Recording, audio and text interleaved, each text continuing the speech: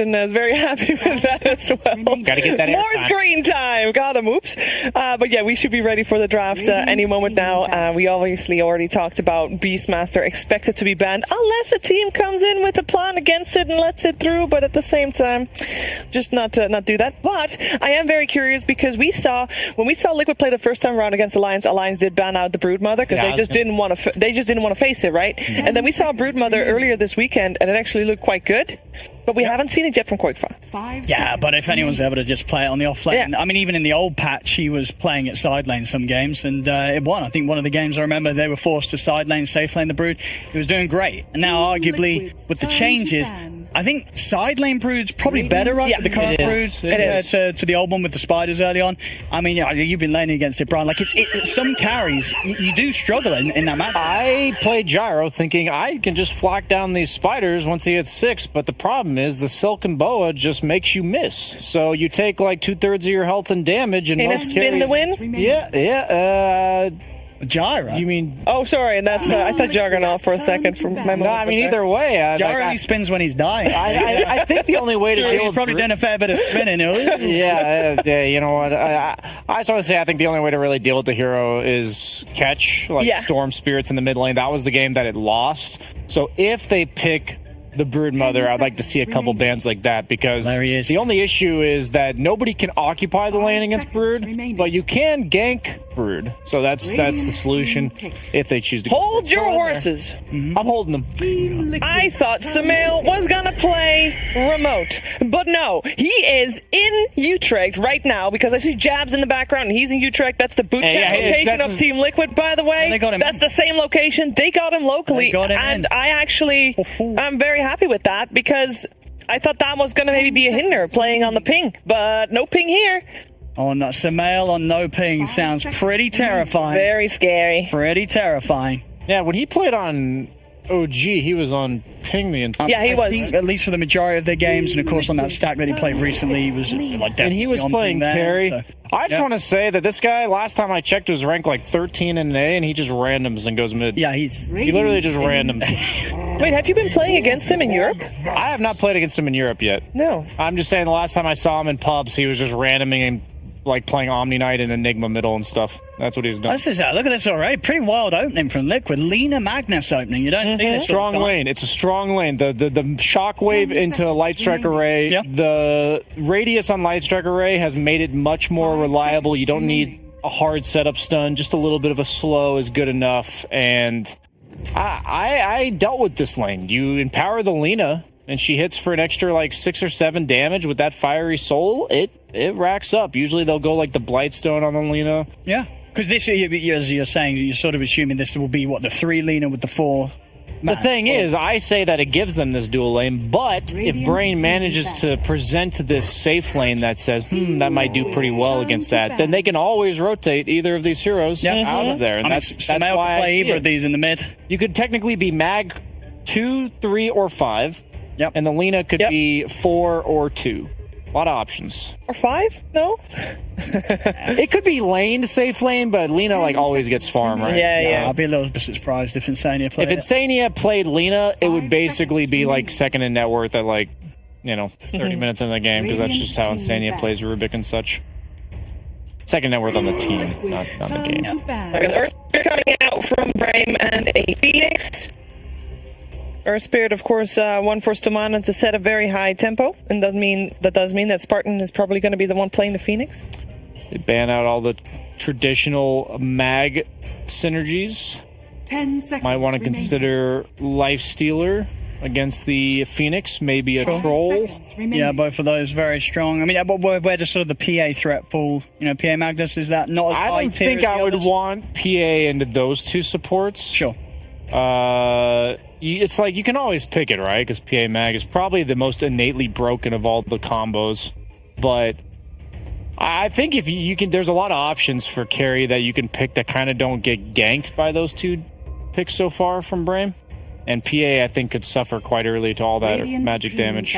That's a really cool mug. Which one? The one that Jabs is holding? I mean, can't see it properly anymore. He was just drinking from it. It's like a really nice, cozy to hold style mug with like a little rounded on the edges here. So like, you know. We see it here in the background. We've got Oracle ban out. See it, yeah. Obviously something that can help very nicely against the Phoenix pressure in lane.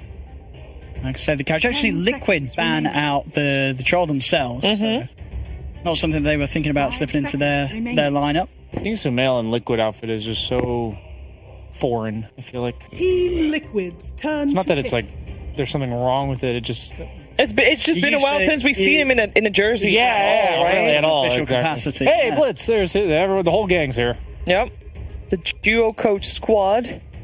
It's weird. Blitz actually being at the boot camp rather than at the caster's desk while his team's playing. 10 seconds That was the joke going all on last year. Yeah. During COVID, he was at all the 5 events. seconds remaining. We've got Ember. Also starting to maybe open up some of the mid lane opportunities. I mean, if you're banning Ember, does that sort of say to you you're not going to put the Lina mid? Because you wouldn't really care if there's an Ember in your lane if you're Lina, right? So it's probably leaning away from I guess getting so. something else for some. Yeah. I mean, that Ember's one of the Storm is better still in the ones, pool. Ember is one of the better ones. You can gank with the Earth Spirit, and you can also close the gap on Lina later on in the game. Yeah, I do agree. I do think there's a chance this may be opening up for the Storm. I think Ember is one of those heroes that Sumail himself has said it's just not a matchup that he wants to play Storm against. The chains are very irritating. It stops you from really being able to go for that Orchid or that straight aggressive build up that Sumail would love to do. So I love this Abaddon pick. I was thinking like all these trolls that are left in the pool, they ban troll, but like all these heroes like troll that can't really protect themselves.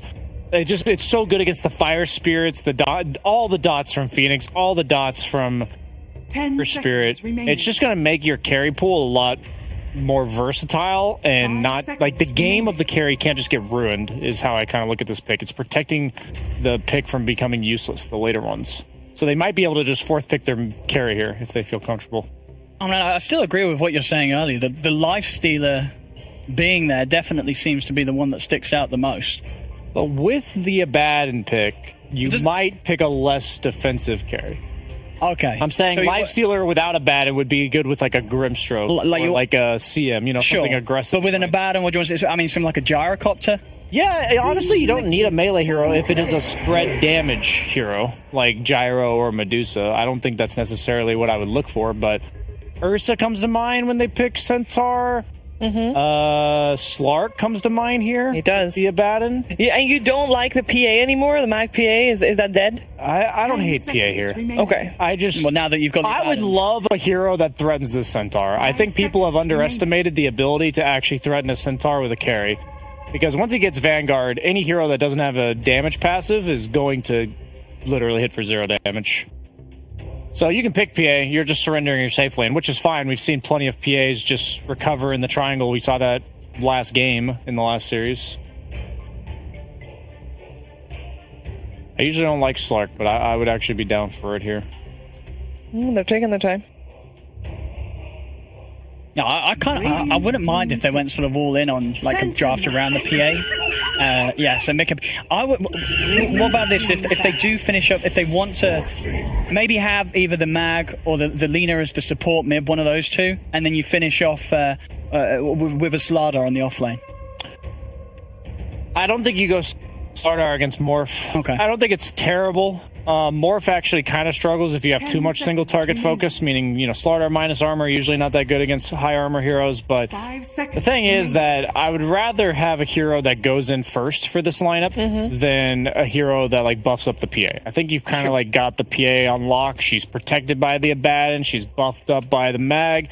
Just have a fight starter. Have somebody that's going to create some chaos. Because right now, I don't really... you never want to lead with RP. So if you're not leading with RP, then what?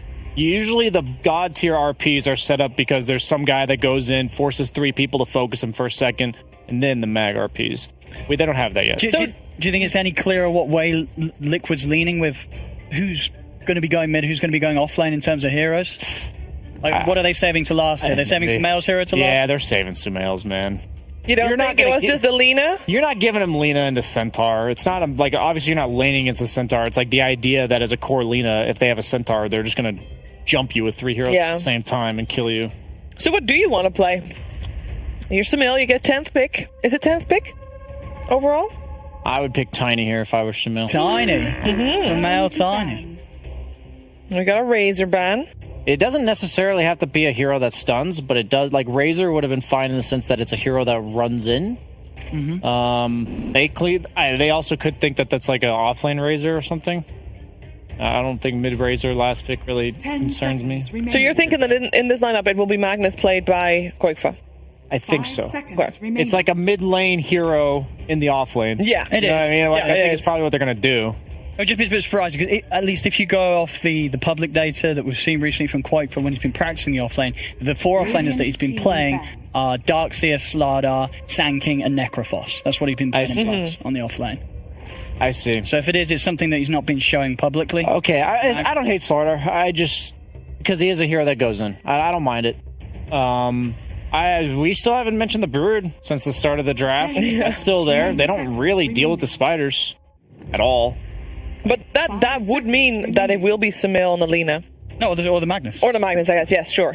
Magnus could be too. We have seen some Mags mid again recently. Yeah, Brood would probably be a bit awkward, actually, because usually with Brood you want a roaming 4. You want somebody who gives the Brood solo levels. Viper ban? Yeah, they're banning out Koik for heroes, so they clearly think this is a mid Lina. Those are not Sumail heroes. No. Yeah, it's looking like a nice tiny game, though.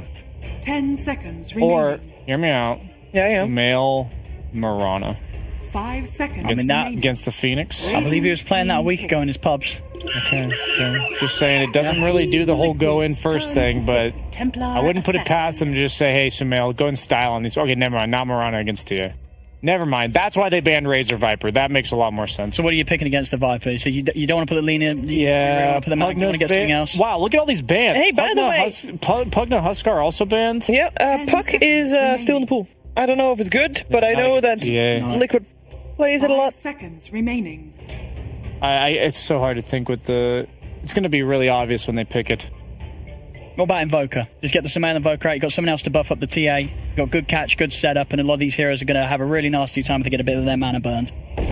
How about Lesh? You may now select your Ooh, yeah, you said it before we heard it. I said it. You said it. I was literally, I'm like, the thing is, you're listing off all these heroes, and the thing is, when you picked Invoker, you emphasize it's another hero to buff PA. They're not going to pick something that buffs the PA. They're going to pick something that Sumail's going to carry the F out of this game. And I actually like Lesh a lot here because they have very limited catch early, and Lesh's vulnerable stage is like 7 to 15 minutes where he hit his level 6.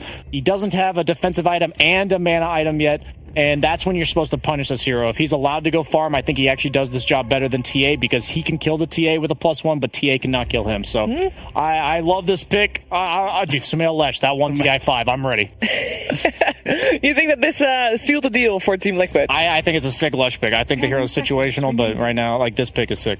I love it. How about you, Owen? I got to agree. I think it's pretty hard to go against the Sumail Lesh hero. Picked when he's seen everything ahead of him, the final pick of the draft.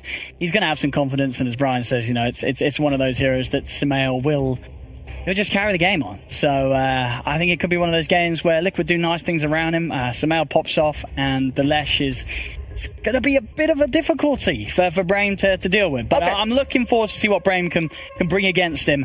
But Sumail, he's back. He's on his mid Lesh. Good luck. And for BRAME to be successful in this game, Brian, is there one thing in specific or timing that you're If looking they for? get a couple crucial kills on Sumail early, he's the space mag. Okay. This mag PA. So they could immediately collapse the map on PA through that, I think. And Earth Spirit is definitely a hero to do that with, Earth right? Spirit's the one we should be looking out for. All right, Stomana's got his work cut out for him, I believe, here for this first game of the best of 3. Should be a very exciting match, and for exciting matches, we have exciting people to talk about the game, and we are ready to head over to Cap and Kyle for that. Yes, thank you, Sheever. There may be 2 other teams in the server, 9 other players, but the story of this game is the king back. Will he manage to reclaim his throne, or is the best behind him? Kyle, he's going to be playing mid for Liquid. Of course he's going to be mid. It's funny enough, I was texting him 2 weeks ago. I'm like, Yeah. you got to stay good. You know, some team might pick you up soon. You're not even playing. He's like, bro, I don't play. I'm still top 5. Yeah, that's the signature Sumail cockiness right there. This is the man. This is the king. He's on his staple, the hero that arguably won EG, that TI 5 grand final. Yep. Because you had to ban it against this man, and Shiki couldn't beat him with it. Yeah. Who was the only player at that TI to beat Sumail in the laning phase? I think I remember. It happened early on in the tournament, right? It was, I think, upper... it was in the upper bracket, right? I think it was the first round, maybe? Something like that. I think they might have played Complexity. Was that it? They did. I got text evidence. I'll pull it up on screen later. Kyle is showing me his WhatsApp conversation with Sumail. He's got nightmares. All I saw was nightmare. Now that I've retired, he can come out and look to dominate. But this will be tough. BRAME has looked good. Yeah, they came out of the lower division, but they've been working hard. They've been boot camping, and they looked really good against Tundra in their opening match of the season. Yeah, speaking of which, Sumail, the last time he played was obviously on that Just Error team. That team did not do so well. In fact, their final match was against Yellow Submarine, which they lost. But the two best ones before that was a win against Alliance and a win against Tundra. Yeah, those teams are certainly no slouches. No. But we'll see. The thing I like about Liquid's lineup is that they left the Phoenix and got the Lina early. I think this is probably the go-to counter because it's arguably the best egg hitter just because the range is so much. It's not much higher than a Snapfire, but it's definitely noticeable. And I think it was... I was talking to my brother about this. This 4-position Lina is definitely back because you just output so much pressure into this off lane. So when it comes to Phoenix egg counters from the 4 position, Lina, Snapfire, what about Mirana? Where do you rate those three? You had to give them a number. I think Lina is certainly number one, especially after the changes to Fiery Soul, because even as a support now, it's much easier to keep those stacks going. But man, what a blast from a pass watching this mid lane. Leshrac versus TA. We have not seen that in some time. TA considered a dead hero by many people, but it's been getting a lot of play in China. So I think that, especially after their dominance at the major, more people are looking to that region for draft and hero meta inspiration. And it does seem to be peaking back bit by bit. We've seen it at least once in the Eastern European division. Not sure if we've seen it in the Western European division just yet, but why is it back? What made it bad before? Well, you certainly can't dominate the lane nearly as hard now that refraction damage doesn't work on denies. I think more emphasis on ancient stacks and ancient farming this patch has pushed it up, but it's Roche. Like, TA's still good for the same reasons she's always been good. It's a heavy minus armor, a Roche taker, tower hitter, real high tempo. Just kind of disappears. Pulls it back. Spartan is still not level 2. He's going to throw out the last Fire Spirits, but the damage is done. Koifa picks up the first blood. And we may not have really talked about him too much, but his appearance in the off lane. Koifa has primarily been a mid laner for most of his career.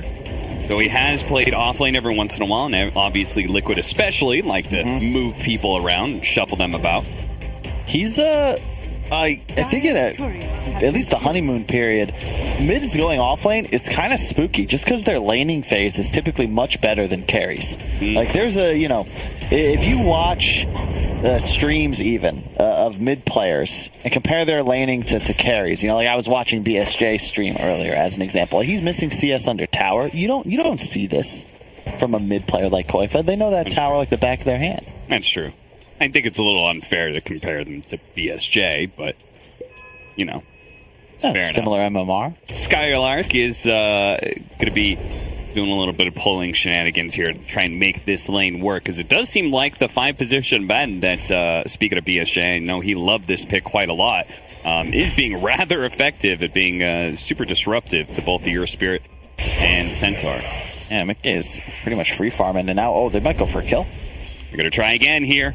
No dive available. Taiga is going to keep running at him. No, he decides against it. He maybe could have tried for another LSA, but the Morphling represents too much of a threat. A dagger will finish him off. Mickey, not only is he free farming, but now he's picked up a kill as well.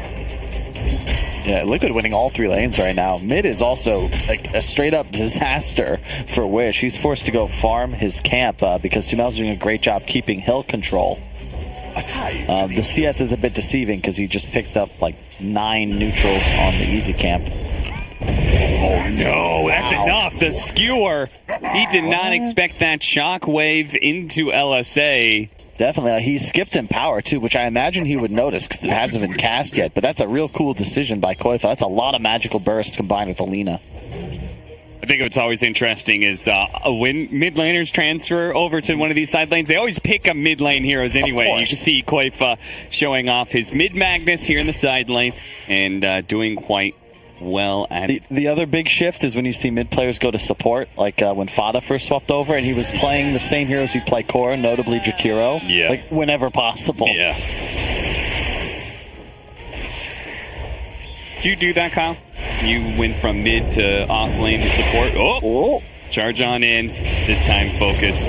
He's level 3, so as long as he gets the button off, Sumail is making his way back here. He's surrounded by so many heroes. Insania completes the TP, and they have to give up on the chase, and Sumail's going to turn right back around and stand, deliver, You come for the king? kill. You cannot come for the king with such a feeble offering. Nice TP by Insania. Rune spawning, not right. Just kidding, no runes. No rune. It's really hard to get used to that. Although I do like... Oh, is that another kill? Oh my god. What? Taiga. What is happening here? Taiga sneaks in another LSA that gets the kill onto focus. That's Lina buffs in action. He's just hitting so many stuns with no setup. But yes, I find it harder later on into the game. Yeah. Standing at a bounty rune at 25 minutes. Yeah, every time. I was like, wait a minute, 25 is not a multiple of 3. I like it though because I think it's the nighttime phase shift is enough of a change. Like I like that there's no bounty rune spawns on the clock change. Right. Nice denied. Man, Liquid is just firing on all cylinders, all 3 lanes with a pretty nice lead. Is this supposed to be happening? Is this Liquid looking really good, or is this their draft? They set themselves up for really good lanes? A bit of both, I would say. I know they've been working hard because Insania and Blitz have stopped playing Mafia, so you know that they're taking it seriously. Dire's middle tower. But I don't think I think that they answered what BRAME had in mind. Like this Lina against Phoenix is certainly proving effective. The Leshrac last pick. Up top, I would think that the Centaur would be doing better, but that's the power of the Abaddon 5. You just give the level advantage, stack camps. Yeah. An Insania special. And BRAME having a rough time. They went and started this season really well by being able to get that 2-0 against Tundra. And potentially set themselves up to be one of the teams that does stay in the upper division.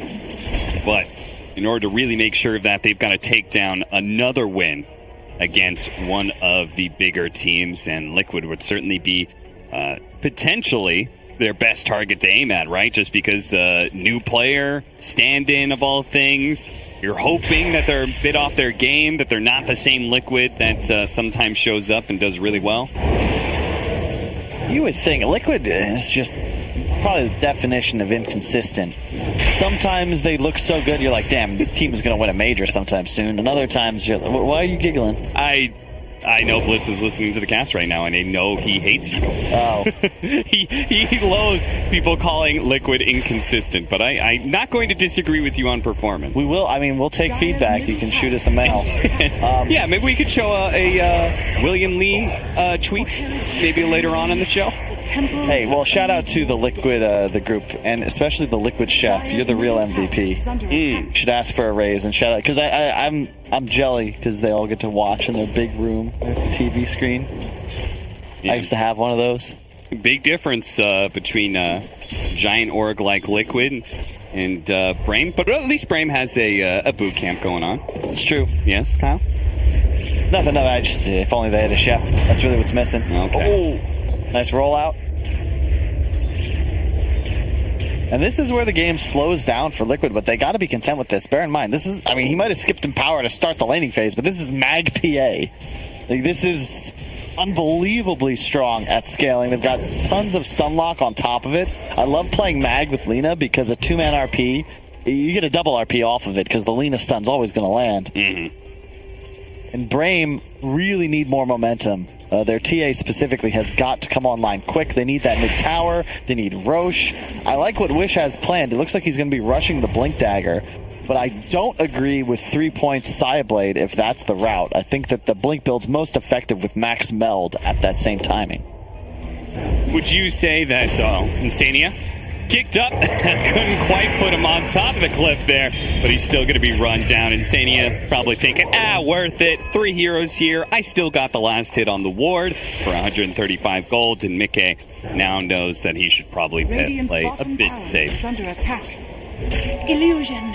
Would you say a lineup like Brame's, the fact that they've got like 2 cores, this Morphling and Templar Assassin, that it is important for lanes to go well, right? Because both of your cores can't default to jungle. I mean, look at the issue is that Morph has just thoroughly been dumpstered, and really more than the TA, that's your win condition, especially with an Earth Spirit. We've seen teams in Asia first to Morph ES for this reason, for the double Spirit roll-in and just an unbelievable amount of stun lock potential. Nice play from Sumel, just backed up by Insania on a bad and easy pressure on the tier 1. Under attack. Does a hefty amount of damage. They're getting bottom for free as this occurs. This is the trouble when you lose one lane so hard. The entire rest of the game, your whole squad has to play catch up, and they bleed out advantage in the lane that is now abandoned. It's not just the Koifa Mag free farming. Taiga's also free to stack, to farm. He has TP ready if they try to dive top.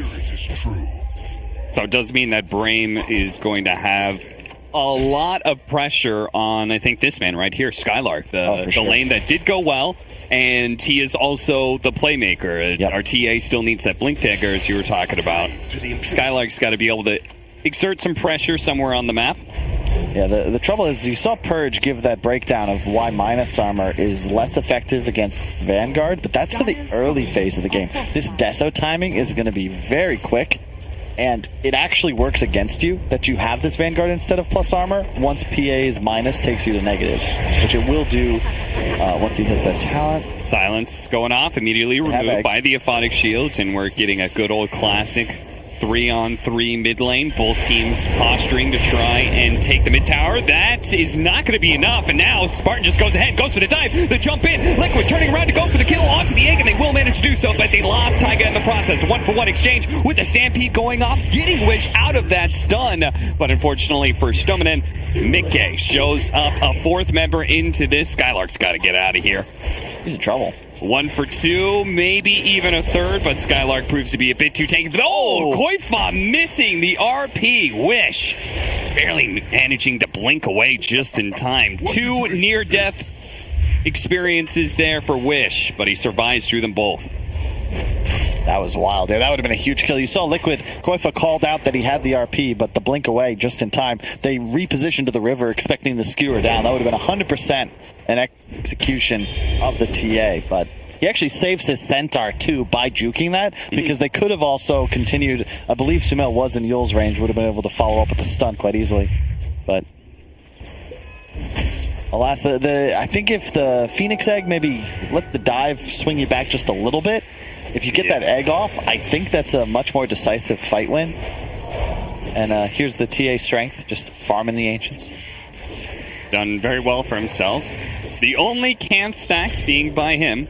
And he's managed to claw himself to the top of the net worth chart by quite a hefty amount. Skylark, though, second in net worth for Brame, is going for a desperate TP out, but it will not be successful. Have fallen before me. That was all Fairy's Trinket right there. That little bit of extra damage thanks to the spell damage and mana cost reduction. Absolutely broken tier 1 item, especially on a hero like Leshrac. Plus the 100 health, because why not? Yeah. You'd probably still have it equipped, but take the health anyway. 3d8, a 3,000 net worth lead for Team Liquid right now, and feeling good?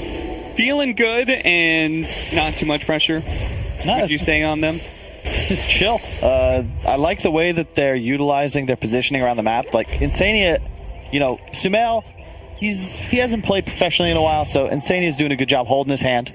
You know, don't worry about it. You might get ganked. I'm here. I got the heals. I got the shield, and they're also defending the most valuable area of the map. I like how they're both teams have a similar concept here, which is they are putting the hero in mid lane that can solo pressure the tower, and it forces response, right? Yep. You kind of always have to have somebody standing there, otherwise your mid tower is just going to die to retaliation or die And this is the right move from Liquid. Just get the smoke around, collapse on this mid tower. Every team will tell you this is the most important objective to take in Dota 2. They want the Phoenix if they can. That effectively removes BRAME. Smoke's going to break, and look at this defensive ward they have. They know, but they also know where the Phoenix is. They managed to get the skewer, a two-man RP, the roll in, but Snowman can't stop this damage that flows through. Samael gets the double kill, make it the tower. Immediate buyback from Spartan, but they still can't take the fight. After all, they lost their core centaurs, so even with a buyback, they're just going to have to walk away. Really great job there. Shout out to Taiga. Excellent stun. Picks the spot where he expects the Phoenix to be. I think they saw him on the high ground vision, and at least they saw him move into the trees, so a bit more than a guess, but either way, nice setup.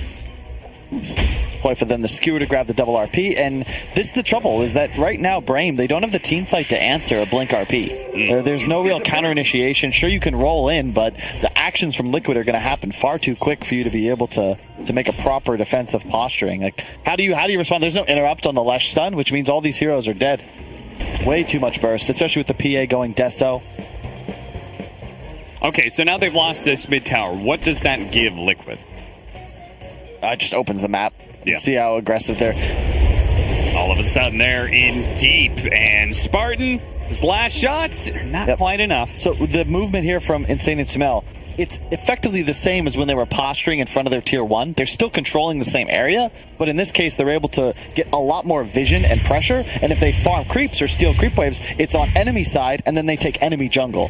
So just a product of taking this tower makes it much easier for them to choke out BRAME's resources on the map, force TA into that top triangle. Morph left only with top lane. 70% of the map is now there. Still, BRAME not out of it, but they need a good fight. They need to use this egg. They have a Deso timing on TA approaching rapidly, and the E-Blade on Morph, though I'm not sure who he'll really gun for. It's really just Taiga that he can target. Yeah. Sad part of being down this much net worth, it usually means the cores have their prerequisite items to survive through any kind of burst like that. Dude, I should have picked more bad when I was playing. This is so chill. Yeah. Insane is just... I got you, bro. That's it. Where do you want to go next, Samael? All right. He's like, all I know is, Samael, you're confirmed town, and I've got you covered. And Mickey manages to get a solo kill on Spartan, but BRAME kind of feeling like they got to make a move here. They're getting picked apart around the map, and it's getting smaller and smaller. They're going to run into Insania here. Insania with the TP out. They don't know quite where the smoke broke until it's too late. You see, BRAME, they know the pit is their play. They have egg. They've got the stampede.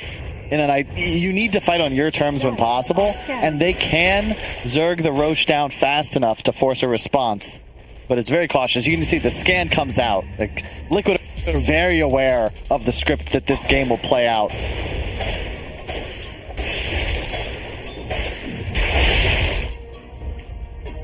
Nobody being in there for now. Stack by Taiga as the 17-minute mark. We have the second round of neutral items available. God, there's so many. I was like, are you saying ruins? That's not divisible by 3. Yeah, no, there's other things to worry about. I was watching old VODs the other day. It is insane how much simpler the game was. Yeah. Like all of neutral items, talents, map changes. Radiant structures are all of it didn't used to be. And one thing that actually made the game somewhat simpler, in a very small way, was stats being taken away. Now that's another option you can have. Why not? Skylark, he may be tanky. Can he survive through all this one? The Stampede, they're trying to burn out with a little bit of sun ray to help him, and he's just barely getting away out. He's good. Koifa, the shot coming in from him with the mid-scoil helps protect him. BRAME, explosion from the egg, and that's going to be a big one. But an RC goes out from Koifa. A 3-man nuke with a 2-man kill from Taiga, which turns around and delivers some damage on his Samael. just enough to be able to get the kill. Stominen gets out with his life, but Liquid claimed the fight around Roshan, and there's a double damage sitting there for Mickey to do Roshan. That was so sick from Koifa. Barely escapes, comes back in, 3-man RP. Love the confidence as well from Sumail. He's low. You're going to watch him posture so that he's in a position, always at the front of the team fight, trusting in Insani to keep him alive, and that 3-man stun is what actually confirms those kills. Don't have time back into it, though. He tried to go for a cheeky Aegis steal. Sadly, his timing was a bit off, and as a result, 4-15 now, 7,000 net worth lead for Liquid, and now an Aegis on Mickey. Oh my god. So the DD helps, but that's minus armor against a hero that only has the 10 armor. He even has a casual ring of protection. The trouble is, like, Vanguard, it blocks 70 damage, but that becomes less and less impactful when PA crits start getting into the 4 digits. Yeah. Now they're taking their ancient stack. Like, this is the nightmare for BRAME. They don't get the Aegis. And now Liquid can operate with that kind of confidence and play inside your triangle. Now you've got a TA and Morphling who don't have simple, good areas to farm. As you can see, them scrambling around here. Liquid making a push forward with that Aegis. They're going to roll in. They go to the back line. They immediately execute Taiga. Might be able to catch Koifa as well. No, they decide he's a bit too tanky. They want to get away from Mickey here if possible. Stominen, he's going to be the victim. Mickey's assault in the back line, though. They manage to catch Sumail. Sumail moves forward, and Skylark immediately catches him out. A buyback coming in from Stominen. They see this and say, Liquid only have 3 here.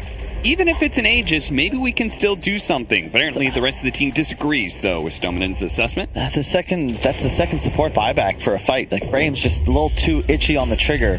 I understand why you want to get back into the fight, but there's no mid tower. There's nowhere for you to go, and without an Earth Spirit, no Stampede, BRAME legitimately have no catch. So Liquid can pretty easily just disengage.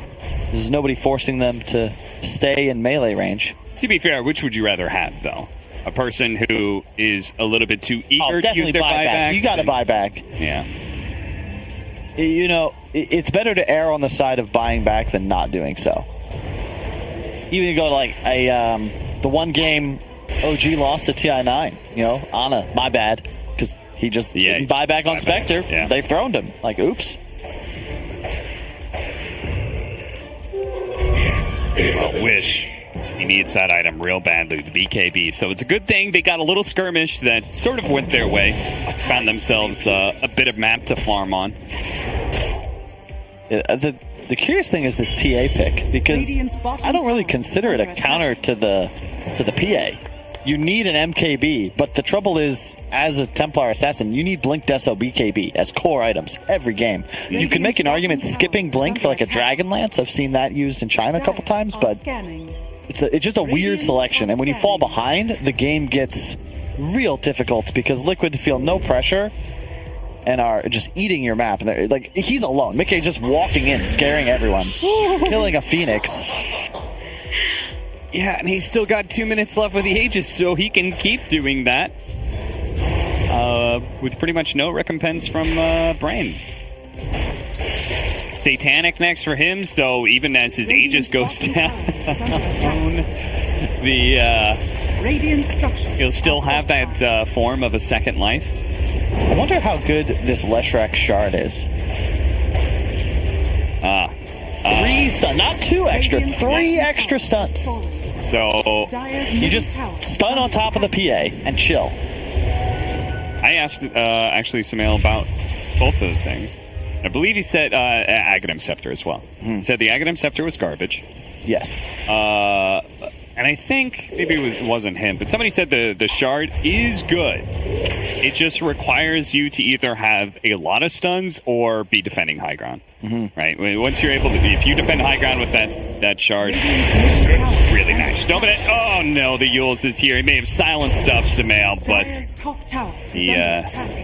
it's only a bit of a timeout before his death inevitably comes. And then there's just a PA pushing mid with a incredibly strong offensive threat in the RP, and then Insania still just holding his core's hands, hanging out.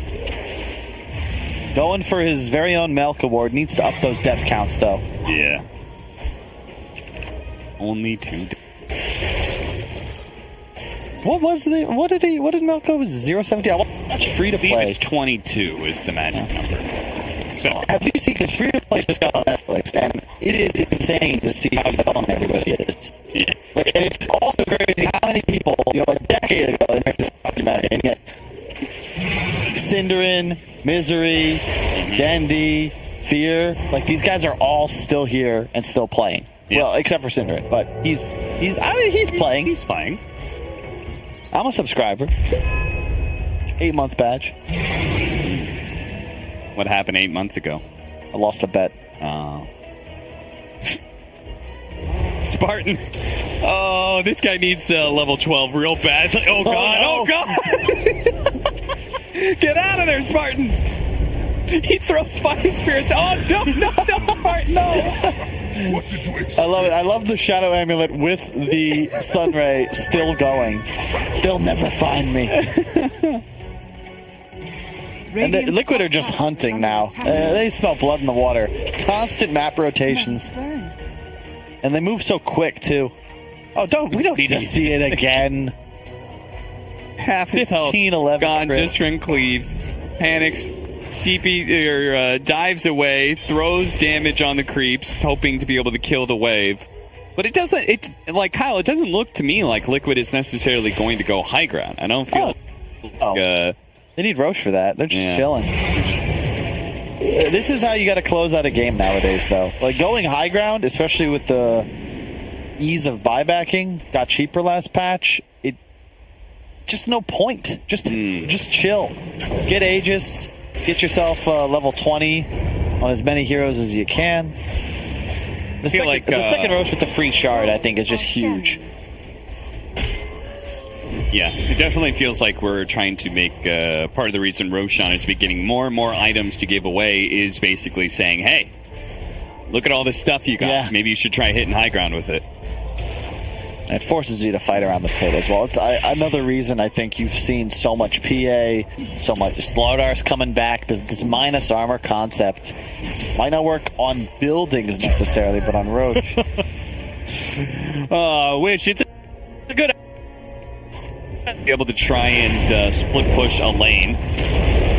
Just laying traps everywhere, but Insania with a very early gem pickup has been finding all of those, and now he's going to find Spartan. Spartan canceling the sun ray, but he can't get away from Nickday.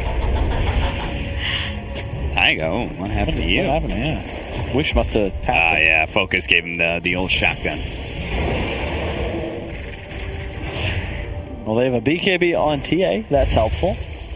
The trouble is that right now, love Nikkei's itemization. The Satanic build fell off a bit, but, with a mag, you don't need Battle Fury. You get the status resist, you get survivability. He's now not a target. Leshrac has a Yulz. They have a Baden to prevent burst. And really, the trouble with BRAME's draft is that both of their carries are burst-centered. They don't really have sustained DPS. And when you have an RP and a shield, it's pretty tough to confirm a kill on a core. Especially when they're this tanky. They know, and they're going to be able to find Taiga. 1 stun, 2 stun. Dead Lina is the outcome. I cursed him. Attack.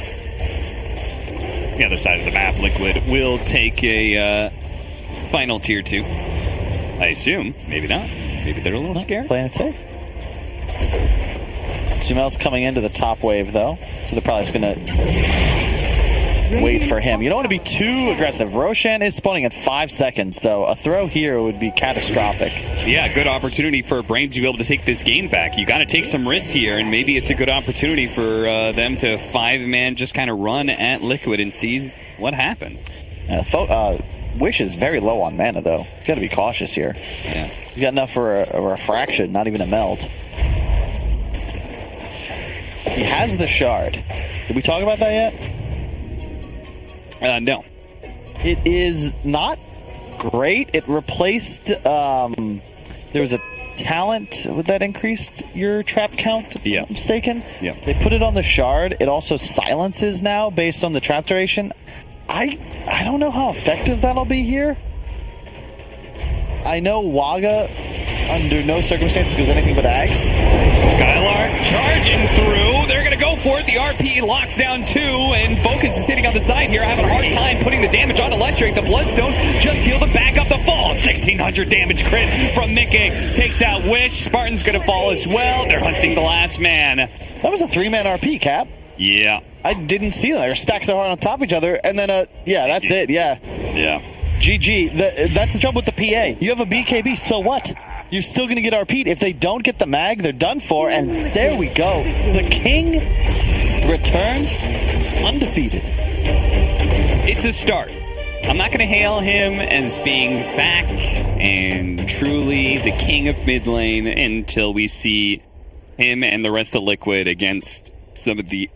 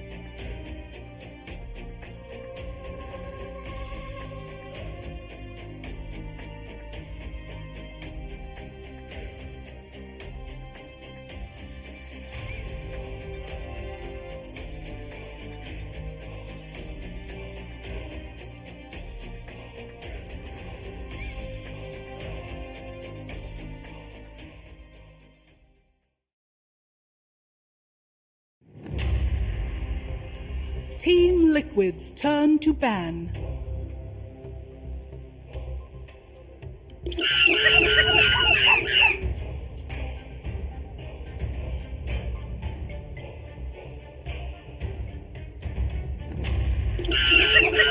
Radiant team back.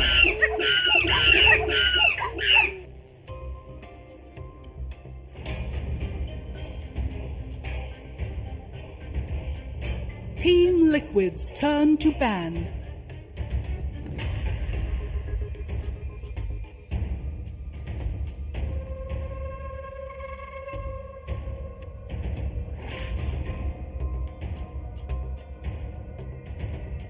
Radiant team ban. Team Liquid's turn to pick.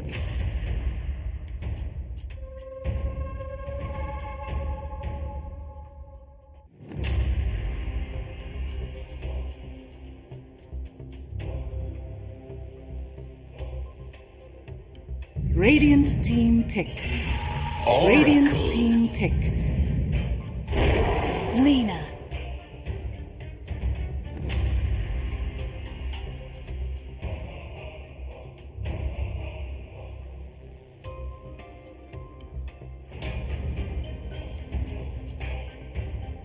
Ten seconds remaining. 5 seconds remaining.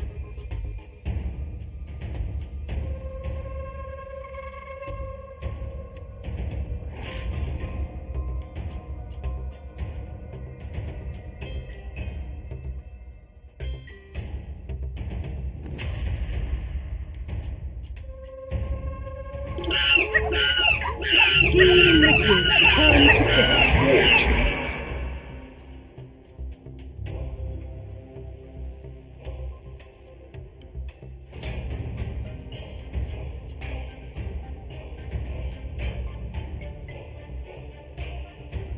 Team Liquid's turn to ban. The sack.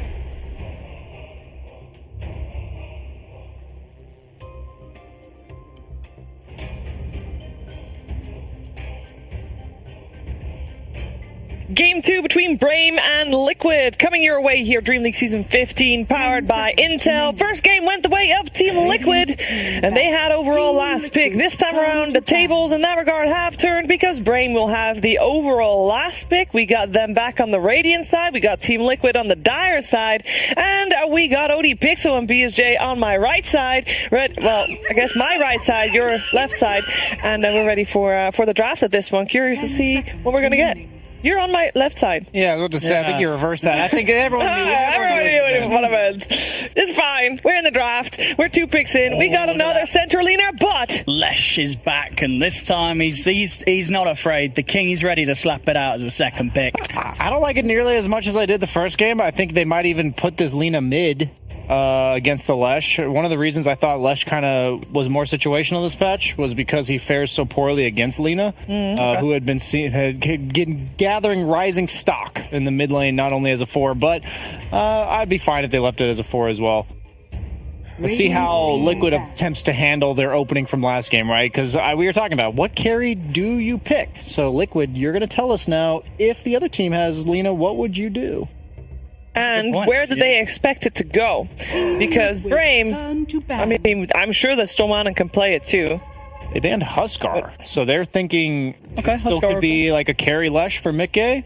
Yeah, That's and they possible do that well. a lot. Liquid Liquid Carry Lesh is the answer. like this is that. the curveball, little What if safe lane Lesh doesn't mind farming into Alina?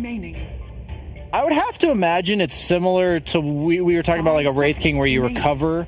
That if you get some stacks from the Oracle, you throw out some lightning storms in the lane, and then you ditch the lane for those stacks, you can take them at level 6. You know what hero is very sort of liquidy? That maybe, I mean, you're going to tell me more not good. I was going to say the Sven, the liquid Sven. Oh, I just thought Morphling was made of...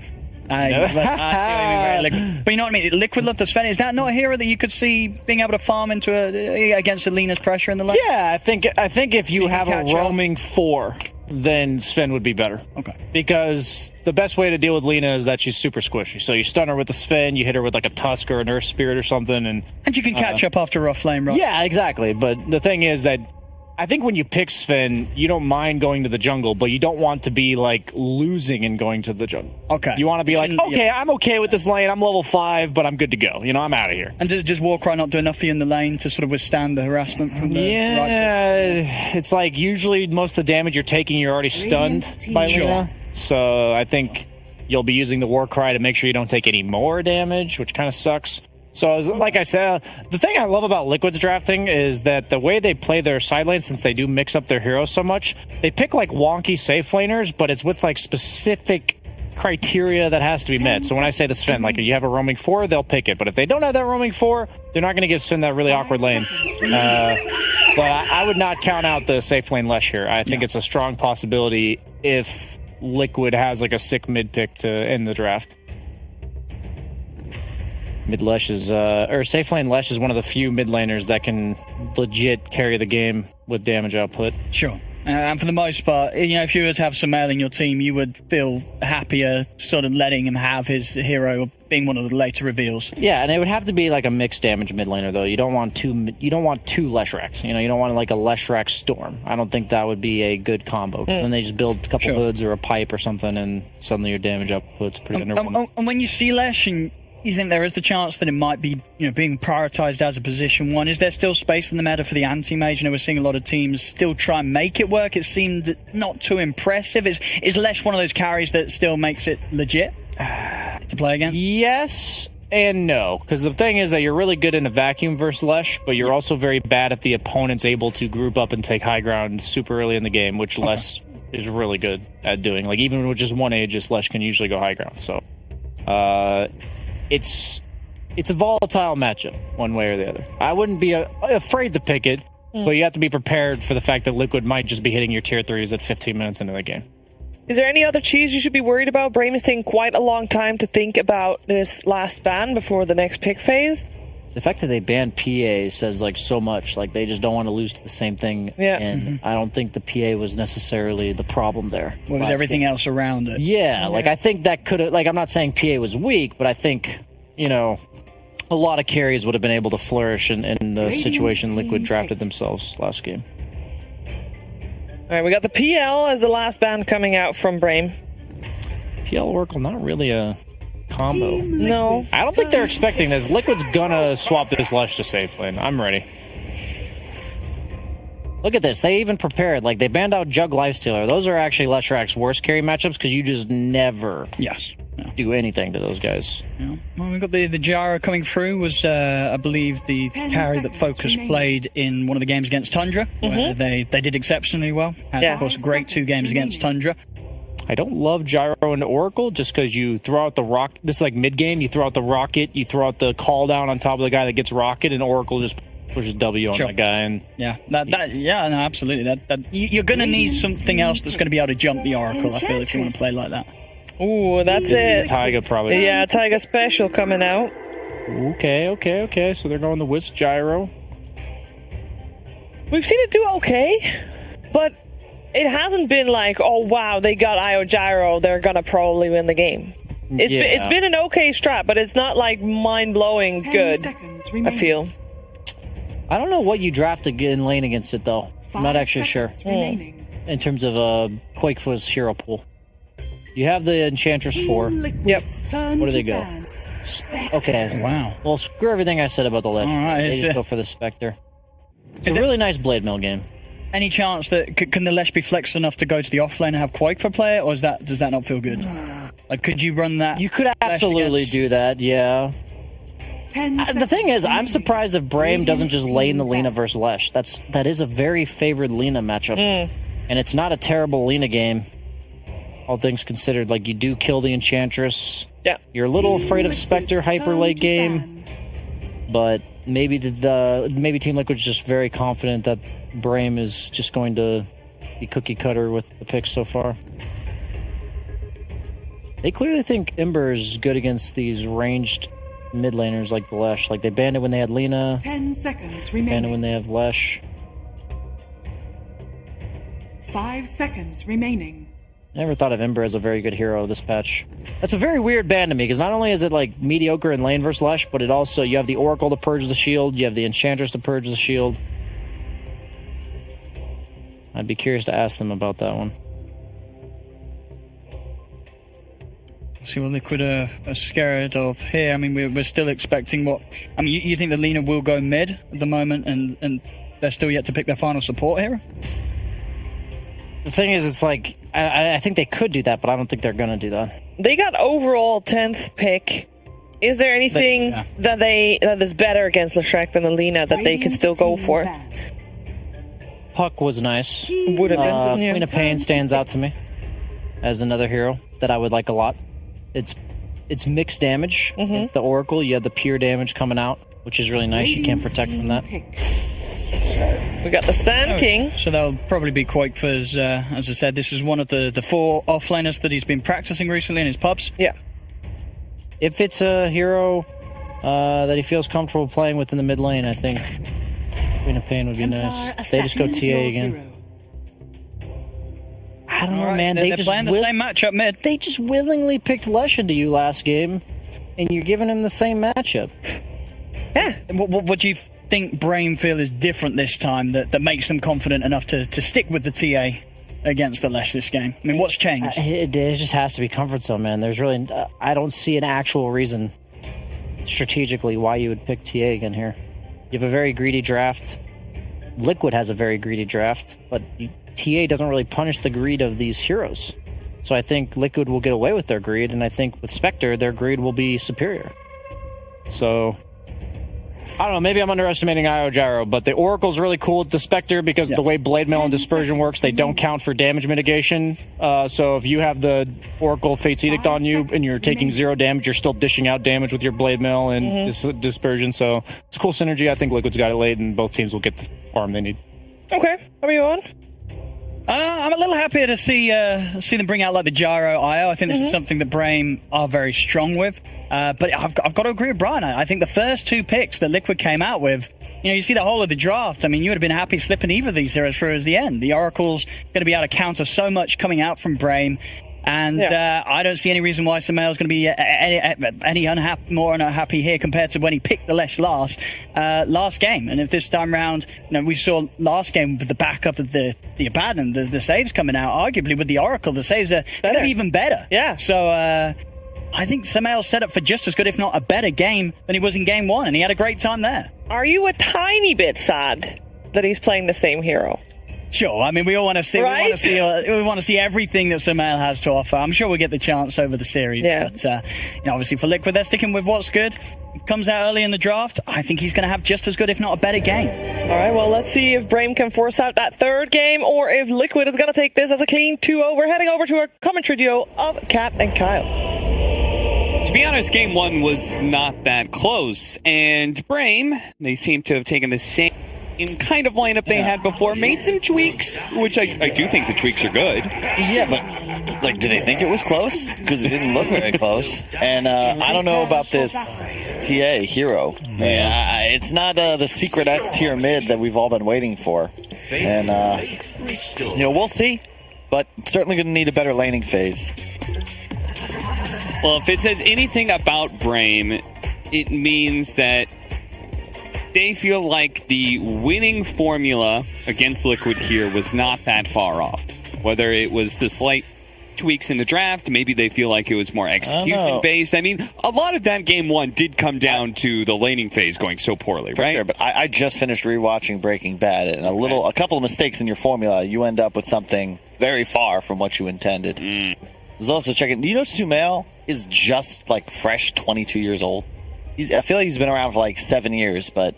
Yeah, well, that's because he has. I know. Right? If he's 22. It's wild stuff. Yeah. It's still a number of very young players, but they're only young in the sense of age because many of them are actually Dota veterans. Well, it's funny, going back to free-to-play, a common talking point was, pretty much a 25-year-old.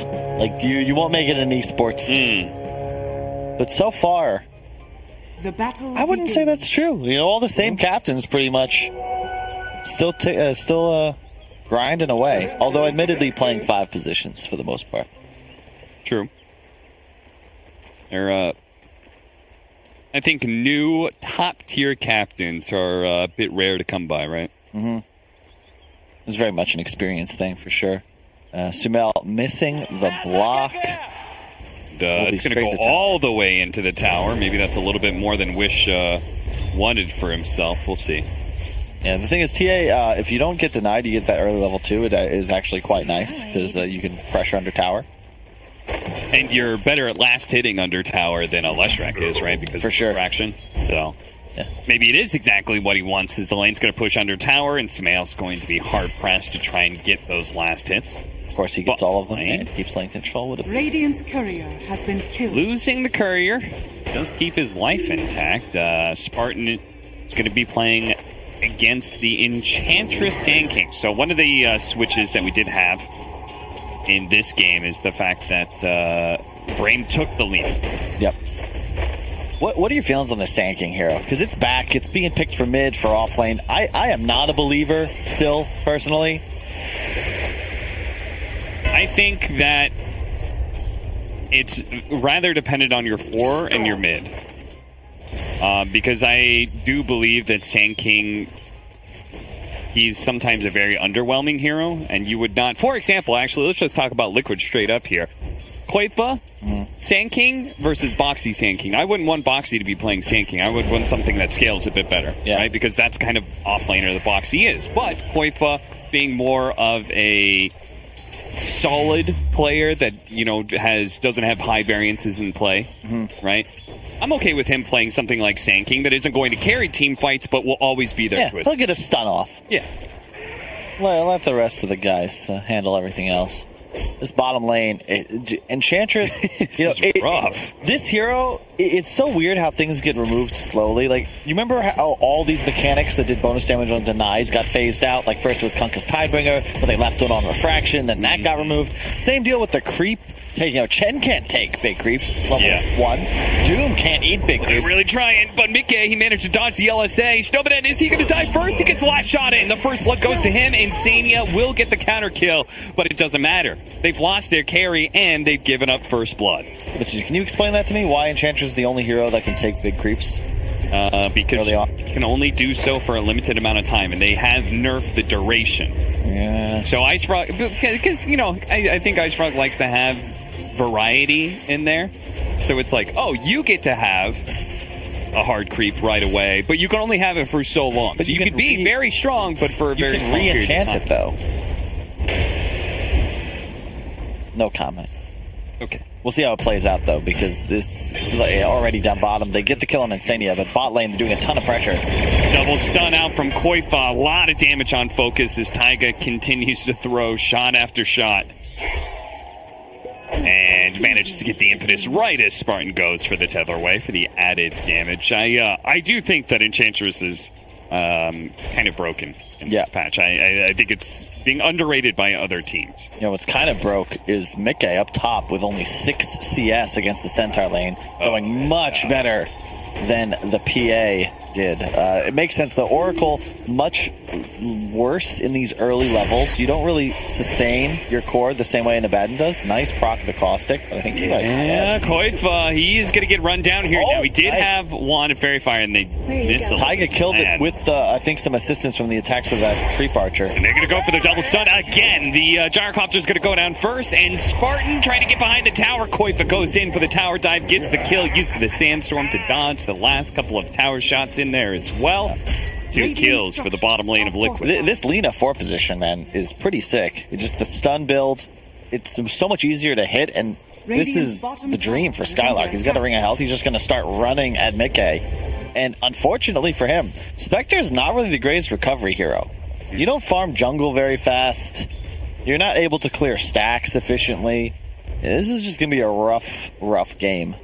Another tweak that BRAME did make, right? Because last time Snowman was playing that a melee 4 position, right? An Earth Spirit. And here, he can pressure the lane a lot more, which we're seeing with this kill onto Insania. Not only is Mickey under farm, but now they're finding kills as well. Dude, this is a disaster. Like, actually just straight up might be game losing, this top lane of Liquid.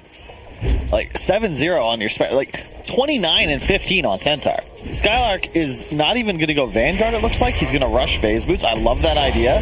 Keep up the pressure. Keep the punishment going. Mickey takes a huge amount of damage, and once again, it's forced away from the creep wave.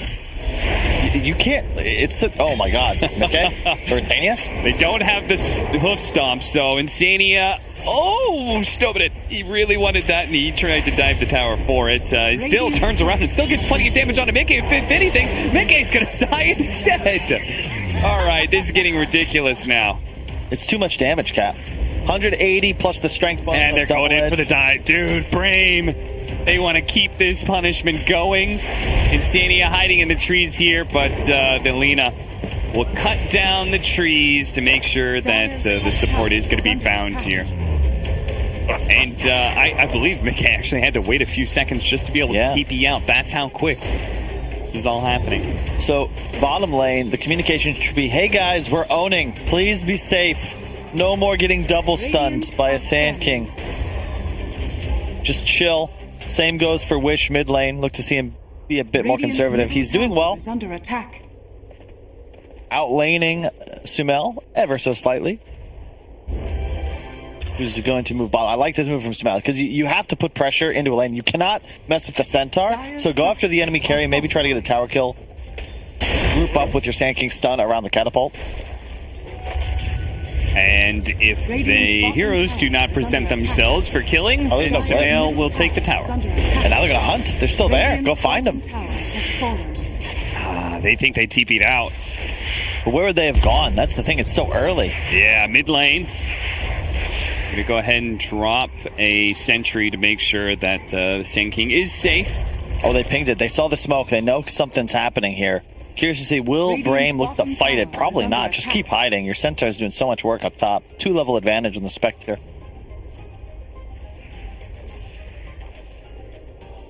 Stomina has bots queued up. I don't think that's the play here, but very ambitious with his item purchase, if that is what he goes for. It is curious. Why is there something about this lineup that you really would want to have the capacity to split push? Look at this pressure on the tower. Oh, an accidental smoke. It's unfortunate. They're down a couple now. Yeah, they smoked to get into this position. They accidentally hit it again here. Get a little bit of damage on that mid tower once again. Love you see things. The Wish laying down those traps on the side, so now he will see Sumail. He's like, okay, you did that trick last game. This time we'll at least see you. Taya, just a little efficiency. He was spamming Medallion on his creep. It's what keeps it alive under tower. Always fun to see. Koifa with a 2-2-1-1 build.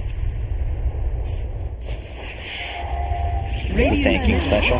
You want all your spells. Unfortunately, only get them one at a time. Found on the river, Spartan. He's going to make him a little bit tankier, but it's not going to do enough here. Gives him what heals he can, but not good enough. Awkward position to be in. Yep. I like this from Liquid. They move the Spectre to bottom because the tower... 3-shot? 4-shot? Oh, he doesn't get that last shot in. Wish. He's still going to chase after him, but now the heal has already done its work. Fortunately, there is not a low ground miss there. He does get the kill. It's odd, though.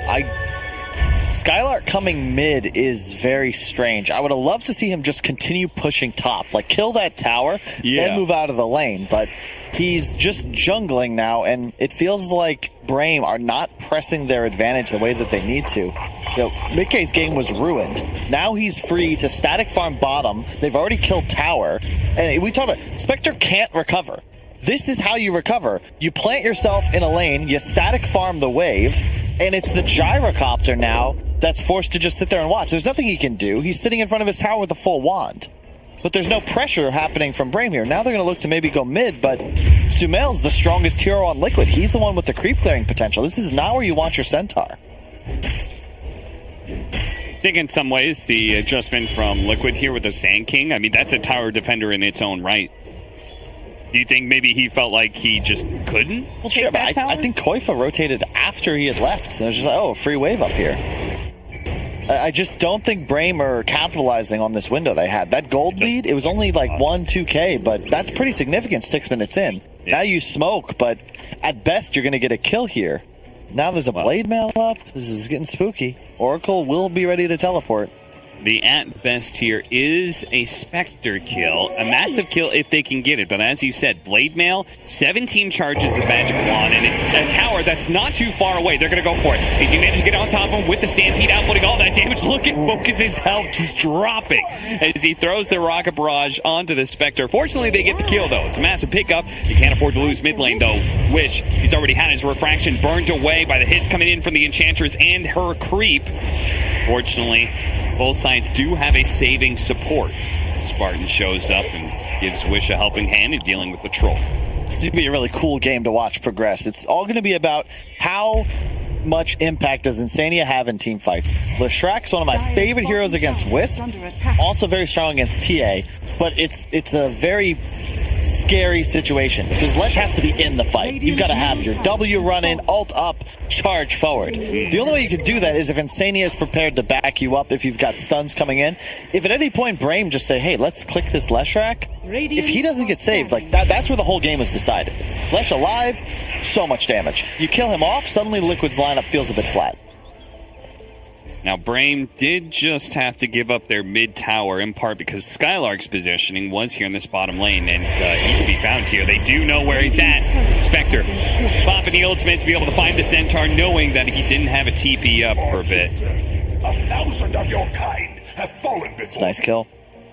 Vanguard also somewhat countered by the Edict, doing physical damage but not affected by the Vanguard that the Centaur currently does not possess. He actually bought a hood instead. Is under attack. Do you agree with that? Is that the right play? Yes and no. I would say yes if he had still pushed that top tower. I think a big part of the Vanguard is just that it might take a little longer than it used to before return was changed, but you can just tank tower and kill it slowly but surely. If he doesn't feel confident doing that because he went hood instead, then I would disagree with it. But it could have been a team call, bring him mid. But my big problem is that he was dominating this game. Suddenly, he's barely ahead of the Spectre in net worth, and currently Mickey is about to hit 9. He's somehow out-leveling Skylark.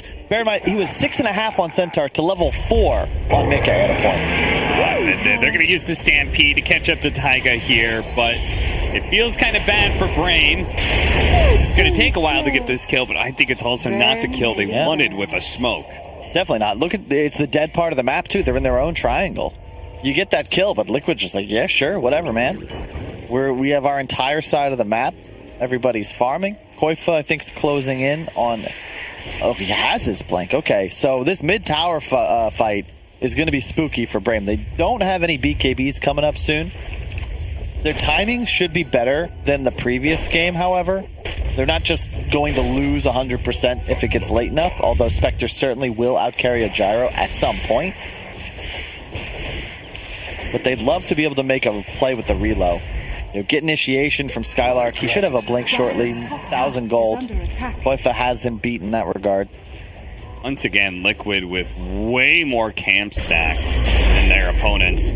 They're going to be able to get this opening onto the Centaur. No Stampede available, so very likely he's just dead here. The relocate coming in from behind. They're going to go for the Leshrack, but he's saved by the Oracle. Samael, he's going to survive here. BRAME have to back up.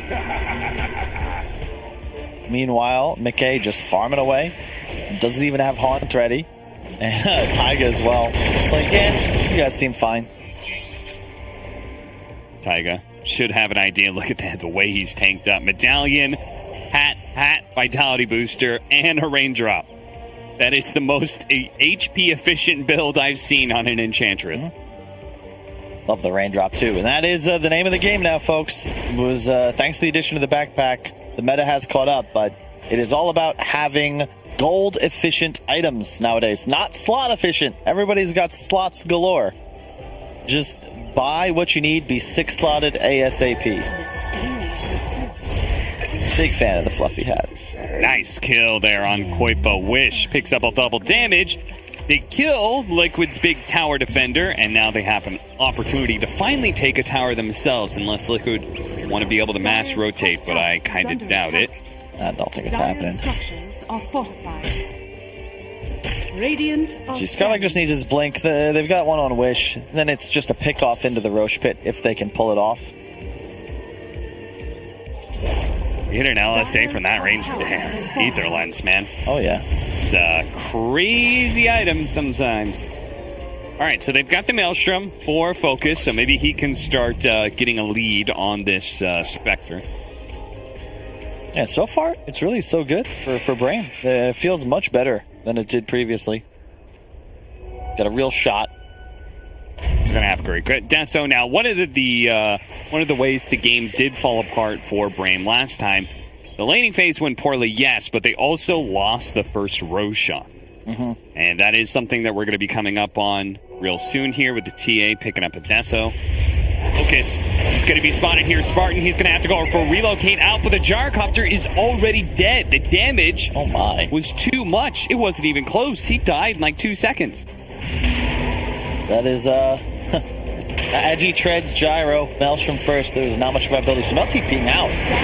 Yeah, he's not sticking around for this kill. He wants to be able to go somewhere else and leave this kill for everybody else on his team. Oh, okay. That was nice. Nice play from Skylark. He sniffed out that epicenter was on the way and just stampeded the hell out of dodge. That's a quick bots on Sumel, too. It's going to really help him accelerate. Also very nice to have with a Spectre on your team, doubling that global threat. Try and chase down Wish here. The dagger slow, but he's already blinked away, so instead they'll have to take the Lina, who was going for a TP out. Not a fantastic use of a Spectre ultimate, but it's all about efficiency, right? Like, you used it. I thought he was going to stay top after that, but Mikhail just can't bottom instead. Okay. But yeah, if he rotates himself to top with that move, I maybe like it a bit more. They're going to kick him out of bottom, it looks like, although he's still content to farm jungle on his way out. Trouble for BRAME right now is they don't have a natural way to start team fights. You know, you got the double blink in, but it's really tough for your Lina to play in these fights, because if he gets hopped by the Spectre Haunt, by a stanking stun, he just explodes. Yeah, and we already saw that very thing happen to the Gyrocopter not so long ago. Really love to have some BKBs. Skylar, whoa. He still managed to hit the stomp there, but they don't have any vision. Spot Koifa inside of this sandstorm. This is the thing. I'm really not a TA believer. Wish TPing out, though, looking to fight mid. Oh, no. Managed to catch Skylark. Now he still has Stampede. He's going to try for it here. Cuts through the trees, getting away. Blink is up in a second, and Koifa doesn't hit him in order to stop that blink. Now the rest of his team is rotating up, so they're actually going to turn things around here with a smoke. They're going to run into Insania. A fast kill onto him is an excellent start, but they need to be able to catch the cores here as well. Koifa, Burrow strikes away to the trees. Samael hiding on the left-hand side. They don't actually know he's here. They did manage to catch Koifa, though. Get a 1 kill. Fortunately, Samael is going to bots his way out of there. It would have been a massive pickup. They could have gotten all 3 of those. Yeah, this is how you got to play if you're BRAME. Just way more aggression. Abuse the fact that your TA is online. The hero does not scale very well, but with Blink Deso Max Meld, you do just what we saw. 2-shotting nearly Insania. And that's the target you've got a gun for. If the Oracle dies, suddenly Sumel can't play the same way, and the team fight's much tougher. But here's the buyback. They're going to find these heroes are too tanky to be able to bring down. Oh no, they really need this Roshan. Samael's taking a lot of damage. A nice stop, barely catches him from Skylark, and a massive kill. He goes down. A buyback from Koifa. He's going to be leading the charge, managed with the Burrow Strike to bring down Focus. A 1-for-1 trade-off there. A core apiece, but it did cost Liquid a buyback. Sumel a bit too aggressive there. Not quite as invincible as he felt. He's laughing at himself, I'm sure. Insania was close, but not that close, and he ran himself the opposite direction of his Oracle. Otherwise, he almost certainly can be saved there. Yeah, it's one of those awkward things where he's coming in from the middle lane, but the rest of his team was coming in from the jungle area, and Insania's like, I can't be 2 places at once. And we just saw he has to be very cautious on Insania, because if he gets blinked on, he is the target. Yeah, and he will die to a stomp, to a TA blink in. There's just way too much damage. It's tough as well to play these heroes that are forced to stick in the back line against gyros as the game gets late, because you start to catch all the flax as well. Well, if they can catch Liquid in another slip-up here, they might be able to finally get that Roshan, and then they would have effectively covered themselves on 2 of the major mistakes they made in Game 1, which is kind of what we wanted to see with a lineup that was similar to Game 1. They made slight alterations. They're showing that they learned what was wrong with Game 1. Like in some trouble. Almost falling victim to one more creep syndrome, but this game to me is all about the Bulba coefficient. The number of fights Liquid need to win is significantly smaller than the number of fights BRAME are going to need. The Radiance for Mickey is online shortly, and BRAME need to play the rest of this game very well. They gotta, oh no, not like this. Can't afford to lose a hero here. Gyrocopter gonna be relocated away. He's safe, and a stun comes in from Stominen. Now, they did, where did they relocate? Oh, they relocated all the way back to the fountain. They wanted to make sure the Gyrocopter is 100% good.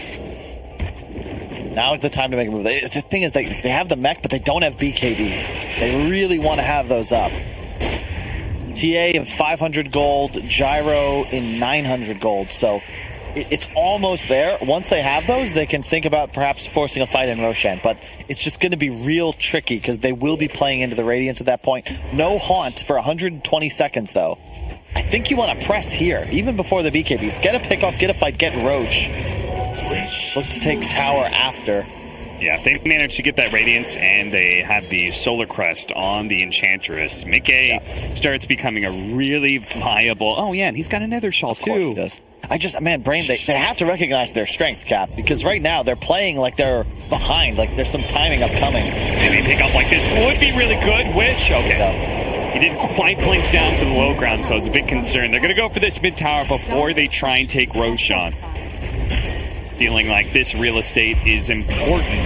Skylark, take this fight. Get off the hood.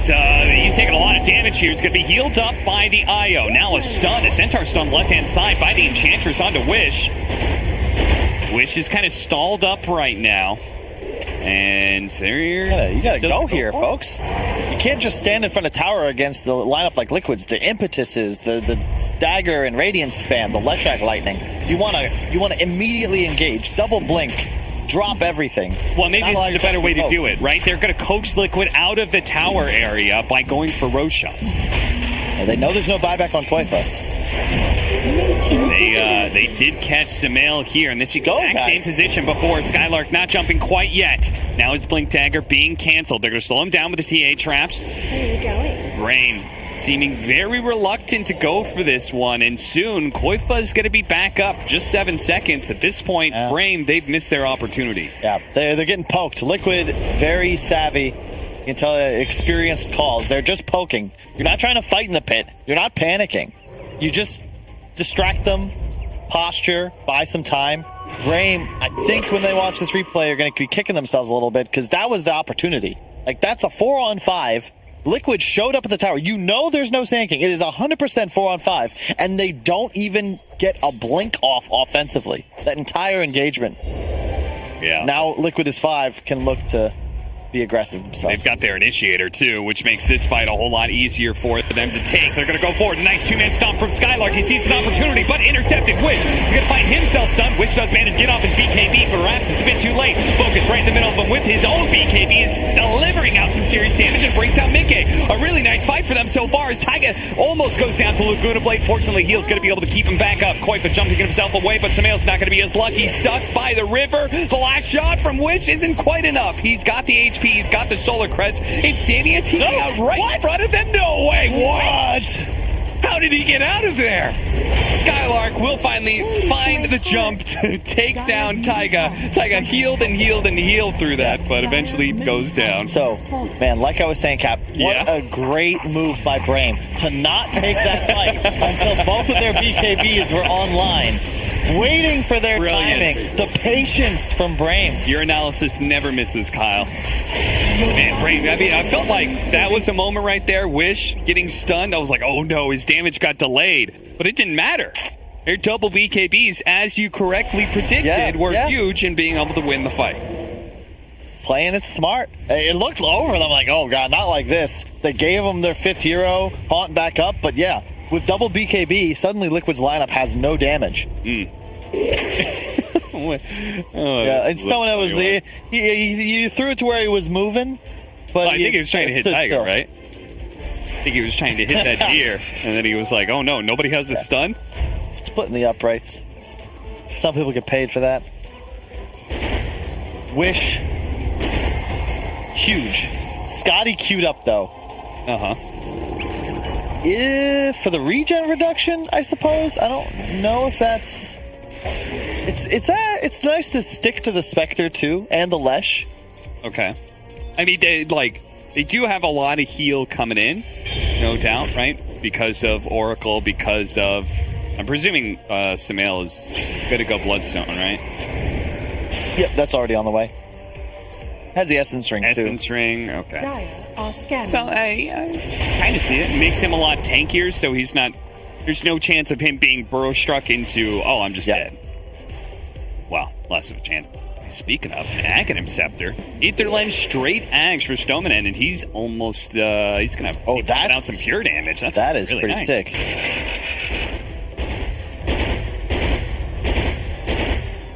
Does that functions with Dispersion, right? Dispersion still reduces that damage?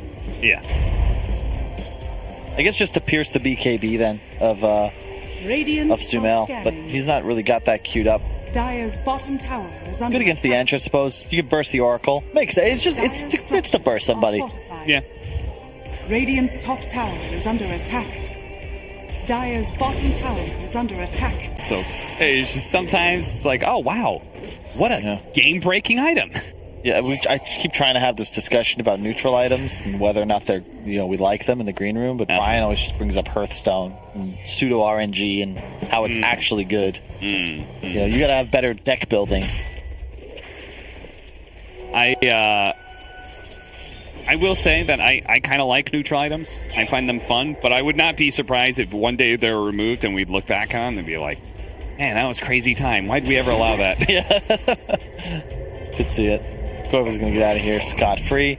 This is the trouble with the tanking off lane, though, right? Centaur, similar items, but he just feels so much stronger. The Stampede. Wait, are they both going Scotty? Are they? Now Gyrocopters. They're both going Scotty? All right. Surely that's not the efficient play, right? Maybe somebody builds another item that's... all right, well... I mean, it is pretty efficient. Yeah, it's like 5 extra stats and a little bit of extra HP and mana. No recipe. So it's good in that sense. Okay. The regen reduction and the slow...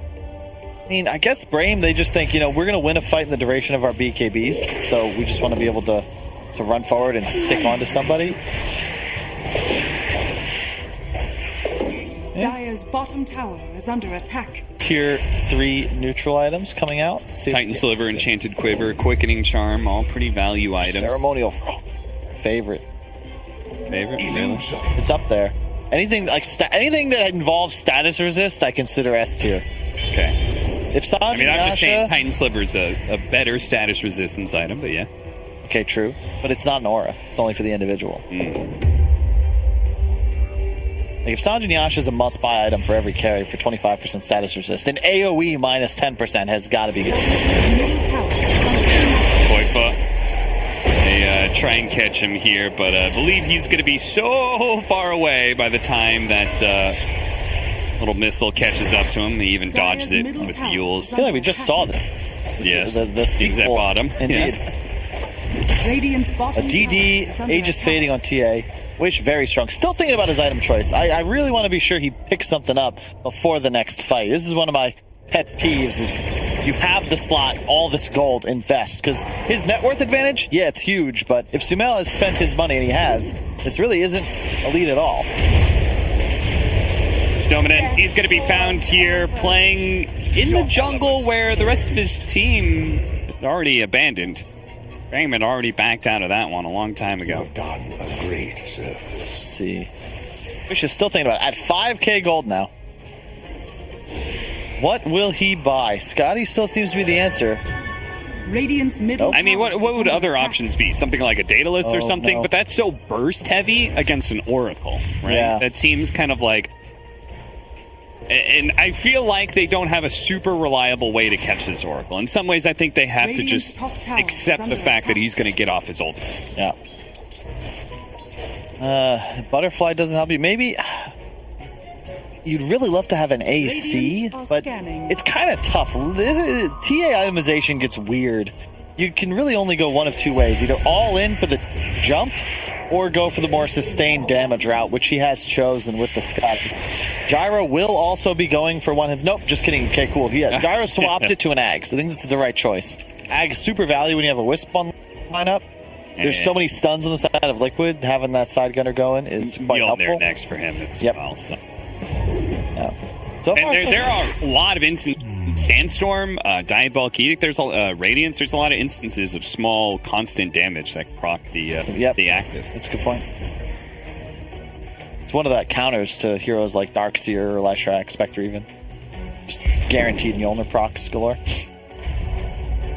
15 charge Bloodstone, but gotta say, Liquid, they've pumped the brakes. They're just playing conservative, but they gotta be careful. Dire's top tower. No, Skylark was there. I guess spotted him somehow, but the rest of the BRAME is here to be able to back him up. Right now, they're chasing down this Enchantress while Skylark went back in there. So they managed to find Insania. That's a big kill. Mickey's gonna pop his ultimate, but it's already too late. Insania's dead. Now an Epicenter coming in. Wish he has the potential to be blown up, and he does. They get him before he can do anything. No BKB pop for him. Focus, he's gonna use his own. He uses it to be able to take down the Leshrac. He's also going to be able to bring down Mickey. The damage he's pumping out is insane right now. Oh, yeah. And once again, the TA picked up the Shard, but it is so much more effective in this game. It's part of the reason Insania just can't cast spells, constantly getting spam silence from the traps. Super effective against the Enchantress as well. And this feels like BRAME's game to lose at this point. They are cruising. Yeah, it really is. I mean, the fact that Liquid managed to 100-0 this Templar Assassin, and the fight wasn't even close. Yeah, says a lot about where BRAME's strengths are. This Gyrocopter. It all comes back from that wise decision to wait for those BKBs before that critical team fight. They get the Roche. Now they are rolling. Truly only the best in Dota would be able to recognize a tactic like that. Skylark chopping away at a tier 2 tower. Gets it, and BRAME. I mean, at this point, you're just waiting on Roshan, which just spawned, so can't take it while the TA is up, but dead rather. Shard, who are we giving it to? Gyro. Or give it to your Lina. For the ground Laguna Blade. I don't think I've ever seen that, but in demo mode. Yeah, me neither. But it would do pure damage, and it would look so cool. That's true. I often judge my decisions by how cool something is. Did they give it to him? Yes! It's so cool, guys. It's an increased cast range, number one. Yeah. And it goes the full cast length, so it literally, zaps the ground. Lasers. What are they doing here? They relocated straight into him. Liquid do manage to kill the IO now. It looks like with a BKB, they may be able to get some sort of kill out of this one as the Scotty is slowing down Taiga, but Taiga's still living through all of that one. And now BRAME, they've overextended themselves. The two-man stun coming out from Koifuz. He managed to bring down the Gyrocopter. They have the Aegis on the Templar Assassin. He's going to pop his BKB, but can he get out of here alive? Right now, he's pushing some damage onto Sumail, but it's not doing anything. A turnaround, a two-man stun. Maybe with the lineup, they could do something here, but the Oracle save onto the Leshrac. The AoE clear of the Laguna Blade does some damage, but ultimately Wish, he needs a little bit more help. Mickey surviving on just a sliver of HP, but now the heal is coming up, and Wish, he's going to have to do something with second life, but he should just be chain stunned to death. Oh, multiple buybacks coming in. BRAME, they recognize they cannot afford to lose their TA here, but a blunder from BRAME throwing away their advantage. There was no lead. Did they reload in? We got to see a replay. What in the... What? That was a double decision for sure. They all died. That was 5 heroes if you count the Aegis. How did they reload in? Yeah, there's no follow-up. Lina is mid lane. TA is not in range. Skylark wasn't able to land a blink stun. Wow. Yeah, that was terrible. A double stun from Koifa. They don't get the cheese off on the gyro, unfortunately. Maybe this goes a bit differently. But maybe, but ultimately, right, the initiation is just... I mean, shout out to Liquid. They played that incredibly. Watch the line, Laguna, though.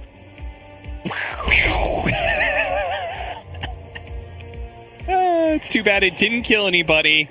But it almost did. Well, yeah. Oh, that smile. That damn smile. Gets Kyle every time. Four-man smoke from BRAME.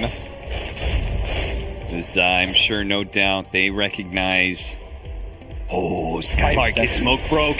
They know he's somewhere over here. Can they find him? Does Mickey? Oh, the orbs, they're right around him. They hit him. Hit him once. Finally, the TA trap is right on top of him. They spot Mickey. Can they get to Mickey, though? He's in deep, but they do. They manage to kill him. A massive, massive win. Mickey.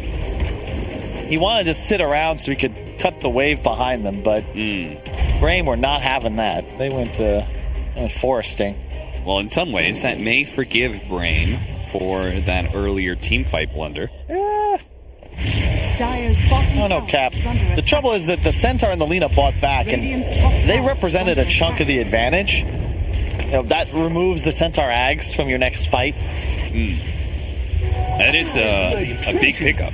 Oh, yeah. That could help somebody survive if they're initiated on before getting out BKB. They're going to pop said Stampede to be able to catch up to Sumail here with a relocate onto the other side. And a big pure damage hit from Stominen.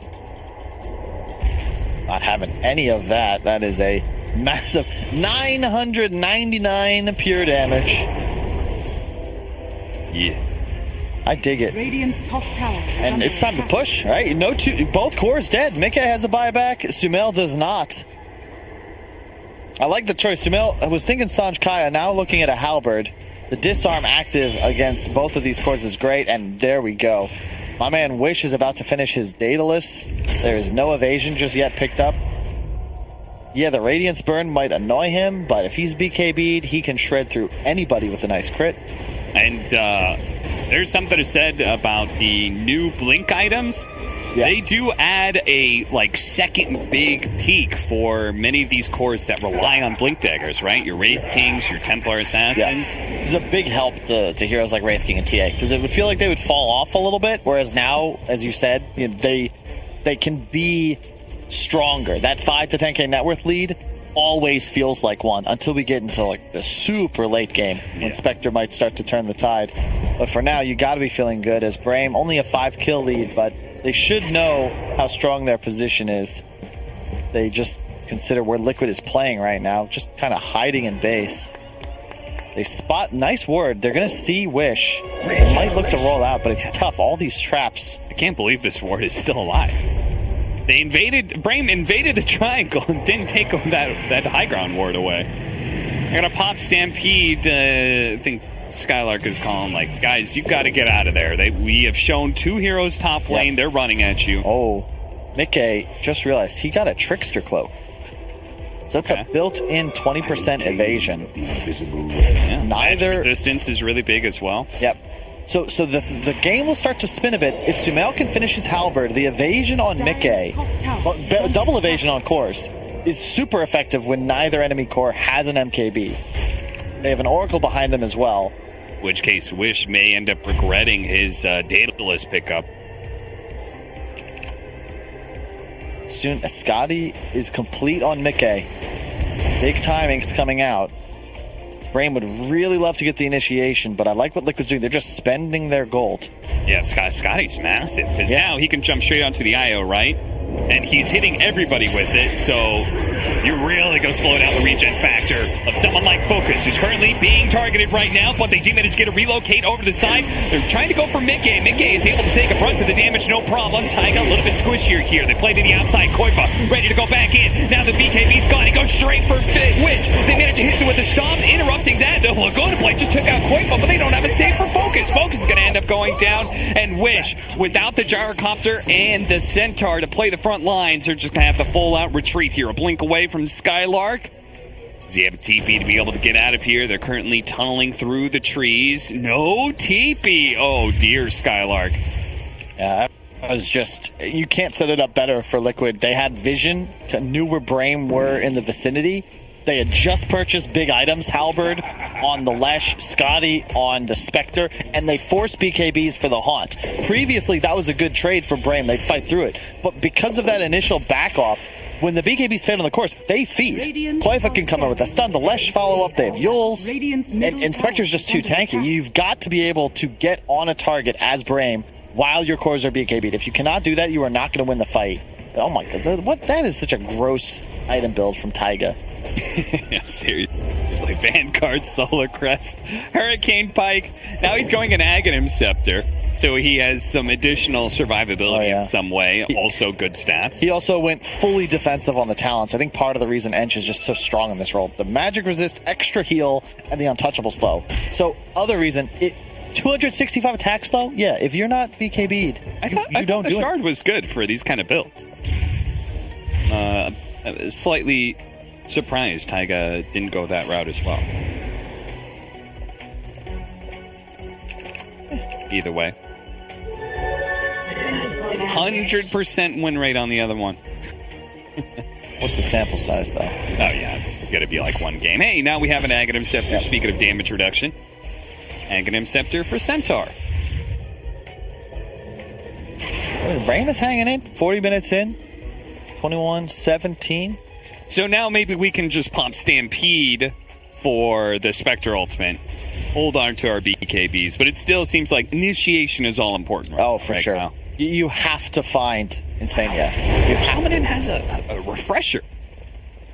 I feel like he picked up that Aghanim Scepter not too long ago, but now he's got the double zap. Oh, yeah. 2,000 pure damage? He's turning into a Bond villain. Imagine if they're in a line. That's the play. Radiant's bottom tower is under He could do 10,000 pure damage in 1 second. Limitless possibilities. Liquid chasing. They are on the hunt now. They are feeling themselves. Level 25 on the Spectre. A little bit of extra dispersion. It's actually such an insane talent. 25% damage reduction. You need a break, it feels like, on BRAME, but nobody can really buy one. And yeah, we'll watch this fight again, but it's pretty simple. Focus BKBs. They're going for Spectre. Force Staff from Taiga. Now both heroes BKB'd. They're not dealing damage. The positioning from Liquid is super easy. That little star. They shift right. BKBs down, shift left. We've all seen that. Back into the game, though. BRAME, they have smoked up, and they tried to run towards Liquid's jungle. It broke on Mickey, and they didn't find the clean initiation they wanted. So now they're going to try and back out without anybody getting caught. Toying with Turing around. Okay, that was a Lotus Storm. Burrow Strike stun onto Koifa. They tried to go for Wish here, but Wish is getting away thanks to the Stampede. A two-man stun up from Stromanen onto Samael and Mickey. They're going to turn around and deliver the damage onto Taiga and catch up to Samael as well. He goes down with Laguna Blade. Insania gets popped next. Mickey on the run. Skylark, he's surrounding him. He's making sure Mickey doesn't have an easy way back to his base. He's going to play on top of Roshan, but the missile's after him. They're going to be able to catch him as well. They see Roshan spawns right next to them as well. They win the fight. They immediately go for Roche. It couldn't get better for BRAME. Yeah, that Stampede, that adds. The buyback slowed it down, but you can see they haunt, immediately counteract it, and then turn back around. They didn't even use the BKB on Gyro. Wasn't necessary. And the Lina actually did so much damage in that fight. Like 2 full combos. I think that was a 2-man Laguna, and then able to finish off the Aghanims pick up Kyle, and he's going to use it to teleport bottom lane and catch Koifa. That's dirty. That is dirty. Yeah. And suddenly the map shrinks for Liquid. That is, I can't believe how hard they just crushed through that fight. With the buyback, I mean, they're going to go for Throne. Otherwise, you got to be careful. Look at Wish. Goes back to base, TPs, and rejoins his allies inside of the Liquid base. Mickey does have buyback in 40 seconds, but they found an opening onto Koifa, who's immediately going to be saved. A false promise from Insania. Koifa will be fine, but the buyback has been used from Mickey. The damage is done, and BRAME call it quits. It's time to go. Still have everything that you need. And I love this. Look at Gyro. He's got the Silver Edge queued up. He recognizes that really the way we would lose this game is if we all in for a Spectre. He pops Blade Mail. We get all of ourselves to half HP, then he gets Oracle ulted. The break means that he becomes a true target, and you force the Oracle ulti that much faster. Leveler on the TA. Structure damage will be no problem. And plus 8 refraction? What? That used to be plus 3. Yeah, they had to make it a little bit more appealing since the meld hit bash was all the rage. Now, that is Wish is really good. Tanky, and he's also got the Swift Blink up as well. So, look for him to be pumping out damage. We have the 5% dispersion here from Mickey, but as you said, if we break him, doesn't matter. Blessings. He is very strong. I don't see... I don't know, Liquid, it feels like they're the ones really having damage troubles now. Look at this Centaur's HP. The damage reduction on the Stampede, and then both cores also above 3,000 health. Yeah. The Lina at 3,000 health. About to be level 25, too. So, Lacuna Blade cooldown. How much damage? 25 seconds. The cast range, man. Cast range is sick. Seems like these shards have turned into, it does this cool little thing, but, like, the real bonus is in the stat that you're going to get out of it. A lot of cast ranges being given out. Ag's picked up on Koifa. It's part of the issue with tanking. Like, look, if you look at the itemization, it doesn't... Koifa didn't do anything wrong, right? Yeah. But you're just like, were there really no better items? But then you rack your brain, you're like, no, there really aren't. Like, Centaur, you have the luxury of buying this, and it feels really good because you're just tanky. You make your team tankier. Yeah. Stanking doesn't really have that. You see Koifa, when he stuns in, he ends up being turned around on quite easily. Still not nearly as durable as his off-lane counterpart. It does mean if they do manage to blow somebody up, the damage that is inflicted from that explosion can be very high. 22% of their max health is damage. So, that's a lot. You're talking about everybody being 3,000 HP. It can have an effect, but it's obviously not the same kind of meaty feel-good as damage reduction. Wish starts laying the damage into the melee barracks, daring Liquid to do something about it. He's got 1 minute left on the Aegis. Smell has his 25, so more damage out of the Edict. Good read on the ward being there. The Brewer's Strike just to kind of stall him. Poking at Wish, but the refraction is keeping him plenty healthy here. And there goes one lane of barracks. Can they do another one before the Aegis falls? They've got 45 seconds. Oh, okay. Spartan's a little far forward here. What was that? They're going to try and jump on him real quickly. He goes for the self-fuels on the Stormcrafter, but it's not good enough. Mickey takes a hefty amount of pure damage, but that's now gone. Mickey retreats back to the fountain and ready to re-engage with his ultimate. His Brave start jumping back, but they're not going to let him get away. Liquid see an opportunity. They're going to pounce on Brain's mistakes. They're going for focus right now. Mickey's got to be a little bit careful. He plays a little bit far back, but the Spartan, he actually fought back, and that's going to be a dieback for him. It goes down here. The Suns are raining in, though. They might just be able to save him, but no. Mickey cleaves right through him as he daggers on through, goes for the backline. Now his managed to kept up for Stominate. He turns around, throws out the Laguna Blade, but two dead with no buyback on Brave. Oh no, what a disaster. Wish, he turns around, a stun coming out, a Lotus Door bounce back as well, but Skylark, he's going to be blowing up, and it does a healthy amount of damage to Wish, who also falls. Focus, keeping away. Ooh, barely gets out. That might have just been the game straight up there if he dies. How the hell did Liquid win that fight? Like, it's as if they do this constantly, Cap. They just make it so challenging for themselves and somehow pull these tricks like the rabbit out of a hat. No clue how they win that engagement. Well, actually, Spartan. I think we both like Spartan, and we want to say Liquid's great, but like Spartan, bro, that was whoa. Yeah, why are you in front of everybody He's else? energetic. He's the captain. He doesn't want to be a Tywin. He wants to be up in the front. Guys, let's go. You're not even lying, Spartan. I remember that game. He's so deep. He's so deep. His cores are in the jungle already looking to farm. He's questioning why they're not attacking tier 4s. Well, now instead, Liquid, they have so much pushing power with this upgraded Edict on Lesh. You got to be cautious. What are they going to do, though? What is Liquid going to do with this opening? Because we know there's no Io. No Roche either. They can't get any more because tier 2s on both side lanes are still up. Surprise. I feel like the Liquid we know just goes high ground there, but they choose not to. Mickey also deceivingly survivable because he doesn't just have Trickster Cloak, he also has that Butterfly. So if you don't buy an MKB on one of these two cores of Brame, they have one on the Gyro. That's good. TA now needs one too. He's got it queued up. You legit can't kill this man otherwise. Yeah, we saw how much damage he was outputting in the fights because he was able to just constantly get in there. Fortunately, Brame, as you said, because the tier 2 still being up, left with only the mid lane of barracks going down. This effectively just undoes what they had managed to prove earlier by being able to take Liquid's mid lane of barracks. So things are still even. You got to keep in mind, like, it's 17K, and typically you're like, wow, that's a ton of gold. But as a percentage of the net worth available in this game, it is not really that large at all. Yeah, 96 to 115. It's not really that huge when all cores are maxed out. They're 6 slotted. Sure, you could eat a moon shard, you could eat the Ags, but it's not really that wild because it removes the Aegis advantage, because now it's replacing a tier 4, tier 5 item. And they lose their IO here, and you could see the one Laguna Blade going down and Wish being low. There's no way Liquid lets them walk away. No. So Mickey, he heals up as much as he can, and then he jumps forward. They're not going to get away because of Scotty, so they have to turn and fight. And then Spartan again, he relocates in, but he's right next to Leshrac. Yeah. Liquid are doing a good job, though. You can see how they're fighting. Like, Mickey's in. Okay, Mickey's out. They're going to chase, but Koifa stuns, walks away. They're waiting for the right target to present itself, and unfortunately for BRAME, Skylark did so twice. The moment he appears, the Liquid guys are going to pop the pinata. They don't want to go for a BKB core.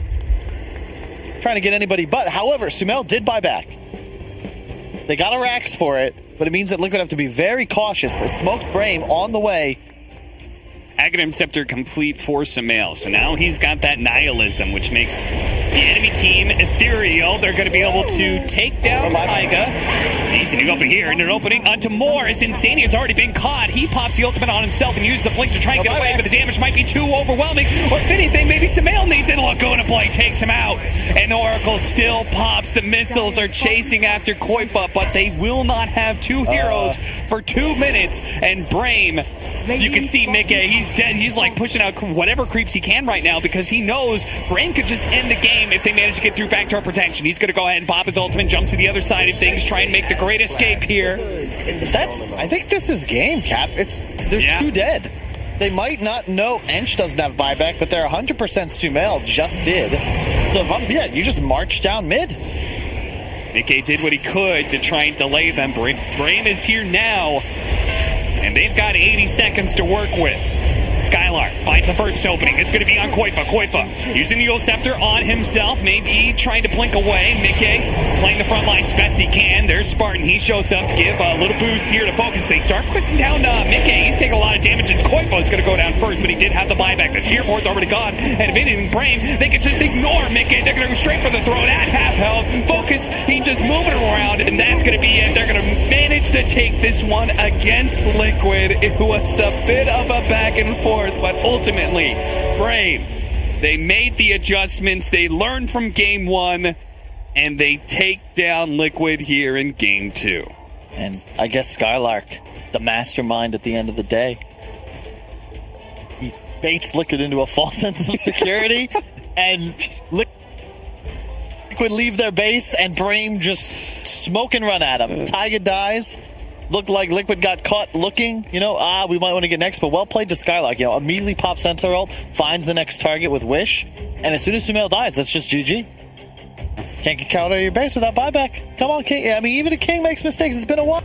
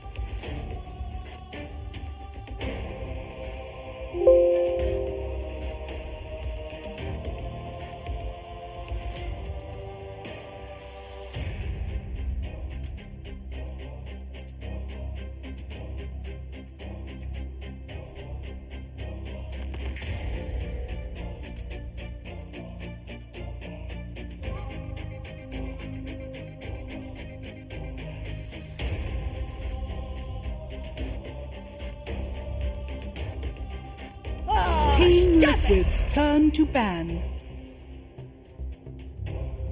This They will do be ban it, the first game this season that Liquid picks up the Earth Spirit.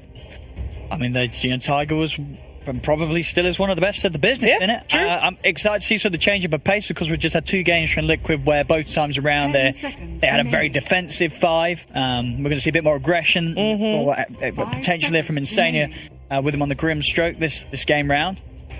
That is, of course, if it is him. You know, we have seen, of course, some core Grim Strokes. I mean, Grim Stroke in a pretty ridiculous place right now. A hero that was already great. Radiant Did get team buffed back. many times with a lot of little changes. So there is versatility with this hero. I personally would be very excited to see Sumail take it mid, but probably won't happen. Probably is just Insania. But there's a chance. This Grim might be something else than just the support. Yeah, we got 2 assassins banned out as well as Morphling. 10 seconds TAPA. remaining. Yeah, what an annoying hero Lion is. Team Liquid's Lina turn and to Lion ban. probably the most annoying 4s right now. Lina because of the lane, Lion because of the rest of the game. You're just dealing with 6 seconds of disable with 800 damage, level 12. What made BRAME go for the Brood ban this game? What's different this game compared to the previous 2? That they're this 10 early is like, you know what? Don't want to deal with that. Maybe they're just not willing to lose 5 game 3 seconds remaining. to a Brood. I feel like they had about the same type of heroes going into this stage of the draft. The previous games, they had a Centaur plus a ranged support. So I don't see why any other reason. Maybe TA was their planned response to Brood. Maybe that's why. So when TA got banned out, they banned the Brood. That's the best option I can think of. Radiant team ban.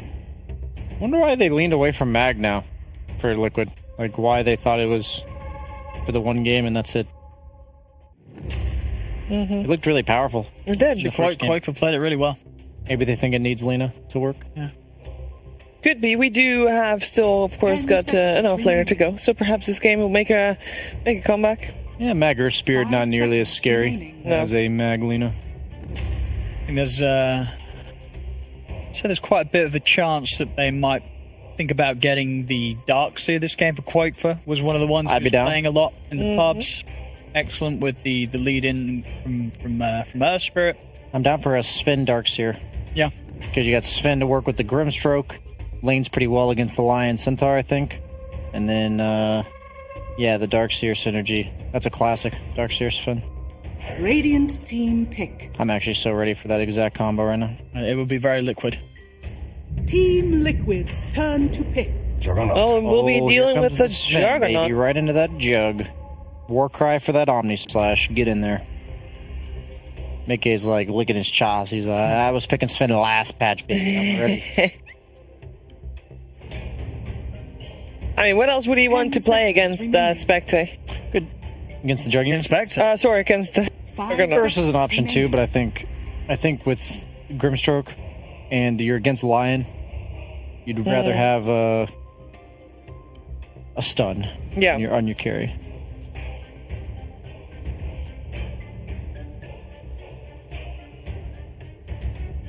Sani is debating. He's like, am I picking Sven 3rd or am I picking Radiant 4th? team pick. Faceless void. Oh, they go for Faceless the Void. Chronosphere. Okay. Would almost forget about that hero. We have that was seen a it do game quite well. And Mickey, also one of the players that did quite well with it against Team Nigma the other day. Yeah, that's been the deciding hero in a lot of the series. The OG series, Yep. the Alliance series. No, I like it. And I think what 5 we have seen seconds picked remaining. against Jug before, which has been very effective, is the combination of Void and Slardar. You know, you still have these 2 heroes that are going to... Or Team Magnus. Liquid's Or Mag, turn that's to true. pick. Oh, and you know what is a chance here. really nice is damage through the Team chrono. Liquid's turn to ban. Oh, they go for Razor. Too bad. So sad. Probably a Sumail Razor, do you think?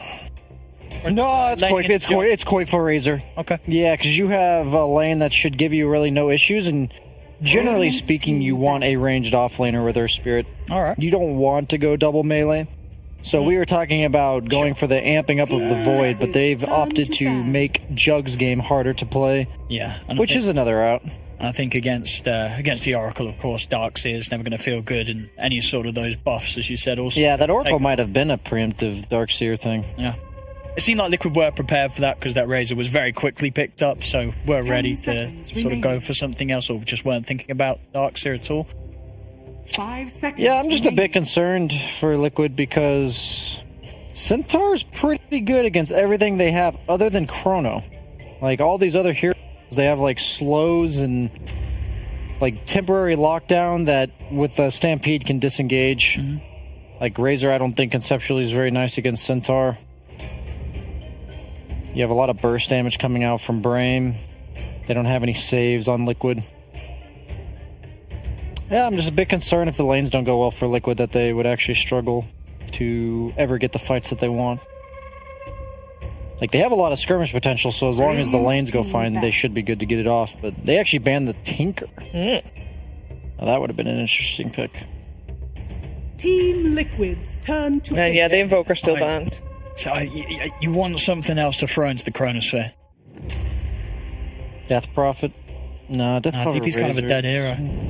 I mean, I hate to say it, but is this could it possibly be Lesh again, or no? Is that just too good with the Oracle Jug against it already? I don't think he wants to play. How about some OD? Nah, OD's a little too slow, I think. I'm just throwing out some spicy pick that I know they'll never pick. Who's he banning Tinker for? See what he wants to lane. Puck.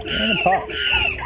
It's not exactly a lot of damage. It's a lot of control, a lot of silence, but I think you're absolutely right, Brian. If they get behind, these Chronospheres are going to feel rather underwhelming. Yeah. I think they realized they had the Stampede issue, is why they picked this Puck. 10 seconds It's like, remaining. right now they can kind of just walk away from us. Puck does counter that. Could you end this with a mag mid for BRAME? I think your hero has to be able to lane against Razor as well as Puck. Sure, I think they could swap it up. That's Because Puck could reasonably offlane here too, I think. So you have to consider what hero does okay against Puck, but also could lane against Razor. A lot of the Razor counters are countered by Puck. Viper, maybe? Still in the pool? Yeah. I'd be down for some Viper. That's a super exciting hero. Very irritating again for the Void. Yep. You get that puddle down and suddenly it just always feels bad chronoing. They have plenty of lockdown. Like, I don't mind an anti-carry in the mid lane here. Well, they're taking their time. I don't know if it's really Wish's style, though. He seems like the guy that wants to take over the game. There you go. Death Prophet. That does lane against both of those heroes. Sure. It's also nice against Razor, one of the few heroes that can get linked and just kill him anyway. You dish out damage while you're chronoed. You have the Oracle save to synergize. I honestly like BRAME's lineup way better than I like Liquid's. They proved last game that they are quite capable of competing with Liquid. I think this is going to be one of those games where you're going to see a chrono and not a lot's going to happen. I'm a little concerned for the follow-up that Liquid have. If they don't play it perfectly at the start against BRAME, I think, BRAME's got a great lineup. Yeah, I don't mean to jinx him, but... You kind of jinxed Liquid last time around. Yeah, I did. You both liked the draft of Liquid better that time. So that time already BRAME won. So this is like really BRAME favorites. This is giving me like the game one vibes where it just seems like Liquid's draft is harder to play. Okay. Than BRAME's, like in reverse. I mean... Like, one lineup's just very straightforward. You have Jug to sit behind the DP with Healing Ward and then go in once the Chrono's been thrown down. Centaur to take the early pressure because he does well laning against Void. No, absolutely. I mean, Healing Ward with the DP. Complicated. That's the thing. It's not complicated, and I think you've got all the boxes checked. There's no, you have objective taking, you have catch. Yeah, this line. You're picking the Sumail, but there's a line in the game. You've got to be ready for the hexes from the line, the silences from the Death Prophet. It's not an easy game for him to jump around. He's probably going to have to get something defensive early on, but even the Yules this game doesn't feel too great because they're going to have stuns for you on the way down. The Centaur, if it's anything like we saw in game 2, Skylight had a smashing game. So this is... this is not an easy game for Liquid.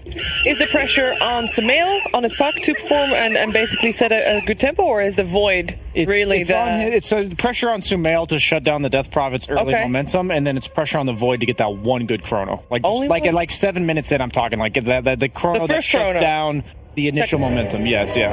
Okay, well let's find out.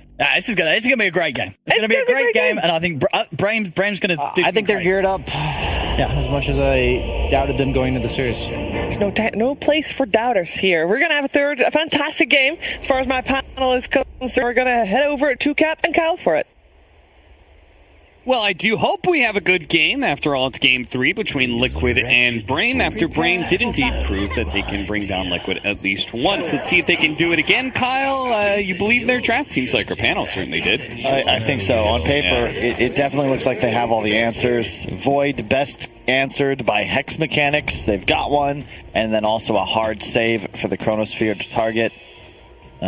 Very concerned. Liquid, this is kind of their bread and butter style, though. You know, semi-independent cores, active supports with a ton of disable.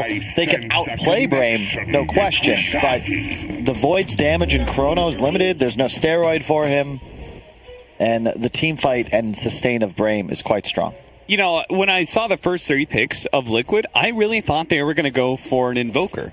For Quaswix Invoker, Sumail Invoker as well, where you had that, you could have had that style of what OG saw.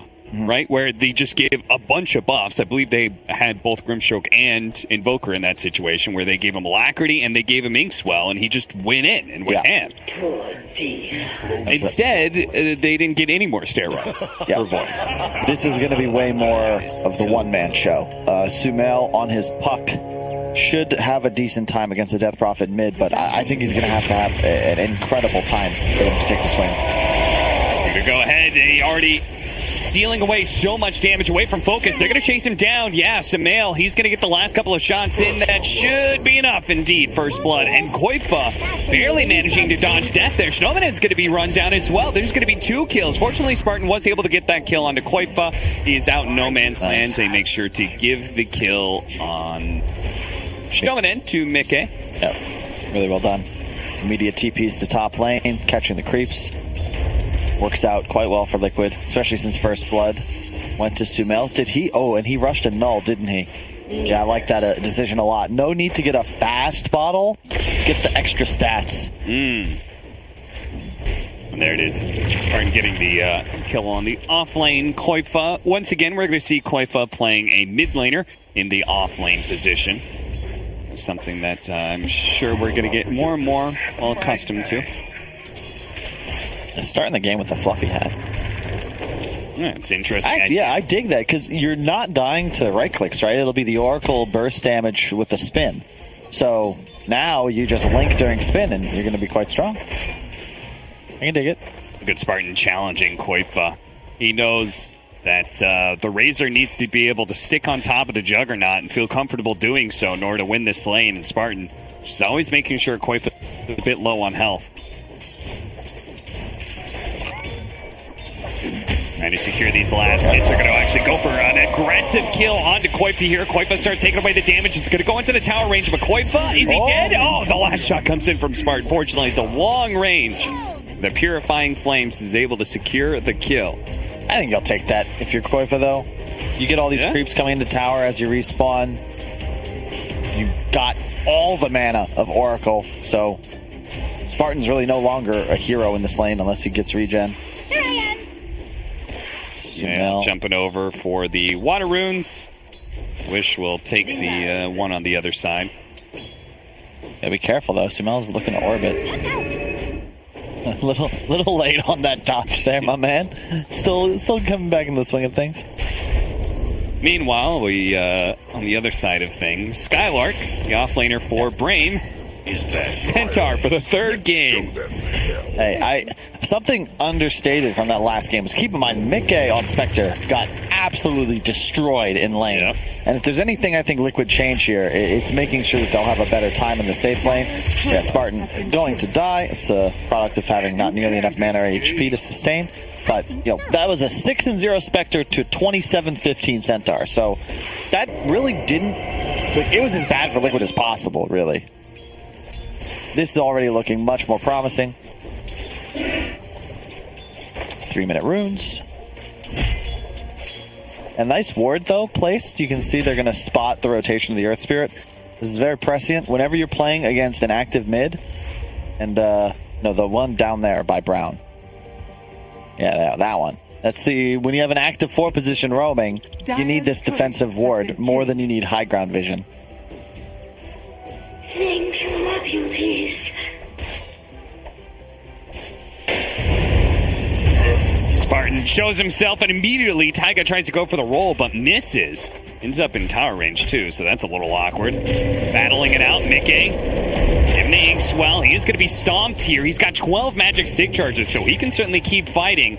He's got a time walk to do if he wanted to. Try and keep up, but seems it not worth. Mid lane is being won by Sumail right now, but not super dominantly or anything. Wish making sure to pull the creeps with him when he goes to the water rune. Something that very few times I've played mid. I realized, how do these mids feel comfortable going for these water runes so often? You got to pull the creep wave with you. Yep. Jumping over it, they go into the support this time around. The Inkswell is going to do a ton of damage now. He does have a nuke coming up. He can throw it out. He'll get a good amount of damage on it. They may even kill Mickey here. No time walk up for him. And he gets bursted down. He had magic wand charges, but he didn't. I don't think he expected to play that fast. No points for return. Just maxed out W. So double edge burst. Double edge 180 plus 80% strength. So yeah, like 200 damage. Double edge stun, double edge. Yeah, how many charges did Mickey have on his wand? 6 charges. Okay, so 5 before. There was a weird hesitation when he went for the line, though. You saw that, right? Where he just kind of backed off for a step. I think he was afraid. I think he thought that maybe Impale was up or something. It was still on cooldown, fortunately. But nice kill from BRAME. I think that for Liquid to take this, it's really going to have to be the Sumail show. The first blood gave him the null. He's out to a nice start middle.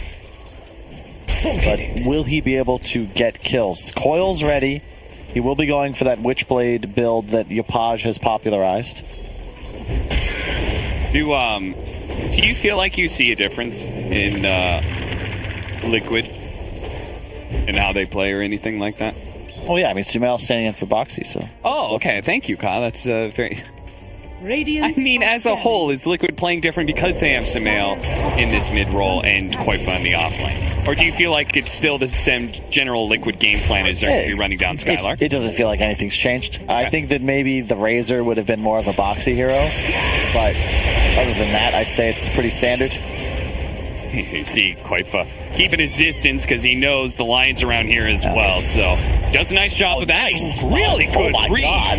That was a sick one. The kick is still going to be able to land, and they'll still get the kill onto the line. You know, this being in Europe, I've become more of a football fan, and that's the sort of thing. You know, it didn't score a goal, but that was a good cross. You know, that was well defended. Unfortunately, he dies anyway. But I don't know if that was planned. It looks planned. That's nuts. That is pretty insane. Great read. But yeah, nothing really changes for him. He still dies. The exorcism was used in the mid lane. They're going to coil this Death Prophet and kick him out. That's the Taiga specialty right there. Sumail, he's played with some great fours, but I would say Taiga is one of the most well-experienced Earth Spirits in the world, and also plays with a lot of puck. They are feeling themselves now. And actually, I take back what I said. If this is a Boxy Liquid, I don't even know if it's a Koifa puck, right? Yeah, it might be Mickey. Puck. Yeah. Or Boxy, exactly. But Sumail, he'll ask for this last pick. He's such a fan of the hero. Definitely his style. And the support duo, it's getting spooky. They have so many every single hero of theirs combos with Inkswell. So, Insania is going to have a fun time with this game, I think. This is the Liquid style. Like, oh my god, more spells. Chronosphere, the roll-in actually does land right as the Chronosphere falls. He did the delayed rock drop. This is the Liquid style, right? Like, the 2 supports running around the map, all 3 cores able to lane themselves, and yeah, there isn't like some natural huge timing spike or synergy. They're just going to kill you over and over and over. Yeah. Meanwhile, BRAME's very clear timing, right? Yeah. Like, we're going to be... We've got big team fight on these guys. Yep. Battle Fury is the build. It's going to be all about survivability. You got Oracle DP, one of the best combos. Like the build. This is one of the reasons I think Death Prophet mid should come back the change to Crypt Swarm, max mana cost went from 160 to 125, and they took 0.37 seconds as well off the backswing. So it's way more efficient as a farming tool, specifically for mid-depth profits. You can actually clear stacks efficiently now. In previous patch, they made the casting animation better as well. Yeah. It shoots out like instantly when you click it. It feels great. That's another one. You look back at, try playing Death Prophet a few patches back. That was painful. 3 to 10, 1,000 net worth lead for Liquid right now, and you'd see a decent amount of that is the difference between the Puck and the Death Prophet. That Witchblade is going to be big. Nice stacks from Sumail. See, 700 gold from kills and assists. That's where the extra gold comes in. He's got a haste rune as well, so look for another attempted kill on the horizon. Whether or not that actually works, we'll have to see. Stampede is coming up, so it may help some people out. Skylark having the worst laning phase of all three games here. And yeah, they're going to pop the X's and make sure Koifa does not get away here. Surely they have a stun or something to kick out Koifa. He's going to be good. Taiga puts his body on the line, and he beat out successfully as well. Sick combo. Well, he better get some tips. Koifa, that's the wrong person. Wish did what he was supposed to do. Your boy just saved you. That was sick from Taiga. The roll-in kick away, recognizing that the Lion CCs are still down, and he just teleports out in front of him. No Yules on Wish, so easy peasy. Panel, if you're listening and you do give Koifa, be sure to ask about that moment. Why'd you tip Wish over Taiga? There's a bit of all-chatting going on as well. Taiga's, like an 11.5K player? Yeah. This is par for the course. If he didn't save him there, he'd be disappointed, but you don't get praise for making a normal play. Catching Taiga. And he goes in, and they do manage to quickly kill Spartan before Wish can show up here. The Lion is still sticking. Does run into the Puck there for a second, but he's got to be careful. The coil is still here from the Puck. He's going to throw it out now. Jumps the other side. Rise the Impale is used. The Inkswell is not even needed as they kill the second support. Omni Slash now going on to Insania, bounces over, trying to kick him away in a... get away from me. I don't want this Omni Slash. That could have worked. It was close. Just stuck with him.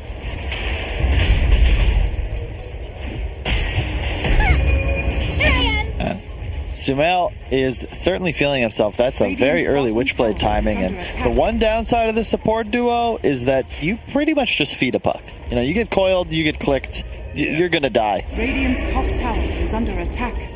Even more so in this patch than others, right? Where you've got the Witchblade as added damage on the Puck. If your combo doesn't kill him, then just a single right click adds like almost a 300 damage nuke in there. Yep.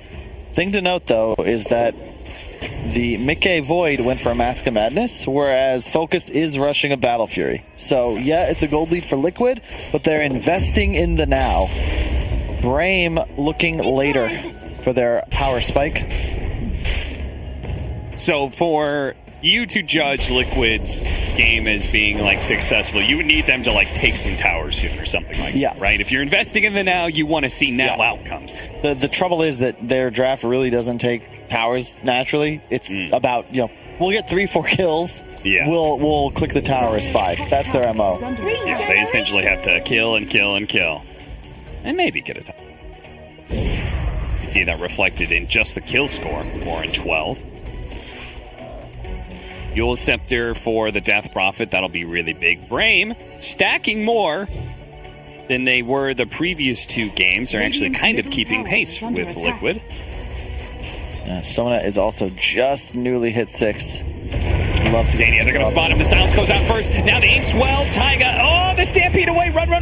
He's going to be able to dodge some of that. But Koifa's there on the other side to try and catch up. Sumail is pushing out some damage onto Wish right now. He gets purged off, so the Witchblade not going to do as much. BRAME didn't pop Exorcism or anything, just the Stampede, so it's not like they blew anything massive. Skylark, what's he doing on this side?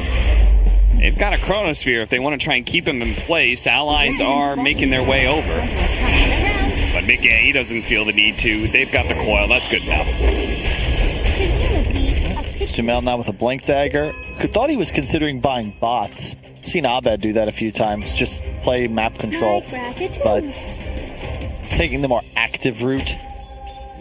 And yeah, it's tough game for BRAME. Like their team fight's great, but they don't really have any initiation or true catch. Stomina is 0-4-2, not having a good time at all, and there's a Puck Earth Spirit constantly hunting him. Structures are fortified. He's coming in from Skylark, but they're going to see that. Nice packs. Taiga, he's tanky, no doubt, especially with the raindrops there, but it's still a finger of death. Put him in the grave.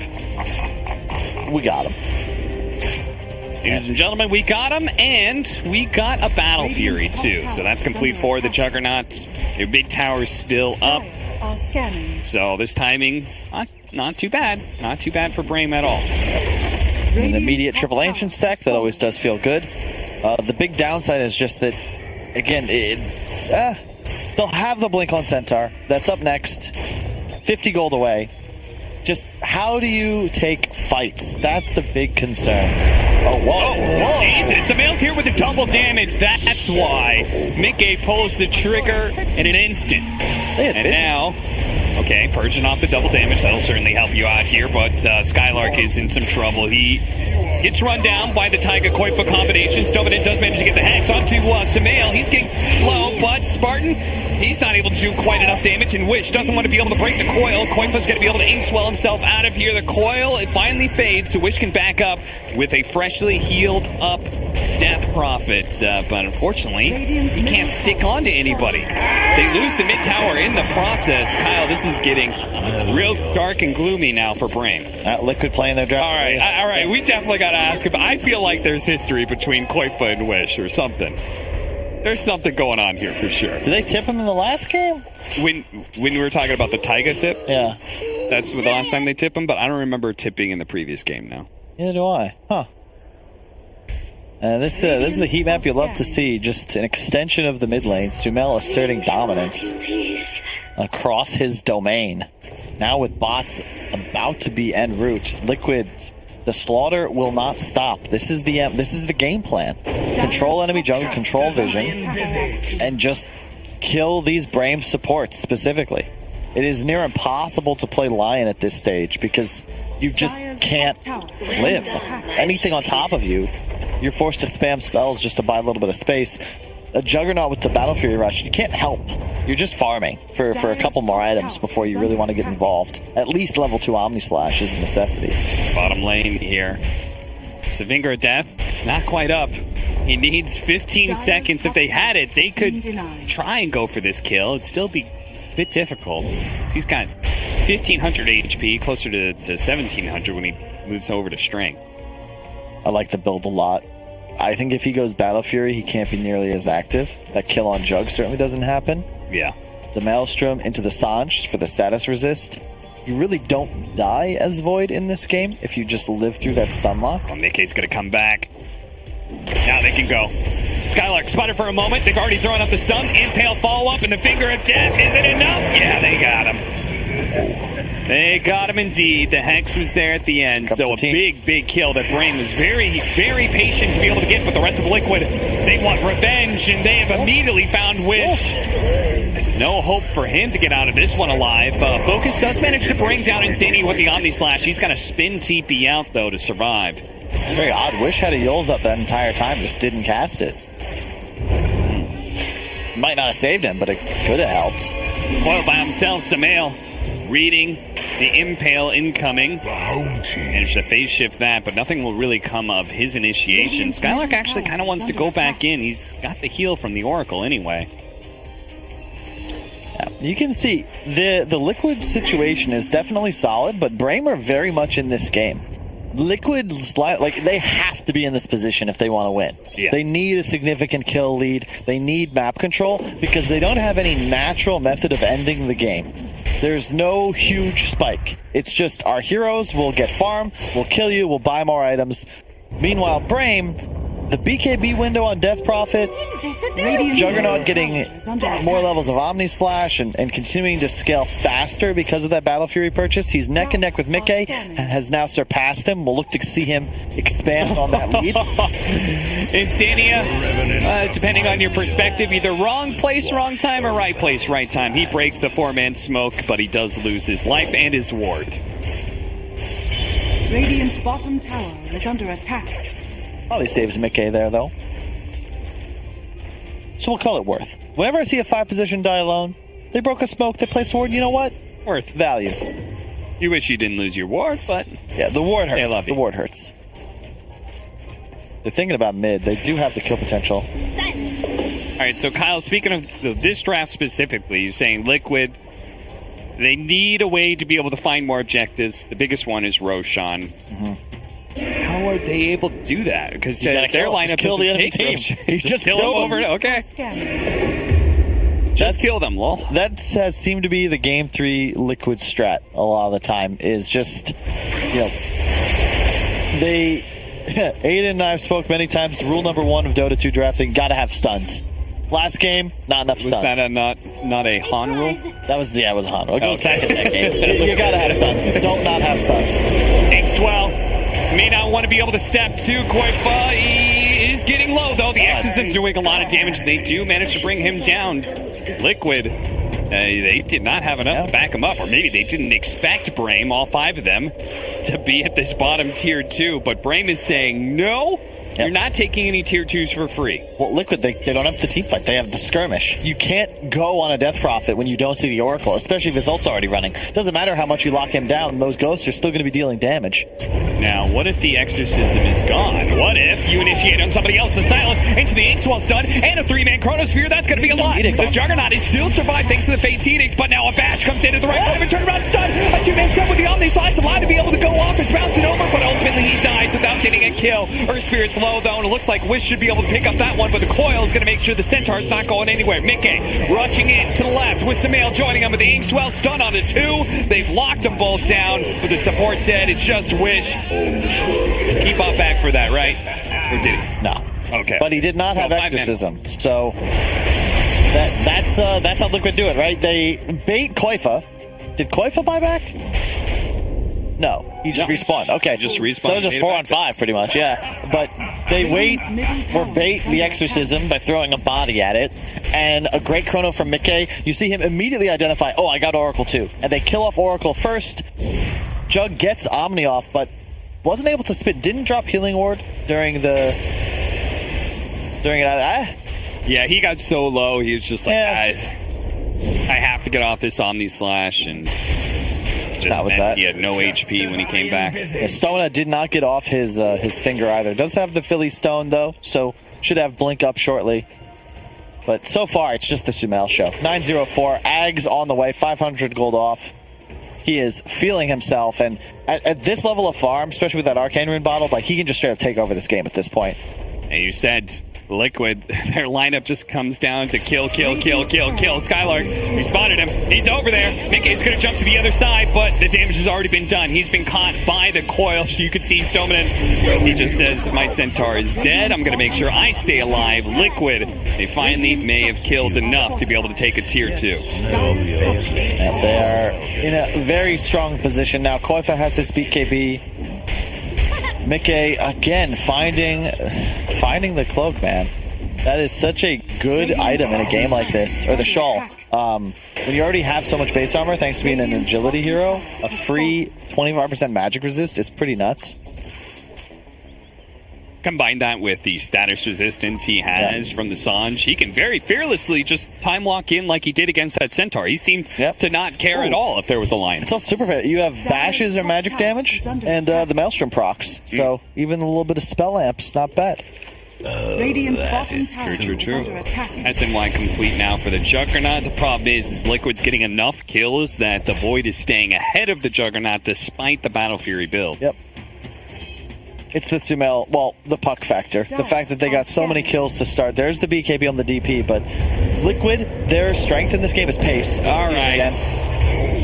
that same ward, caught them before, so Smart knew about it, but Liquid making sure to protect their vision. BRAME, if BRAME, or rather Liquid, was willing to take a fight more revolutionary war style, line up and walk at us, that'd be BRAME's, they'd be happy with that, but they're not giving it to him. It's just constant pickoffs in and out. BRAME want an opportunity to land a couple stuns, pop the DPL to Omni, like a controlled fight in as small of an area as possible. Liquid want to use as much space as they can get.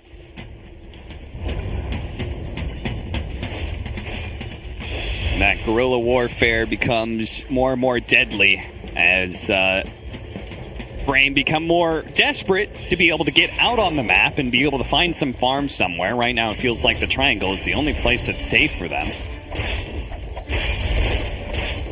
Gonna go Scotty, third item for focus. The game gets very spooky now, though, because of that Ags on Puck. It's the reason this hero still is dominant across and picked in all regions. There's really just nothing to answer this coil. Cane Rune for Sumail as well with his level 18. This is a huge power spike, and Liquid immediately are going to smoke up and use it. Chrono's ready. They don't have Koiva, but he's on his way. He's going to show mid. They have the new Ingswell shard. Doesn't quite get given out right away. Goes over to Taiga, and he does manage to land into the Juggernaut, who silenced up for a second. Focus, he'll be okay, but their supports may not be so lucky. Actually, the Stampede does get him away, and Liquid, they say that's great. They popped Stampede, they popped Exorcism. If we just get out, that's a win. Really heads up by Liquid. Again, just play around the cooldowns. Don't take a fight into a prepared BRAME. Poke and prod him. Get the cooldowns. Get out. Liquid, they're not running on a clock. Like, they're always ready to go. Low CDs on all spells. And now they can freely take Roche. Yes, Chronosphere, but he didn't use it. That's their ace in the hole. I feel like in some ways BRAME should have been more aggressive there. Like when they pop BKB, Exorcism, and Stampede, like, now it's not the time to back away from a fight. Now's the time to take one. And they did catch a really nice silence on Mickey. I thought they might turn for him there. If they can go for, like, there's no save for the Void. If they take him out, yes, Sumail's damage can be annoying, but it's not enough to kill anybody. They're already on the other side of the map. As they were doing Roshan, they went fishing for kills, and they caught a big one, boy. Focus. Lost focus, lost his life. Mickey, no bash. Bashed immediately afterwards. That's how it goes. Courier hunting. Don't think they'll find it. You can see BRAME, they're just trying to find any farm they can. The Centaur and his Oracle Spartan, he's just chilling out in the triangle, taking this farm away from them. Things get dicey, they can blink and Stampede away. But in the meantime, they don't have a way Dire are scanning to hold areas against Liquid's constant incursions. Yeah, the builds, like Taiga has Hood Vanguard. It's just they recognize BRAME's damage is middle tower is somewhat limited. It's really reliant on cooldowns, the Omni Slash, the DP ult, so this allows them to play just insanely aggressive. I feel like we've seen nearly every fight start with a Taiga roll. Dire's middle tower is under attack. Skylark, Stampede, but the coil's there. They'll immediately kick him out of it to make sure it snaps. And Shdomanen on the other side of the map is also caught. Nikkei will collect that kill as well.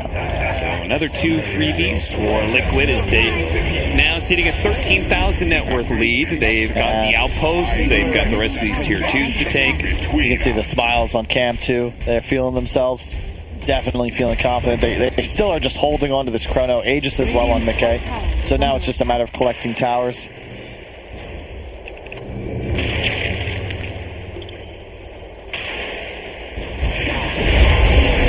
Healing up Focus preemptively here, but he's been silenced so many times. The Chronosphere is going to be used here. They're going to start sapping away on his damage. The Ghost is going to land shortly after, but he does manage to get the spin off first, but a healing ward, it doesn't keep him alive. Mickey does a bit too much damage. They don't have a buyback for him, so Liquid It's looking like Elena Barracks now as Mickey just casually jumps in, gets off the time dilation. They actually wanted to be able to jump in onto Samael, but Samael dodged the damage. He dodged the hoof stomp. Dominant doesn't get off the Hex in time. He turns around, throws it onto Taiga with the exorcism. Maybe enough to actually kill him. The Yule Scepter to prevent him from being able to dodge away, but it doesn't matter. The reinforcements are here, and Taiga's fine. It's BRAME. We're going to fall apart. Ultra kill for Koifa. Welcome to the off lane, buddy. It's Mickey. What is this, their OG impersonation? What's going on here? They're going to pay for this one, or are they? How did they all survive? They got no kill out of that. All I can say is welcome back, Sumail. It's been a while, but it is a pleasure to watch him play. On fire this game. The whole team, really. Just cliche, but firing on all cylinders. No real individual mistakes. I don't think BRAME has played a bad game or a bad series by any means. Just outmatched in this one. All downhill after that first blood skirmish.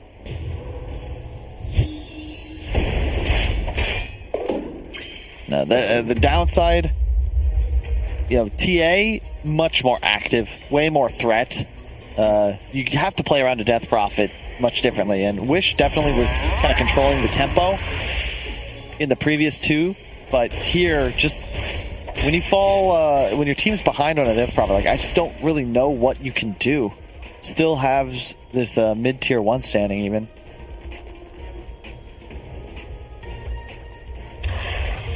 Tier 3 items still available for Radiant. They don't have any of the 4 available because they just can't find jungle camps.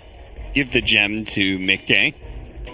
That's how confident they are that he can just go in at any time. 3,300 HP on him. Radiant's top tower is under Aegis will expire, so BRAME can still try and take a fight soon. Gotta wait for exorcism. He's gonna go for a Glight. Dude, Max Coil is actually just way too good. 4-second stun. Pierces BKB. 700 break damage before spell amp. No wonder this hero is good. 6, oh my god. 8 seconds. 8 seconds. There goes the Aegis. Radiant's top tower is under attack. BRAME, how do they crack open this liquid offense? Feels like they gotta get they gotta somehow catch Insania and Sumail, right? Those are the heroes that actually can get 100 to 0. You should have known better. Radiant's top barracks. That's a lot easier said than done, though. It almost looks like they want them. They're like, okay, you can have top lane of barracks, but when you rotate over to bottom, that's when we're gonna take that team fight. But Liquid has actually been playing cautiously. They smoked up, played on the triangle. Now they're gonna head back in. Radiant's top barracks are under attack. Koifa with Ags up, just murdering the racks. Oh no, they're mass TPing back. Radiant's top It's too late. I'm a little bit befuddled there, Kyle. What can you do though, Cap? Yeah. It's easy to call mistakes with no fog of war, but this map is very dark for BRAME. They're trying to keep the lights on, but the sun is setting on their chances in this I'm just game. not sure. Is that a fog of war thing? Look how they don't see them. Look at they don't see anything. Hitting top lane of barracks. Did you think they were going to stop? They looked like they were going to stop. All right. Mickey tricked them. Oh no. That's a good kill. But now they're going to run away. Okay, the Stampede managed to get in front of Taiga here. Wish catches up. 2 supports potentially dying in this. No, they're actually going to try and turn this with the Chronosphere onto 3. They're going to go for the kill. Oh, that's a lot of damage, but the Oracle managed to save out Wish. He's going to be okay on the Death Prophet now with the Hex onto Mickey. No, he takes it off. He time walks away. So much of the damage being undone there. Wish, he's limping away back to the base as best as possible. Skylark hits a really good stun. Taiga, he's chasing after them as best as possible. Yule Scepter going off, but Wish survives for a second. Not a second more. Double ult for Koifa. Immediately a bash focus. Turns, but the silence, it's not going to last long enough for them to do much to Mickey. He's just so damn tanky, but maybe Skylark, he jumps in, hoof stomps it again. They do not have the damage to deal with Mickey. And it's looking like the GGs are being announced bit by bit. Spinning away. Their best hope at this point is somehow lure Liquid into the fountain. Maybe Mickey will take them up on that. A two-man impale. That's a pretty good one. And actually managed to save him from Samel's Dagon as well. So the Lion is going to be able to stay alive. Mickey opting to try and go back in, but to keep their distance. Not allowing that Inkswell to be able to go through. Skylark is going to be able to catch. Oh, the Soulbind catches him before Skylark can jump forward. Immediately the chat wheel lines go out. Insania, they know where he is thanks to the Phantom's Embrace. Just plays on to focus. BRAME, they're not going to be able to keep chasing apparently, and Samael's going to make sure they don't feel comfortable doing so. That was they hit him with the fake GG. Now you can't type GG because that ends the game. You know, rules are you call GG, it's over. But if you voice line eta GG, that does not end the game. But it does bait Liquid into the fountain. Their nemesis. That's a Galaxy Brain play. Galaxy Brain. You know, find a way to win. That's the name of the game. This is a big series. This is where it all turns around. They bought themselves one more fight. No Taiga. Liquid's cocky. They're tipping each other. Yeah, you can see it. This is the play. Taiga inside of the fountain. Absolutely brilliant SRDG play. Incredible. And now they're laughing at themselves. Skylark is not enjoying this game. No. I think Spartan is either, but Wish still have an Essence ring. Skylark comes forward, stomps up Koifa. They do immediately stun Mickey when he jumps in. Problem still being they don't have the damage to really threaten him. Wish is going to push forward with his exorcism, but he's having a hard time with it as Koifa's already run down Skylark. Now he's draining away focus as well. He's going down the fountain, and Koifa, he's going to go ahead and complete that fountain dive.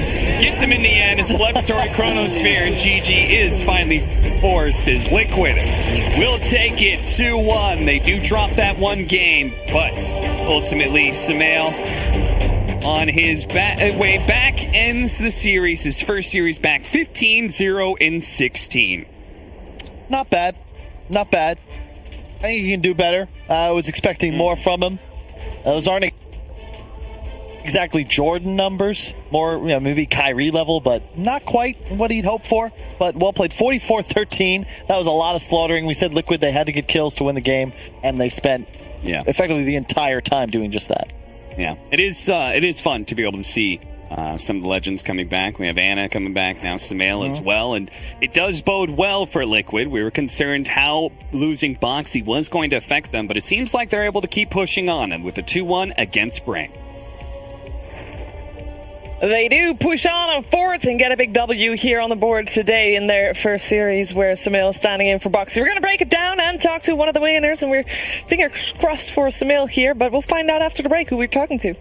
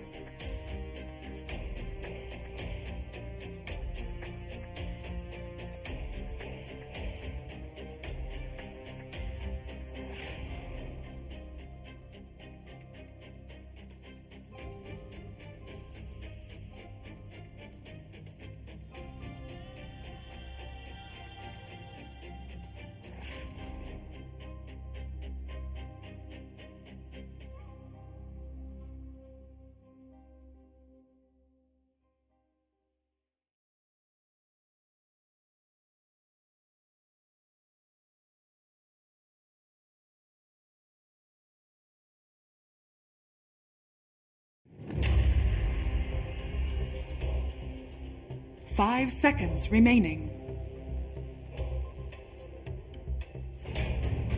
OG's turn to ban.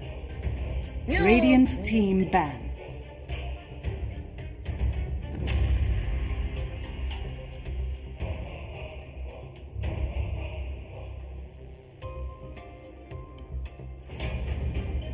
OG's turn to ban.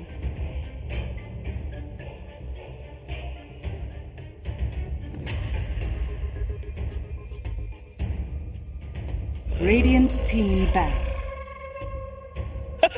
All right, great to get to know Thompson a little bit more. We are also on the other side, on the Hellbear Smashers. We're going to get to know Gilgear a little bit more. And here's something about meatballs.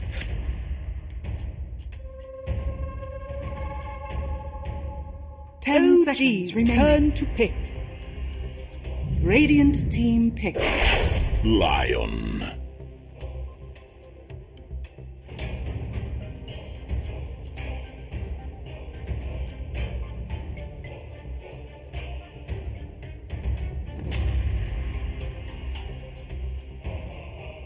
Ten seconds remaining. Radiant team pick. Invoker. Bounty Hunter.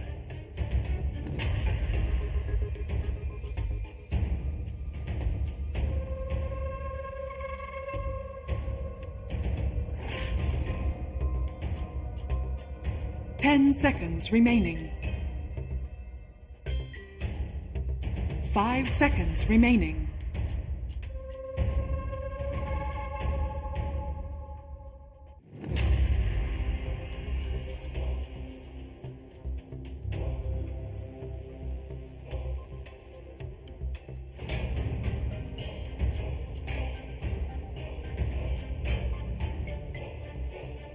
Okay, well, did not know where that was going with the meatballs, but I guess now we learned. We're also going to learn what the two teams are going to draft, because we are in the draft of the first game of this best of 3, and I'm going to let both Cap and BSJ break it down. I believe we are a couple picks in, so there it is. Hey, there we go. Ooh, Invoker Bounty first, too. Look at that.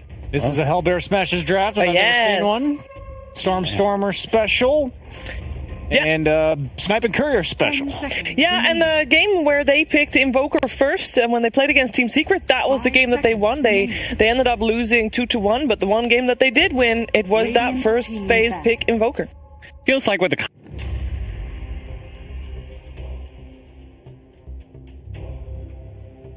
as a mid laner, the less rotations that are happening. There's not these like constant 4 positions roaming into your lane. And then the access to having these early bottles, these early water runes, bounty runes, etc. There's so much forgiveness in the mid lane that you can just pick up Storm Spirit, Beastmaster, Invoker, Puck. I feel like you can literally pick up anything if you've played 500 plus games on it. Yeah. Like, it's just at the end of the day, it's going to get a game. Heroes like TA may be a bit different just because they have very specific hard counters. Mm-hmm. But Invoker, it's like, yeah, there's some heroes that are harder to cast spells on, like the Jugs of the world, the Pucks of the world. They can use a spell that dodges your spells, but they don't like ruin his game. You know, he's going to have a game. Last time we saw him, I doubted his ability to play Quas Wex because I'd never seen it across like all the games he'd ever picked Invoker. He always played the Quas Exhort, but he's clearly capable of doing it. That's what they beat Seeker with. So they've got some flexibility in this. It's not a flex pick in terms of roles, but it is a flex pick in regards to the role he's going to play on the team. When it comes to scaling and pace and all that kind of stuff. Like a Quas Wex build, we could see them pick up something like a Faceless Void, and they just like, okay, let's just alacrity this guy, or maybe we just go and get ourselves a lot of damage with an Exort Invoker. Bounty Hunter, I waffle back and forth on. Maybe it's just my experience playing him, but it's like, I feel so good in winning games. Like, you just rack up the golds nonstop, you're picking on couriers, you're breaking smokes. Like, the enemy team just feels like they can't do anything when you are winning on a Bounty Hunter. They don't have, so many of their comeback plays are just ruined by your existence. It costs them more to kill you than it does that they get from killing you. Yeah.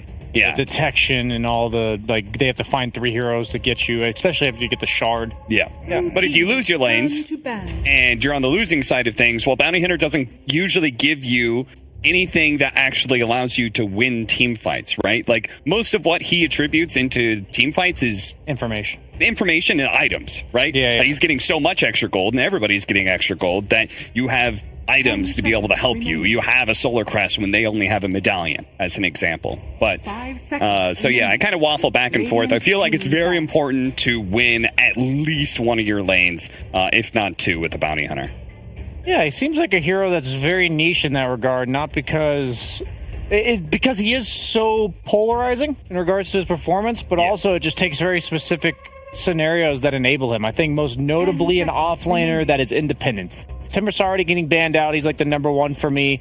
Maybe a Centaur, something like that where, okay, you've got your level 3 or 4. I'm going to leave you alone and go pick on the enemy's off lane and help my carry out, or snipe some couriers in the mid lane, something like that. Because in lane, he's kind of underwhelming. You know, if I'm like a carry laning against a 4-position bounty hunter, other than yoinking me a little bit, he doesn't really do much. Radiant team pick. So they banned away the Medusa, and we already saw the Invoker plus Faceless Void. The other combo we've seen Hellbear Smashers run with the Invoker is Wraith King, which I'm already looking at OG is a very burst-heavy lineup. Yeah. Their first 2 picks. Is this a core bounty? It's looking like it. Yeah, because a 5 bounty is kind of bad, right? Yeah, but is the 5 Shaman bad? Because so far it's been Gilgar playing it, but I guess Gilgar also plays the Shaman, but I guess also Tofu plays the Shaman. I got to play a Poverty Shaman because I don't know how to play the hero in this patch, and playing against Pog, you just die. Especially not knowing like what the offlane is exactly. Like already deciding both your supports does feel a little weird. Yeah. Especially if they are potentially weak laning supports against whatever is picked up. So offlane Alk is still a thing in EU. I had it on my team yesterday. I mean, did it win? That was the game that we were down by, 5k gold at 10 minutes, so it was not a good lane. Okay. Not a good laning stage, but we did win. Okay. So I'm assuming their 4th pick is either going to be Gyro or Monkey King. Those are the only 2 reasonable picks. Unless their other option is just go Oracle. Yeah. And make this a carry Alk. I'd say those are really the only 3, maybe a Baden, I guess. The two save 5s. Support, yeah. Yeah, the 2 save 5s or the 2 carries that get ag scepters fed to them. So if you do Misery Bounty Hunter here and make that a core, then you could still get Ancient Apparition, right? Yeah. But you could. But would you pick draft, it out? like AA plus what? Yeah. It's a little forced, I think.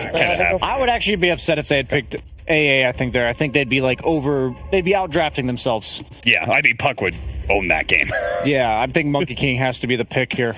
If they plan to move Alchemist to the off lane.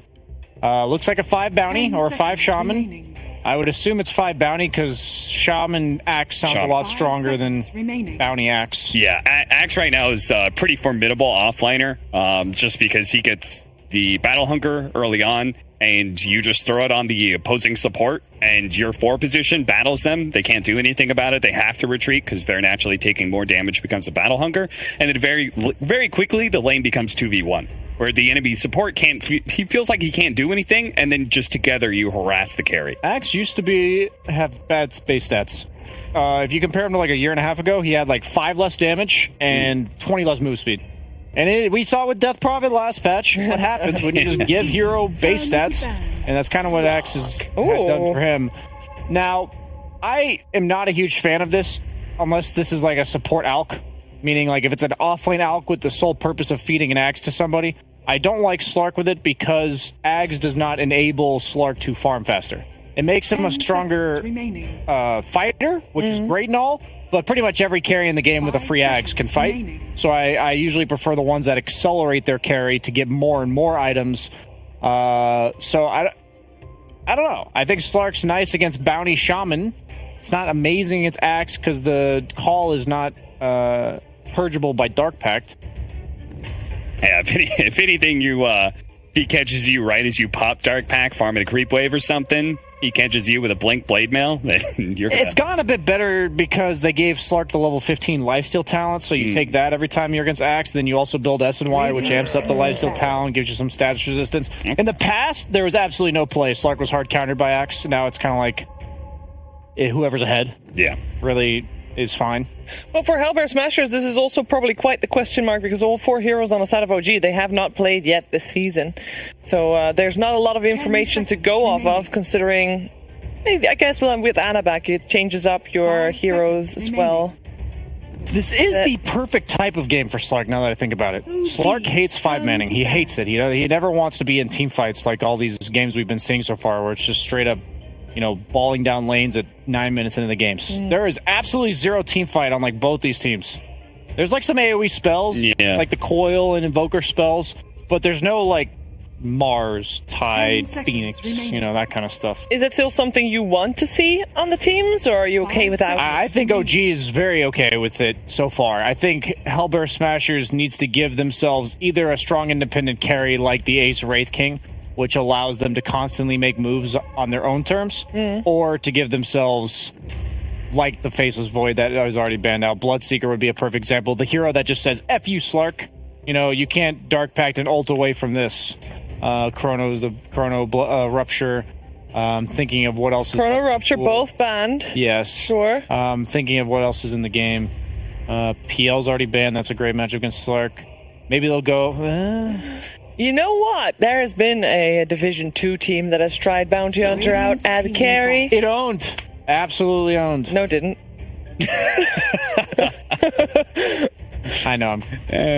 I was hoping the Gork fans would get hyped out there. Oh, a lot of people that are watching right now might not be watching Division 2, so they might not have known who you were talking about. Oh. Well, then they're casual Gork fans, and they don't deserve his... True. Acknowledgement of their presence. True. But is there a chance that Hellbear Smashers will try that out, because that would allow them to... Last pick 5 position? I don't that think can so. save against Slark? I'm going to shut that down because you're wasting your last pick. Okay. I thought you were about to say she's like wasting her breath or something. I was like, damn. All right, we got the Elder Titan as back. I thought you were getting real hostile. No, I'm that mean to you, not to Sheep. Okay, fair enough. Hey, OG is going for support last pick rather. If you're to believe Hellbear Smashers, they are banning out sports. Yeah. I think this is offlane Alk with a 4 Lion, and they're just looking for their no-tail hero, I presume. They banned away some of the better heroes to either work with Puck or Slark. Can't believe Grimstroke was in here still, but... What lanes against Alk Lion, that's left in the pool? Oracle. They do go for the Oracle. Different team, but I'll take it. It was my call. Yay. Still gives you the... it still gives you the nice they were Oracle Alk, but they knew it was coming on 10. Slark is incredible with Oracle as well, right? So yeah. It's nice. You mentioned they're all buffing up like this one hero. I mentioned it for OG because I thought they'd pick it if Alk was going to be a carry. Yes. So I was also somewhat wrong there because they put Slark carry. But what is the plan here? Wait. How big is the chance that Alk was mid and Puck offlane? No. I think we need some space maker here. I think Alk mid's like way too greedy. Because then you got like a Puck who's supposed to carry you through the first 15 minutes from the offlane. I don't think that's possible. All right, well... Rasmus is pretty good at Dota. Or not Rasmus, excuse me. Seb. Well, Rasmus is also. There will be a Ricky last pick. You happy? Not happy? Some silence. The problem I have with Ricky here is I feel like in the safe lane, like Alk's a weak laner, right? He can be. He can be punished. I feel like he's going to lay down acid spray, and there's nothing Bounty Hunter and Ricky can do about that. Yeah. Like, they're just going to impale the Ricky if he ever tries to go on the Alk, and so that means this Alk's going to get a really early Ag Scepter, then he's going to get the Solar Crest, and he's going to get the Ag Shard, and I think Slark can 1v5 this game when given those items. Yeah, the thing about this matchup for Riki is that they can go both ways, so you need to start with having a strong laning phase, and I'm just not sure if he's actually going to be able to have that because they're weird Bounty Hunter and Shadow Shaman support combo. Because I assume this Bounty Hunter is going to be with the Riki. Yeah, momentum game, and I think they're going to get that out Ags at like 12 minutes, and OG's just going to take it from there. Yeah, they're going to Bounty Hunter 5. Would you do they have a better shot if they put the Bounty Hunter on the offlane together with the Axe? Like, is that a better? Because you want to pressure that Slark with the Shadow Shot. I think That's Shaman's the better lane. Yeah, Axe is hugely enabled by having 4 ranged 4s, not melees. All right, so that lane has to pop off. Like, that Axe Shaman, if that doesn't do well... Early Vanguard. Toast. Run down the Slark constantly. All right, well, the game plan is clear for the squads. Let's find out who's going to take this first one of the best of 3. We're heading over to Moxie and Fog. Thank you so much, Shiver. And we get a little bit of a treat here. We get a Ricky picked up. Usually we see that over, of course, Thompson. He's been trying to make that work in some of his games, but this time we're going to see Ace. And it sounds like the situation is going to come down to who can snowball first, coming out from either team. Yeah, I gotta be honest, I'm a little worried for the Hellbear Smashers. I'm seeing some limited damage coming out from their lineup, just across the board. If you just look at what the heroes, how the heroes are going to be able to scale, Ricky takes a long time to get online to be really dishing out that damage. Stormstormer has actually kind of changed it up. In his past, he's only gone Exort. This season, he's actually completely changed. He's gone Quas Wex the last 2 games I saw him play Invoker, which also is going to cause some damage issues as well. So I really do agree with the panel. I think Rasmus has to dominate. Like, this Axe has to completely take over top, swing around, and just help out pretty much every lane. I think this Alchemist, he's going to get his Ags online at a pretty good timing, and then I don't know how they kill this Slark. The 2 supports they can't threaten Slark almost at all. If he shadow dances, they have no damage or anything that actually hurts that Slark. Just Cloud, Axe, and Evoke. Did they fall into a little bit of a trap, right? Because, the Alchemist did get picked up and they had the Bounty Hunter, perhaps thinking that, they'd be able to really poke away, unaware of the fact that they were going to put the Alchemist in that off lane. I think they fell to like a couple traps, perhaps, because they wanted an instant disable as well for the puck. That's why they grabbed Shadow Shaman, because Lion's already taken. However, then they just revealed their 2 supports, right? The Bounty and the Shadow Shaman, which just opened up the draft. I feel like for OG to go for a hero like Slark, that if I was playing Slark and you see Shadow Shaman Bounty supports, you have no care in this game at all. They have no ground target spells that can actually bother you. Track, you can dispel. If the Shaman gets a jump on you, sure, it can be a little annoying, but for the most part, Slark should be able to see the Shaman coming. Right, so it's all about Rasmus and his positioning and the initiation coming out for the side of Hellbear Smashers. But I think, he's had pretty good positioning in the past, right? We've seen him play quite a bit of Enigma in the past DPC season as well. It always seems like he was in the right place, right time.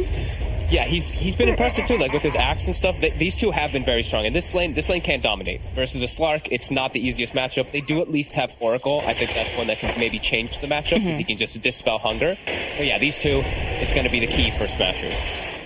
It's also going to be very important that they can get onto that back line and try to deal with No-Tail. And they do, for all the that we say that they have a bit of a weaker sort of lineup with that Bounty Hunter, that is a hero that can sneak into the back lines, along with the Ricky too.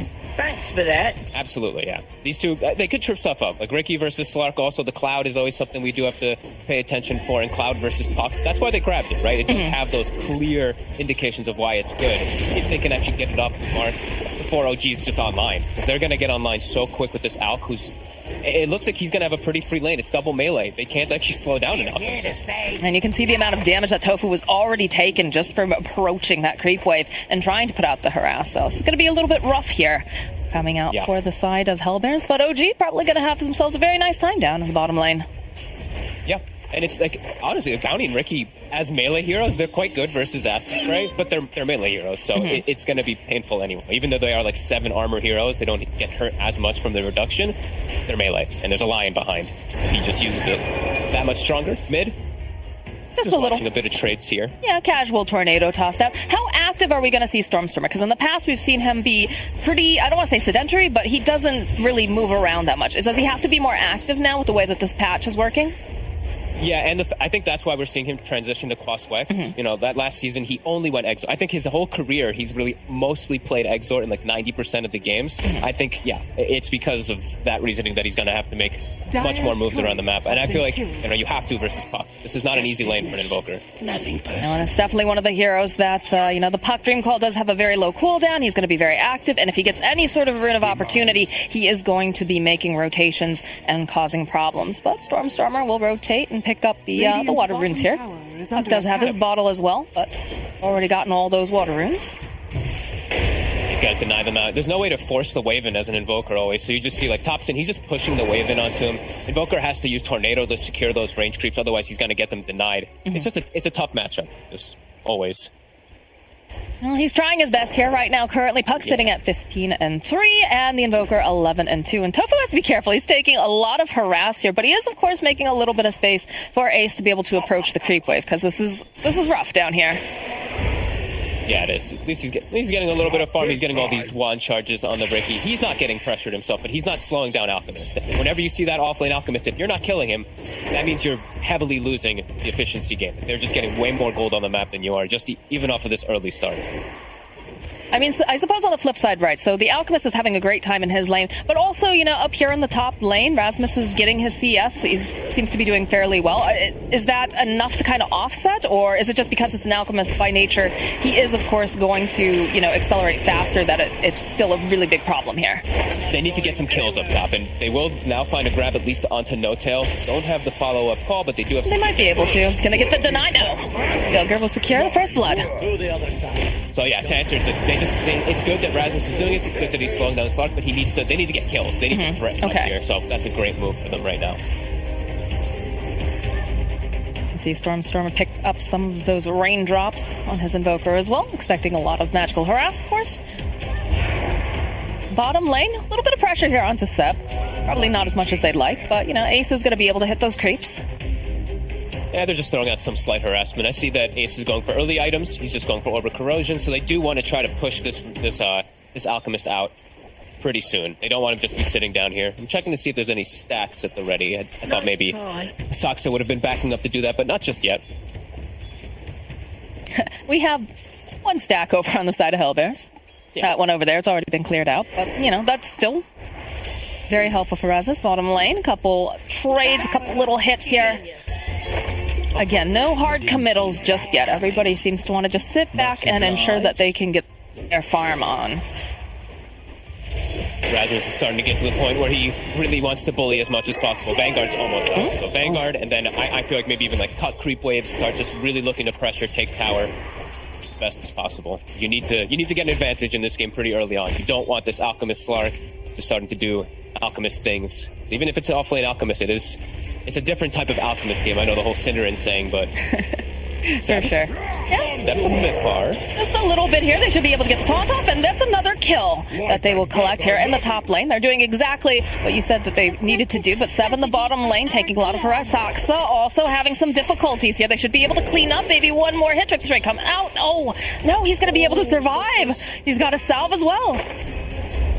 Wow, that was so close. A nice aggressive move, though, from the two of them. They just walk up and start hitting. Whenever the line walks away, they start hitting that Alchemist. Same thing top, we see that opportunity taken. And yeah, Vanguard is online. So Rasmus, he's pretty safe up here now. He probably can't die to the two of them almost at all. So should maybe even open up the map for Gilgir to start looking for these runes and not let Thompson get every single one of them. You have quite a few he will get top. denies over on Thompson, but with this Invis rune, perhaps they can make something up. They do have the sentry over up on the high ground to the side, but... Dire's middle tower is under he's level attack. 2 shackles. Not a point in the hex just yet, but if he's able to at least connect with the shackle, that could have gotten a kill at the Thompson, but yeah, he's going to go ahead back top and maybe look for Ana here. Do they have the amount of damage necessary, though? They do have that Invis. All comes out from Rasmus, not quite able to grab. Yeah, they do have the sentry off the side. Ana will play probably more careful then because of that. Yeah, I can see him kind of... Also, he's swinging also around mid. I think he's probably expecting the Shaman either mid or top, so he's just playing between the two a little bit here. Yeah, look at this. They immediately realize, okay, they knew that we were coming. We have to take these down now. Great D-ward. Rasmus getting some great tower damage, also applying pressure to Ana. This is a good start for them. They got to keep looking to get... I want them to like really push forward to get this top tower so they can force the Slark out of lane. Because Rasmus, what he ideally wants to do is you get this top tower and then you swing and make a rotation in mid, and you can try to at least pressure the mid tower too to open up the map for yourself so your Bounty, your Ricky can all get all the information they want. And they're going to get a snipe on the courier here. Very nice. So that's got to feel nice going over for Gilgir. My question to you is, how important is it that they get this Blink Dagger online? Right? We've got the Vanguard already online, but we do need some sort of initiation. We need to jump onto the Slark, right? Yeah, it's huge. He definitely needs to get Blink as fast as possible this game. This is a good rotation here coming out from Stormstormer. You talked about slowing down this Alchemist. They should be able to do it. Ace gets himself that kill. Why prolong the inevitable? Great early movement coming out from Stormstormer. Yeah, just move around as much as possible, especially when they're not setting up the push mid. He doesn't have to worry about actually losing the tower probably either, because there's no catapult or anything at this time period. Runes, Gilger again checking it. Use the Hex, picks it up. It's the Arcane Rune. Thompson would have liked that, but of course no tail is nearby, so they'll be able to root hold into place. Soxa going down the bottom lane, but it looks like they should be able to eventually click down Gilger. You took that This rotation from Stormstormer, though, netting 2 kills, and they only get the 1 trade up top here on OG. This is good moves from Smashers. This is the plays that they need to be making. Can they keep up the momentum, though, is the real question. That really is going to be it. That's why we see Rasmus has to. I'm like keep checking to see if they have more stacks for this axe just to get him that early blink dagger. They do have 1, but I want to see like either applying pressure on top or just getting that blink early as possible for Rasmus to look for constant kills. I mean, he's definitely, look at these spins. Oof. He's definitely putting the pressure down. That's exactly what we want to be seeing. OG, though, making just a couple more stacks over here. The chip vest also getting found is always very, very nice for these melee cores to pick up. And the shovel as well for an alchemist. I mean, that's pretty nice. Shovel for alchemist with an oracle on your team. The dream. Some nice free mangoes, salves, etc. Component number 1 probably finished up very soon for the alchemist, and they're making an aggressive move. Yeah, they smoked up for this. They'll find Seb hidden over in the jungle. They're just going to burn out all of the mana, get a couple clicks off. They've got those shackles in place. And yeah, he's pretty tanky, but at the end of the day, he will eventually fall. Going over to Gilger. Love it. Great move. With that ward that they placed from earlier from Gilger, they immediately make the heads-up swing, and they're even going to get a fast D-ward. That was just placed out from OG. That always feels bad as a support when your wards immediately get ripped down. But they do have a smoke coming out now from the side of OG. There's a lot of pressure being placed over here on Ana in this top lane. So they're hoping perhaps they can get the jump. Tofu off to the side. Careful to not stand together for the coil. These 2 cores on Smashers right now. They do spot out Tofu here on the side, so should be able to go burst him down. It's a nice quick pick off here for Thompson. As they keep looking, they do manage the coil and it lands over onto 2. They'll be able to burn down Gilger. And you do have the Ricky here over on the side. Rasmus gets a nice coil off. He needs a little bit more damage to finish him off, though. They'll use the Oracle Ultimate to try to keep Thompson alive, but No Tail will eventually fall. And the Smashers are just running after them here. Rasmus still trying to get his hands over here on Seb with Ace right behind him. The backstretch they go, and they immediately just place him right underneath them. Now the follow-up with the Impale. Hop forward here, coming out from Ana. Can they take down Ace? Yes, they can.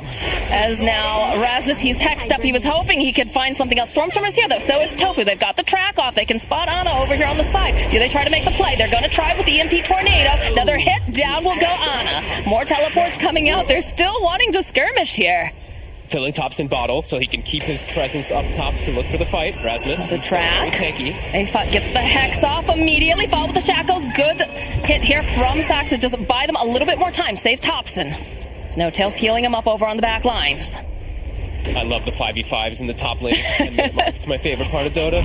And it just keeps happening, too, you know? They just won't stop. So they've got those Serpent Wards down over on the tower. They've got plenty of tracks out. They're going to try to purge it off. Followed up, though, with another Tornado EMP. Fire Spike landing over onto 2. Nice play here by Soxa. Buys them a little bit of time to run away. But Tofu still finds himself Thompson over here. He should be able to just orb away.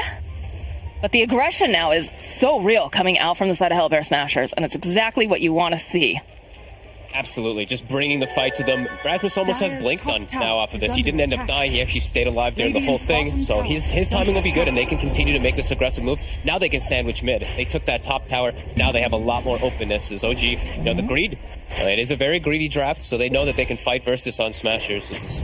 Yeah, Rasmus is going to have Blink though, so it's going to be really nice for that. Stormstormer, he's got good levels too. He's level 9.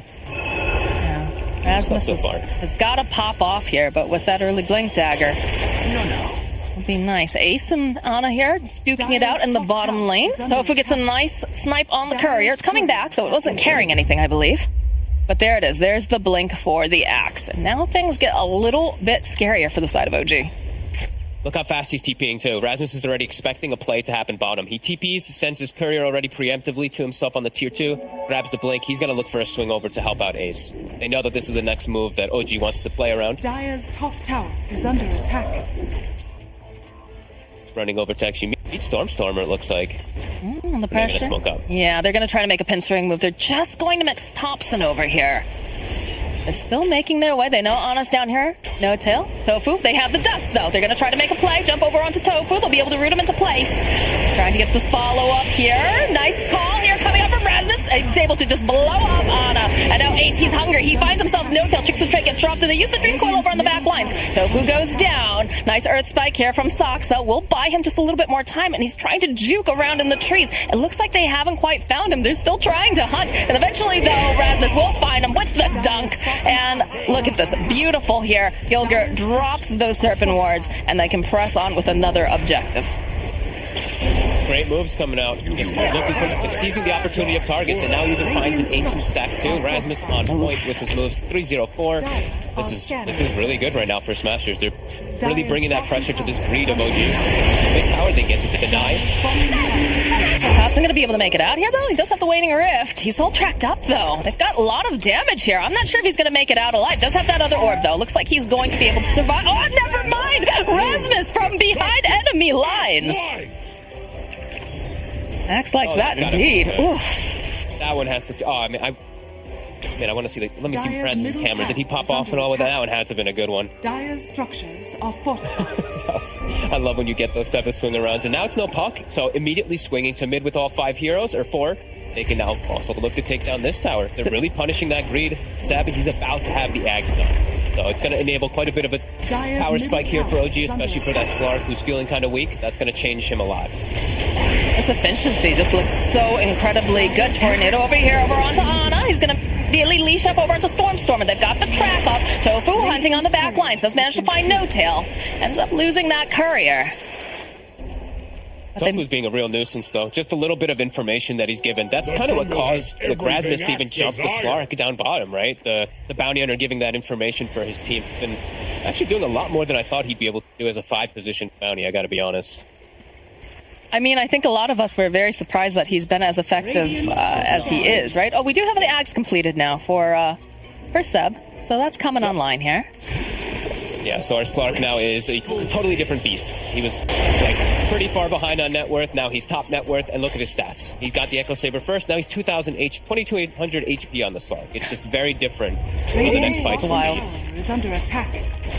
Radiant structures. So here's the other thing, though. You have to keep in mind the fact that you do have a Blink Dagger coming out now, too. So you've got a couple... Oh, they actually went into the pit during all this. Yeah, they're actually... Wow, all right. Just taking. Rasmus is so tanky that... And they have the Serpent Wards for the damage. They can do this kind of freely. I was not expecting that, to be quite honest. We dropped the Blink Dagger over here.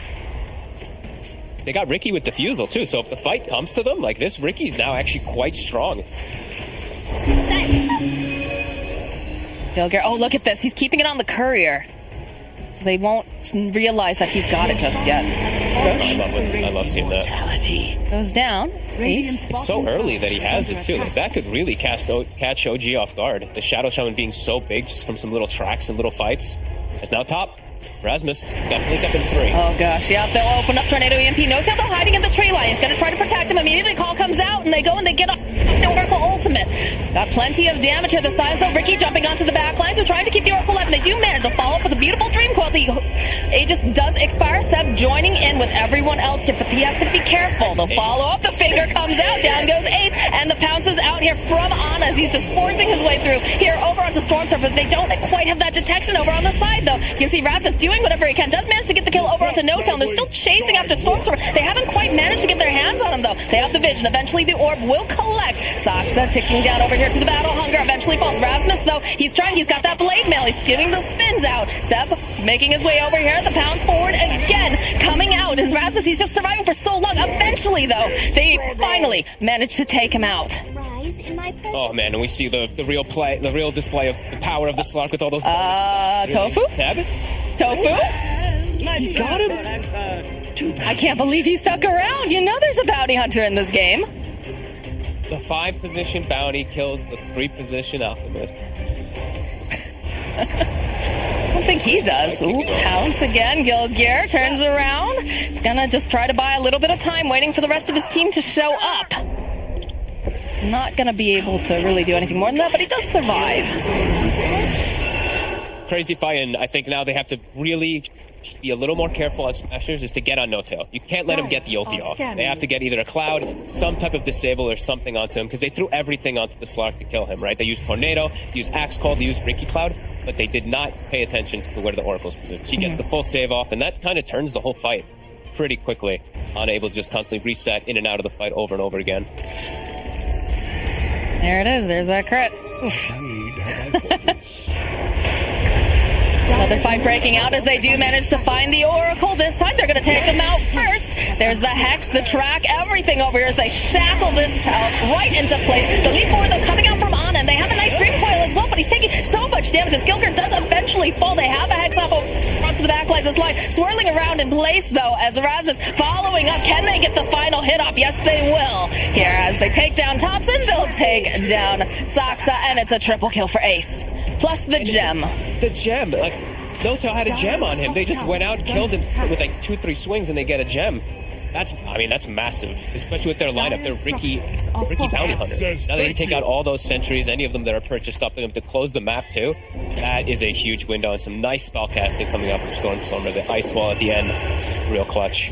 I mean, it's one of those situations where this hurts so badly now that they lost this, because yes, they want to keep tabs over on Tofu. They want to be able to, get some of those D wards, but now they've already got so much vision on the side of Hellbirth Masters, just in the fact that they do have, a Ricky, you do have a Bounty Hunter, and now they're ripping down all of the vision that you placed too.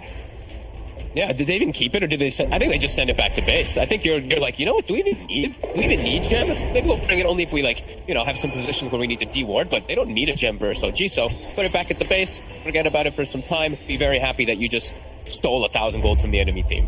Dire's top Gotta feel very sad if you're the support who's buying gems and then losing them almost immediately. They're gonna try to make a play. Tofu is here though. They drop the sentry, but they don't have them. Oh, good sidestep over here. Soxon just a little bit off the mark. Pounds coming out though from Ana. There's gonna be a finger. Are they gonna be? They're not quite able to get the kill. Oh, at the last second, the finger comes up. But Ana falling to Ace. Gilgir looking for this opening. Won't find the kill on No-Tail, and they're just holding Thompson down. He's not looking like he's gonna be able to escape. Does have the orb though. Might be able to just blink out. Oh, the jump forward though again coming up from Rasmus as he barely manages to save Gilgir over here on the side. Ace following up, jumping over onto the back lines. He's got his eyes over here onto No-Tail. He just fought back. He can't afford a dieback, and he does. He goes down. Ana trying that will be able to finally take down Ace. As now Ana, he's still hunting. He would love to grab himself out. He does have that blade mail. Good tornado will buy him a bit more time though. Another leash though coming out. The pounds eventually down will go the axe.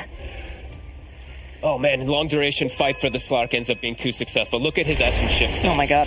34. 102 bonus agility. And he also, it was like 2 different timings that ended up happening there. He got the SNY, he got the lifesteal talent. He actually doesn't worry too much about that Blade Mail Axe calling him, which if he didn't have either one of those, perhaps they actually can clean up that Slark, but he resets. No-Tail buys back to save him again, and he's able to just overall win the fight because of that. He's getting Thompson. It's the E-Blade, but Thompson will orb away. The rest of the team hot on his heels now. These two are being quite a bit of a nuisance. Thompson and Ana they're just living too long inside of the fights. Like Thompson got so many spells off inside that fight too, because they were focused so much on killing the Slark. I think he got like 5 or 6 different orbs and waiting rift combos. It is a bit difficult for them to solve the problem of the 2 elusive carries with the OG. I mean, that's just the nature of this sort of thing, right? Is the fact that they can just pop in, poke, back out, go back in. And again, the longer the fight goes, the happier Ana is on the Slark. This gives him more and more essence shifts to just work with here. Yeah, the Invoker spells they really just start going on cooldown. Like Stormstormer actually threw out like his entire kit. His Deafening Blast, Disarm was sick. He was actually defending his teammates really nicely with it. But yeah, these long fights, the Slark is always going to just thrive the most. Especially, like I said, getting that lifesteal talent. Now he's got an ulti orb too. 3,000 health Slark. It's getting quite problematic. Radiant's bottom tower is under attack. And a lot of it comes down to just getting that initiation and trying to burst him. And they had some success earlier, but it, like I said, getting more and more difficult now. Top tower, though, getting pressured. Erasmus realizing that no one's going to be coming here to help defend, so he's going to run forward, take a little bit of the tower, and punch it. But Radiant's bottom tower is under attack. It's still so close. It's going to be so much up to like you were saying, like it's really going to be if they can explode a target first or not, if they can get on this Oracle. No-Tail's been a real nuisance. They got to get on him. They have to disable him. They can't let him get his ultis off if Rasmus is getting these calls off. the pressure. Oh, follow immediately here. Big old meatball coming through. Seb is just dead. That's a very fast hit and run coming out here from the side of the Hellbear Smashers. Ace. I love aggressive 4-staff plays. Sleeping Gilger Dart. just blink 4-staffs the Alchemist out of the base so they can get that Hex when he's kind of on low ground. They're not looking to let up here at all. Rasmus going very far forward. Looking to tank up any of the spells they want to throw at them. Ace sitting back, waiting patiently. Couple hits here. Do get the Dream Coil. That's going to snap. 4-staff forward, though. Buy them a bit more time. And, of course, Stormstorm will be able to go invis here. Sleeping Dart lands over onto the Slark. Take a little nap now, Fishy. But, that dart could be a pretty good solution to break the Oracle, right? Just if you see him, just throw a dart onto him. They have multiple different forms now to be able to control him. It's kind of an interesting... It's been fun with this patch, especially seeing how things are just unfolding, the way that the meta is being played, and seeing all these teams kind of doing some experimenting. Yeah. Position 5 Bounty Hunter here. It's working out. We were a little skeptical. And we've done full circle, right? Mm-hmm. We were seeing Alchemist 3 position last season, and then people just stopped doing it. Now it's back. You know, we're just going to be bringing back some things that were as old as new. The Factory Alch. Cody Pixel's favorite version of playing this hero, it seems. Owen and Slack somehow just always find some weird... Invisibility. Weird stuff. They're having fun. Oh, no. Oh. He is spotted, though. He knows he's spotted, too. Can they make a play here, though, is a question. Thus... Smashers want to get the wraparound. They have to get some type of vision on the map. Right now, they don't really have anything. So they don't know where the Oracle is. They have to keep tabs with where he is. Saksa, he's got Blink. So now he's got an easier way to get into the fights, too. He's been struggling quite a bit on this line, 0, 5, and 5. Dire are scanning. It is very hard to play this game as a Lion, but... Seb, charging up. It's not going to find anyone. Tofu throwing out the track. Immediately, Stormstormer following up is going to get pounced over on the back lines, but the jump into the back lines as well coming out here from the side of Hellbears. Can they do anything here? Snap forward here. Are they going to end up losing Ace? They try to. They buy a little bit more time. They take down Saksa. And they've got the Oracle. The Ace does eventually fall as Anna's just pouncing around, trying to get the jump over here onto Tofu. They're trying to just burst them down. Can they do it? I know it's like that stable caution going to buy them a little bit more time here as eventually Tofu falling. They just can't get their hands over on that Oracle. Now Gilgear holding on for dear life. He's hoping perhaps, can they get this kill? Yes, they will. They'll be able to take down Thompson. Rasmus with a good call. They need to get some more damage, but look at the stacks over here over on Anna. He's sitting at 34. They get the grab on Thompson this time, though. Gilger's able to finally get his hands on him, and they got follow-up to clean him up. Ace did have to buy back, though, to join back into the fight. So did Tofu. So they do have to get something else out of it. Roche does spawn, so they can't actually look for that since Thompson's dead for 40 seconds. Ace is creeping his way over here into the Roche pit. Anna still has stacks, though, right? Yeah, he still has 34 stacks, so they're actually going to swing over to fight right away. And might be too problematic for Smashers. This Slark is still quite scary. And they know that the Bounty Hunter isn't there, too. Haste. Are they going to try to take this themselves? Do they dare? Do you think that's... Why not? Slark stays full HP while doing it because of lifesteal in this, but being a little hesitant. I'm just afraid, like, the initiation coming out from Smashers, right, with everybody being up. It's kind of scary. Definitely is, especially when they have no way to keep tabs. They only have that one ward in the mid to know where the axe is, and it's really everything. Like, it's really Rasmus. Just he's going to be the main one when watching the calls that he's getting. He's doing such a good job this game. 929, Blink, EKB. He's now holding the gem. So now that we're around that Roshan time, he wants to have the vision around the areas. Saksa. Well, the jump forward immediately over to Gilgear. Just going to try to blow him up, and they can't do it quite fast enough. Oh, never mind. They can. Rasmus just a little bit too late there with the Blink forward. Empty getting tossed out. Anna wants this kill. They get the track off, though, over here onto Slark. Immediately going to purge it off. Buyback coming out now from Gilgear.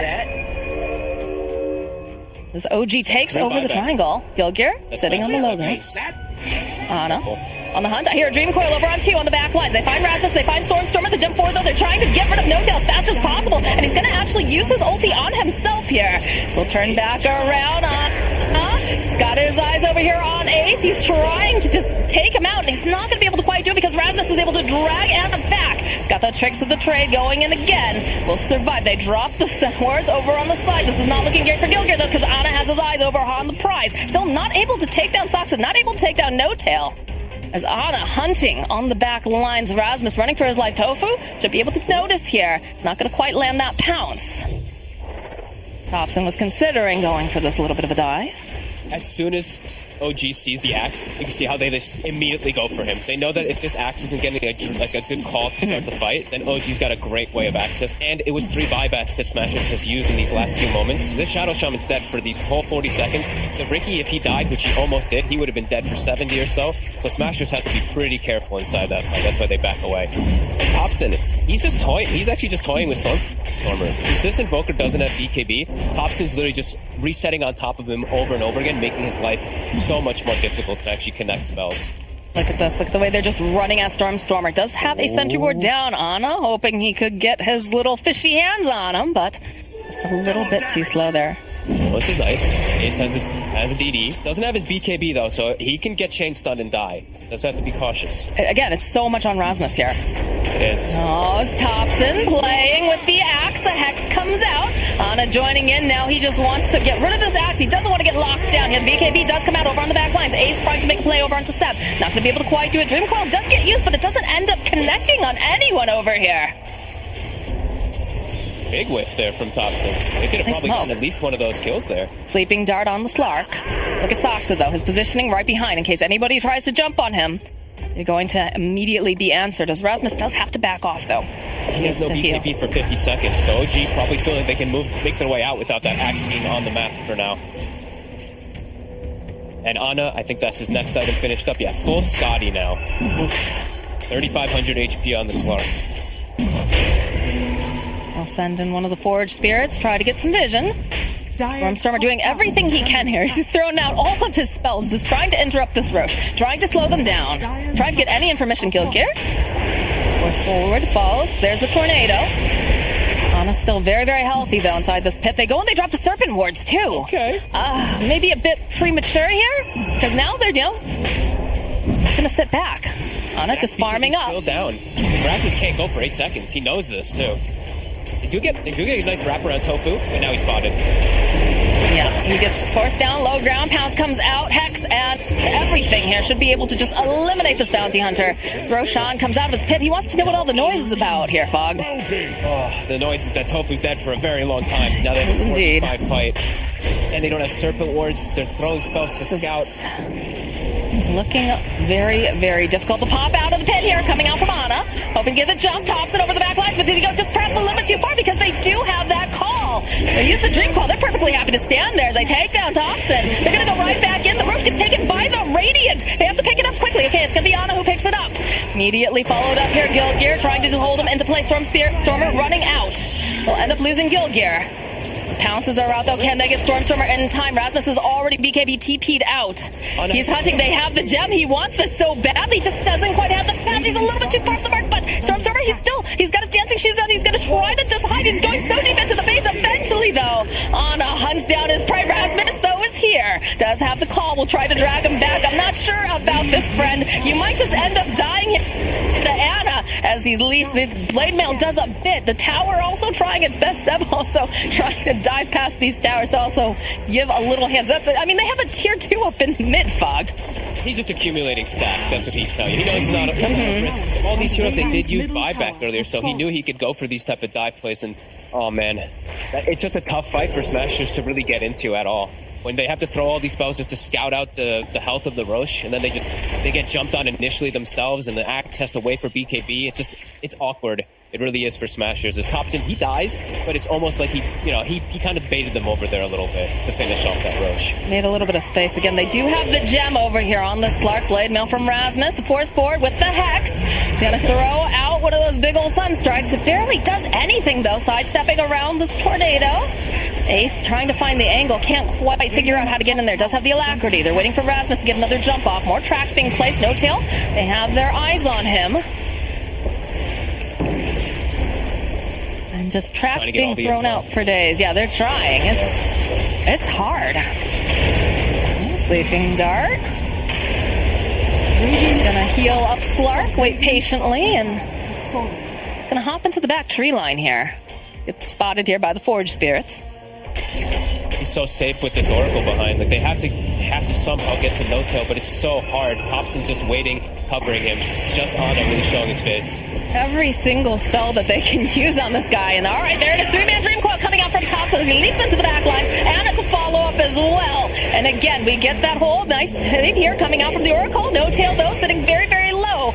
But he's gotten his spells off, and that's the important part. Seth runs away. Rasmus, he's looking. He wants to get the dunk up. Not quite going to be able to get it, though. And that's his BKB and the pulling call down as well. Oh, no. I don't know how they make this fish leave their base. Radiant's bottom down. They're slowing down. At least a little bit, but yeah, they can't stop him. He's even just bouncing away from his EMPs constantly.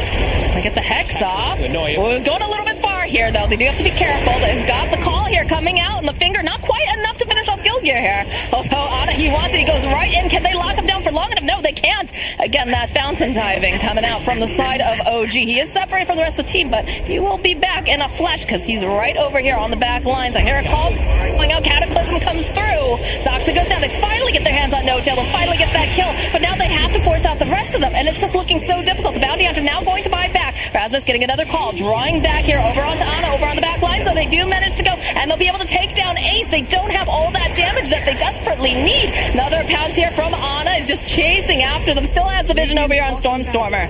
He'll back off, and he'll just start hitting those buildings. Oh, Ace jumped outside trying to quickly go for Seth, but Thompson's still, he just had Dream Coil available. They just killed him, and now Ace is gone for 80, and they really do need that Ricky damage coming into play. It can't just be the rest of them. This is likely just another set. Radiant's middle tower. I don't know how they get them to leave. Again, like we said.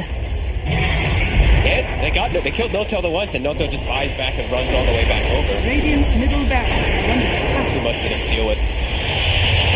Stormer continuing to just throw out his spells the best that he can, trying to make something happen, trying to slow them down at all. Okay, another call here from Rasmus to drag back, but No-Tail, he's just always in the right position at the right time. The buybacks are coming out, though. They want to try to make something happen. This Ace is so far back over on the back lines here, and they still can't seem to kill Ana. He's over in the base. They used everything here. They finally used the Serpent Wards, just clicking away over here on the Slark, and he's still here. He's still regenning. Look at this Slark. He doesn't even care. He's just taking a bath in the middle of all these guys. I like this Ricky Cloud with the Serpent Wards. He couldn't kill them. He was missing them. Entire time, Toxin leaping in. The coil gets used. Ana's just allowed to survive and walk out. They use everything on him. Thompson just waiting over here. Rasmus trying to time it just right. Nice waning rift. Followed up here. And again, the blade does a decent amount. So they should be able to finally get the kill over onto Toxin. But Ana has just been allowed to live forever. Aegis is about to expire. They find the kill on Soxa. But they just can't seem to get their hands on the Slark as No-Tail gets left behind. He is going to have to be the sacrifice as all of the Hellbear Smashers just circle around him and finally kill him off again. Does cost another buyback, though. Ace kind of just killing his net worth to have to, because he just has to defend these racks, doesn't want to lose them, so they will have to use those buybacks.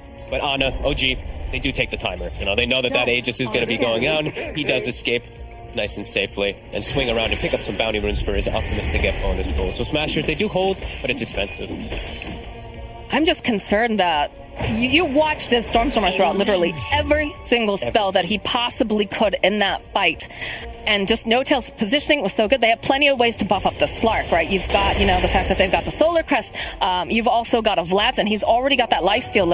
I just don't know how they kill him at this point. I feel like, Ace, he's doing the best he can, but it's a suicide mission every time. It's literally gonna have to be everything, right? They're gonna have to get a call with a Cataclysm with absolutely everything thrown on them while everyone else is somehow controlled. So that's gonna be a pretty tough ask for the Smashers to do now at this point. This Slark is just too big. He's got 4,000 HP. Like you said, throwing everything onto him, it doesn't matter. He's able to just lifesteal through it. He has two different ways to protect himself with his ult and with the Depth Shroud. It's just, it's so difficult for them. And it was looking so nice. The Hellbear Smashers, you saw Rasmus, he was getting those kills in lane. He was getting a fast blink online. He was making the right moves, but it just felt like once Elk picked up that Ags and handed it off over to the Slark, things just started sliding out of control. And now the second Ags will be delivered. Who's he going to give this one to? He's going to give it to Thompson. So Thompson's got this amazing Aghanims now versus these BKBs versus that Hellbear Smashers has been kind of relying on in the fights, and I believe the Alchemist will pick the Berserk Potion, so the Slark will also be able to pop off with that. I don't know if he had that before. Not sure. More buffs is pretty much just what it ends up being. Solar Crest Vlad's Berserk Potion, as well as they're actually running in the triangle. Look at the way they just immediately try to run. Tofu with the Force Staff. He's trying to outrun them. Soxa's trying pretty hard, and so is Ana. He's just pouncing forward here. Daring him to come forward is just going to focus down over on the building. Stormstormer throws out that tornado. Buys a little bit more time. The MP, but the pounce away. Rasmus just a little bit too slow, or perhaps Ana just a little bit too quick. At this point, that EMP, it's not going to do a... This is an 1800 mana Slark. Yes. That's a lot. I mean, I'm not sure what they hope to do to him, just period here. Look at this. Just walks on in. All right, they'll try opening with the call again, and they follow up with a very nice Dream Coil. Again, this is an axe. So they have their own Aghanims, and they'll turn around. They'll hold down the Slark for a little bit, but Seb jumping in, and look, this Ana's just going right for those back lines. Wants to get rid of Gilgear. Does have to be a little bit careful, though. He's dove pretty far here. Again, has the pounce. Cataclysm coming out. Did Seb go a little bit too far? Yes, he did. Down he goes, though. Immediately buying back.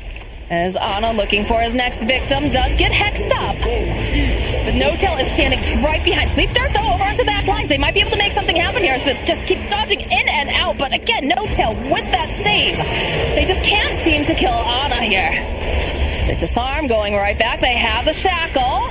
They're just slowing him down. We keep seeing all these darts flying out. They're just trying really, really hard, but they're not managing to find his opening. His ace gets controlled yet again, and Ana just going right into the back lines, kills Gilgear. The rest of them. There's too many little buffs being thrown at him, too many dispels being thrown at him, just keeping him full HP, keeping him just having 30 stacks or more. Now they're just starting to hit buildings. Rasmus trying to go after Thompson here, but still not able to do it. The control comes out over here to Rasmus. 3-man Dream Coil.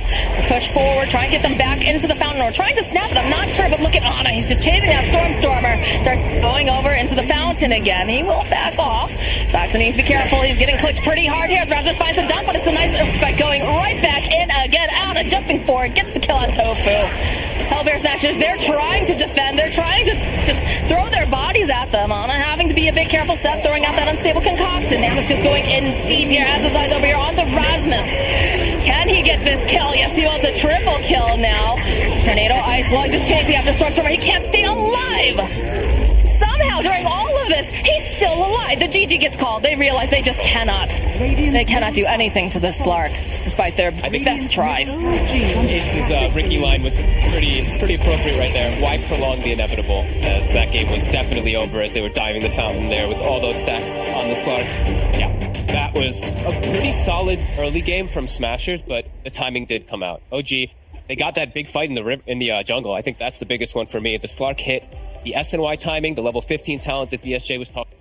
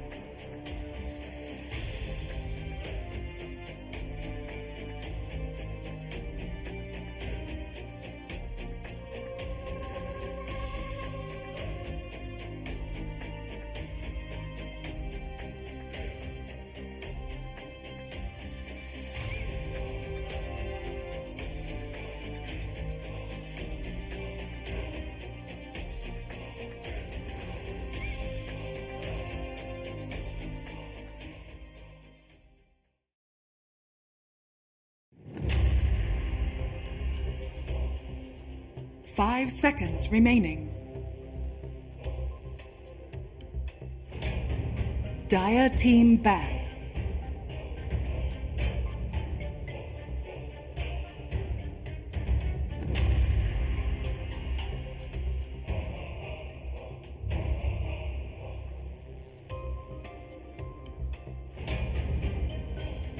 Ten seconds remaining. Turn to ban. Dire team ban.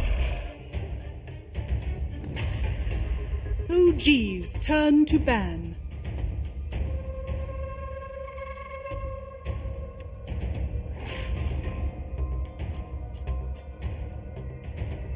Dire team pick. OG's turn to pick.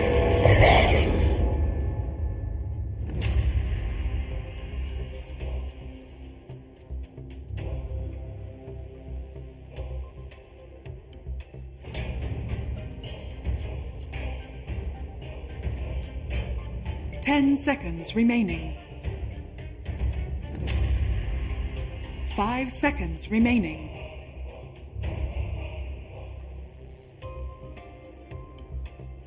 OG's turn to pick.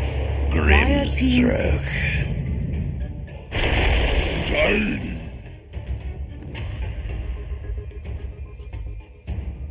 I'm gonna be out of breath for this. Oh, hello, welcome back.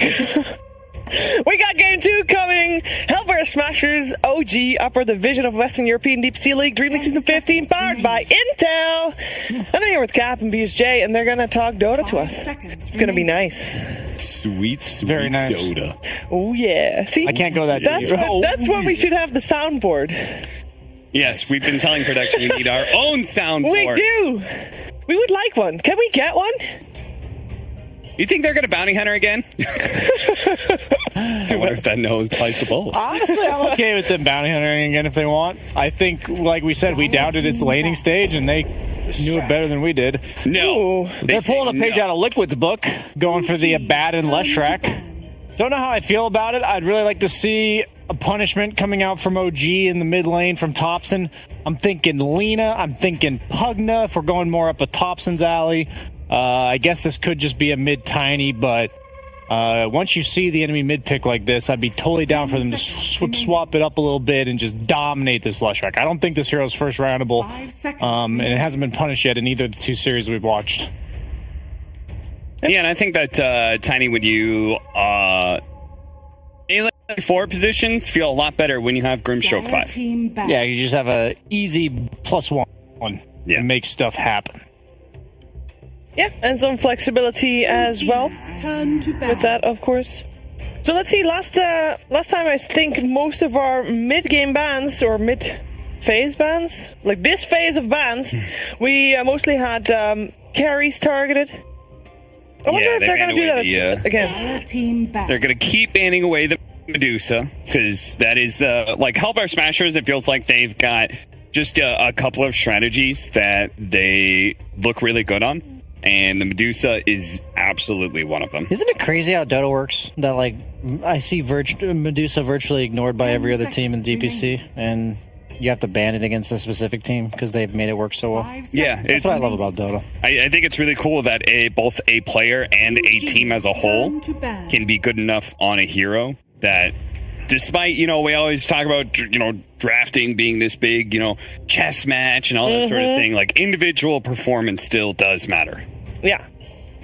It's like a deck building chess, because you got to have the right cards. You got to be able to play the right cards. Smashers aren't going to ban Alchemist because this time around they have Leshrac and Abaddon, so they already have tower pressure and they already have damage. And damage was something that they kind of were running out of in that last game. Very good analysis, Cap. Thank you. You keep on talking about the number between 68 and 70, Brian. Do you think there will be Moxie laughed at that real hard. Yeah, we can hear her in the back. Do you think that an emphasis is put okay, we just saw Anna play Slark, great. Do you think he'll say, you know what, I don't want to play Slark again, give me something different? Obviously, he will play something different, but is that a factor? So my prediction is Anna will be playing Spectre, which is not Slark. So I think they will be picking something I did play with a offlane Spectre recently. Did it go Meteor? There was a European player who said, the only way I only win with Spectre. Doesn't matter what position, I only win with Spectre. And he was going to play 4 position. I said, no, sir, please. Allow me to play 4. Did he go Meteor 3. Hammer? That seems to be the way to make it work. No, he didn't. But do you think that Anna might be the player that would say, like, yeah, don't give me the same hero twice. That's not fun. He kind of like picked Spectre all of TI8, so that's fair. The only time they actually they were first overall picking Spectre by the end of that tournament, and the only time they stopped picking it was the finals. Maybe he's going to treat it a bit differently.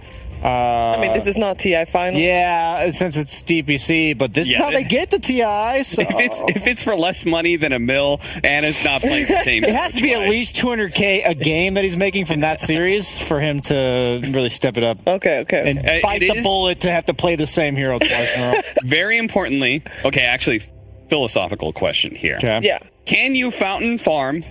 It doesn't count as fountain farming if you are outside of the fountain.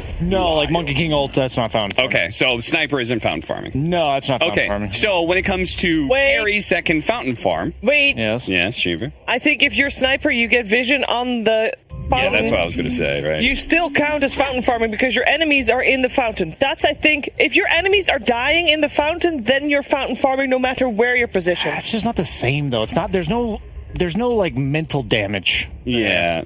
From an OG, it's not OG fountain farm. Like, you have to also be surviving their fountain. And it's saying, like, if you're Sniper, you're saying that if I were to walk in there, I'd die, but I can kill you from over here. It's like, if you're diving the fountain, tanking the fountain, you're literally saying there's nothing you'll ever do to survive this. So that's fountain diving. There's fountain diving and fountain farming. Okay, fine. That actually makes okay, a good you know point. what? So this is a good diving. discussion. All I right, like this. So what I'm leading to here fountain is diving, yes. Phantom Lancer is number 1 at fountain diving. Slarker's number 2. Yeah. Spectre number 3. Bristleback Spectre, I'd put in the same category there. Because you take so much damage, you just kill them with it. Anyway, there's a draft, and they did indeed switch things up, I believe, and OG now have a Puck. They picked Puck in response to the Lion. And the Wraith King is a hero that Ace really likes. He played it all their games when they played against Tundra. Obviously, 2 of those were losses, but it is definitely one of his most comfort heroes. It's a good Wraith King game. He's geared up to probably be against a 4 Tiny, which it's difficult to toss a Wraith King because of the skeletons if he ever is ready for you to do it. And then also, Tiny's all about that combo, and so is Puck. And you got a hero that needs to be killed twice. I don't think it's the best carry to capitalize on having an Abaddon 5, so that's a bit of a concern to me. You don't necessarily need the defensive tools of Abaddon, so what that means is that Tofu will most likely be playing around the Leshrac throughout the course of, I'd say, until like maybe 25-30 minutes in. Any chance to make sure, like, are you at all worried about their lane, having a double melee? That's what I mean. Like, it is a bit of a concern. So do you think that... Like, what if they just go Axe, you know? Do you think 3 Abaddon is a thing at all? With Lion... Because that would actually put our melee range, like... The thing is, I think against Spectre, you can get away with, like, a really greedy 3. Meaning, like, the Centaurs. You know, OG already banned it out. It's like this 3 that's just going to feast or famine. Yeah, he does. What else is there? They might even ban the Axe themselves on OG because they're afraid of it. I think Axe would be really good for OG. What other hero like heavy punishes melee? He has Rasmus has played Enigma, Legion, Sand King, Pango, and he had a Dazzle game, but that kind of was a one-off. Sand King or Legion, I think, would be nice for OG. Legion would be nice for... Do you think Lesh punishes that? Because they could do Lesh 3. Abaddon is your 5, but he plays in the off lane. I actually have a lot of experience on Lesh 3. It doesn't Spectre. I think the way to punish Spectre is to actually just hit for 15 more damage than Spectre because their base damage is so low and you just get every CS. Okay. I think that's the best way. Leshrac's base damage is pretty low. Usually Lesh is nice against kill heroes like the Slarks and the Ursas. Your high move speed and you can get CS from range. That's when I like Lesh off. So they do ban Raz. This is Enigma. The Sand King is still there. It's one that you mentioned that I kind of like.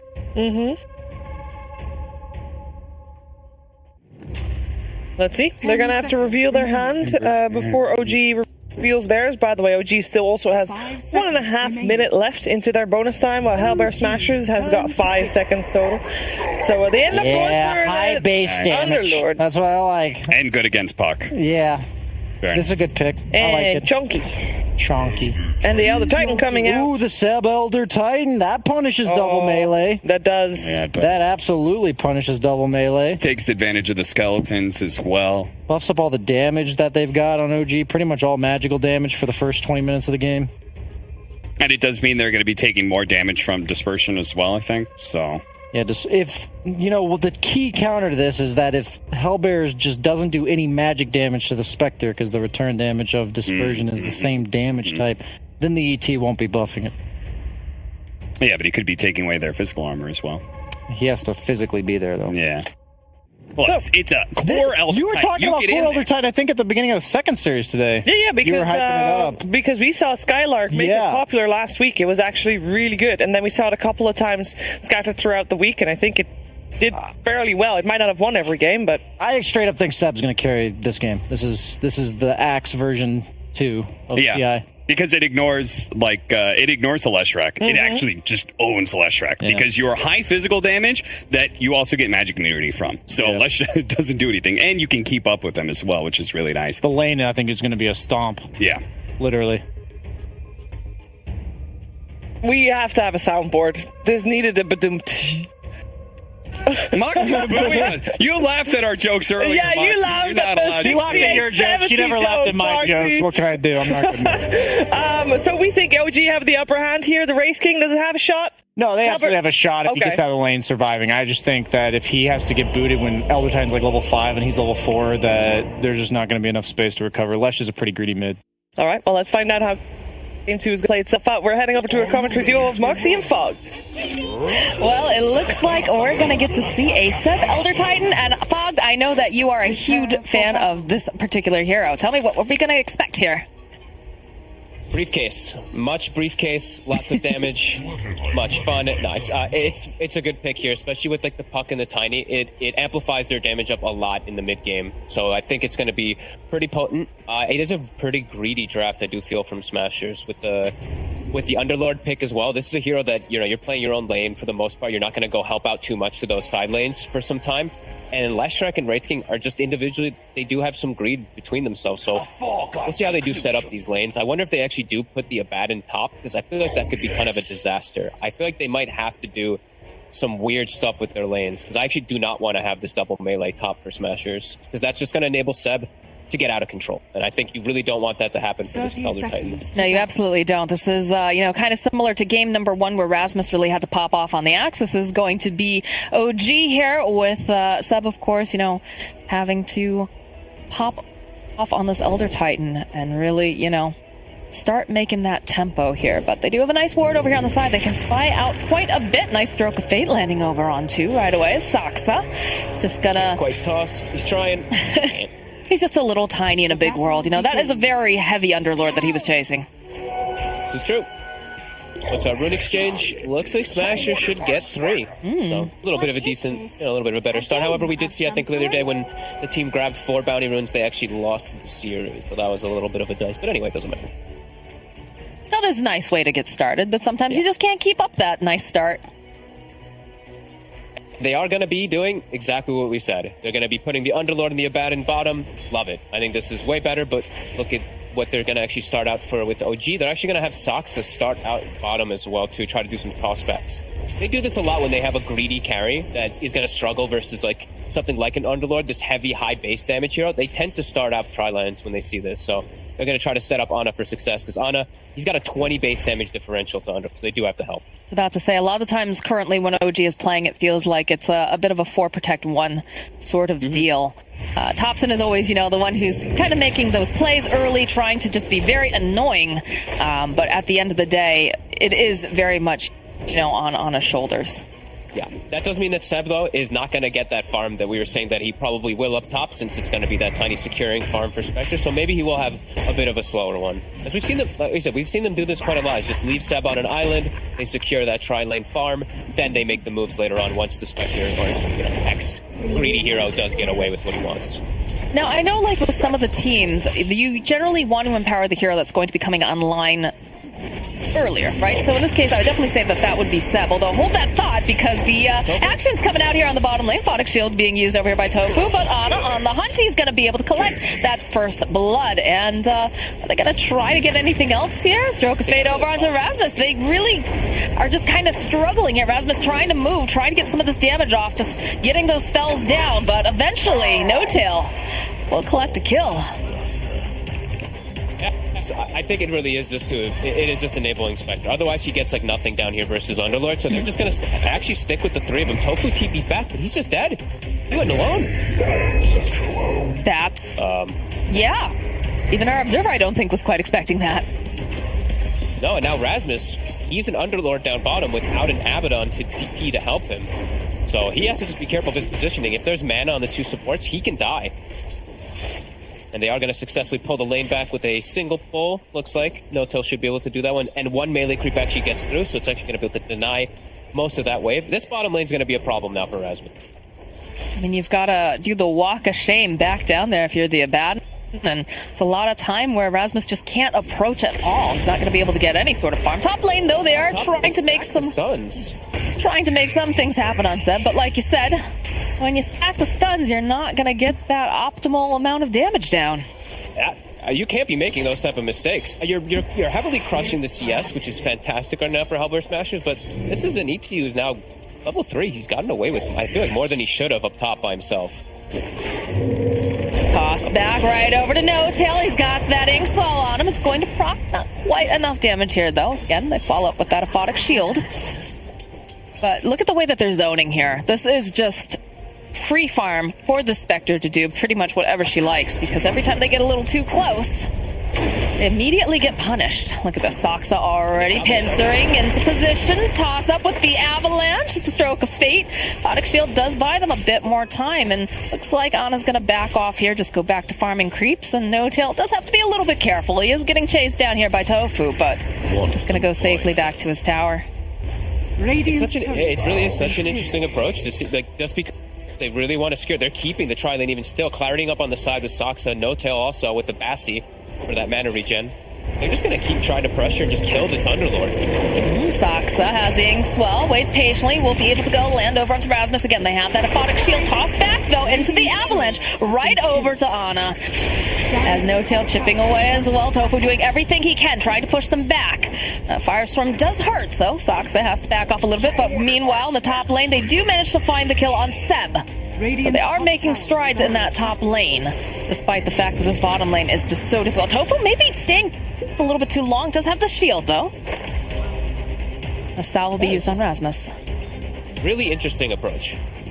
It's a sacking Seb, hoping he gets the best. He's got a lot. He dies, but they are securing that farm. You see Spectre with 18 last hits to Underlord's 11. That like almost never happens when it is Spectre versus. Just look at his base damage. So that's the whole reason to why they're doing it, and we are starting to see, you know, Smasher just come out a bit more ahead out of this because the Wraith King is getting absolute free farm. Do you like the way that they've decided to just, you know, I don't want to say put all the eggs in the basket, but the way that they're playing, just really trying to protect Ana, make sure that he can get all that farm? Or do you think they should be helping Seb? It's a decision they made, right? It's what they just... It's the way that they like to play. They like making sure that Ana has a good start when he plays Greed, so you know, it's a different approach from each team. So if it ends up working, it's great. If they end up having this like Slark or this Spectre having a good item timing on like Blade Mail and just gets this super farm, then absolutely, it's gonna work.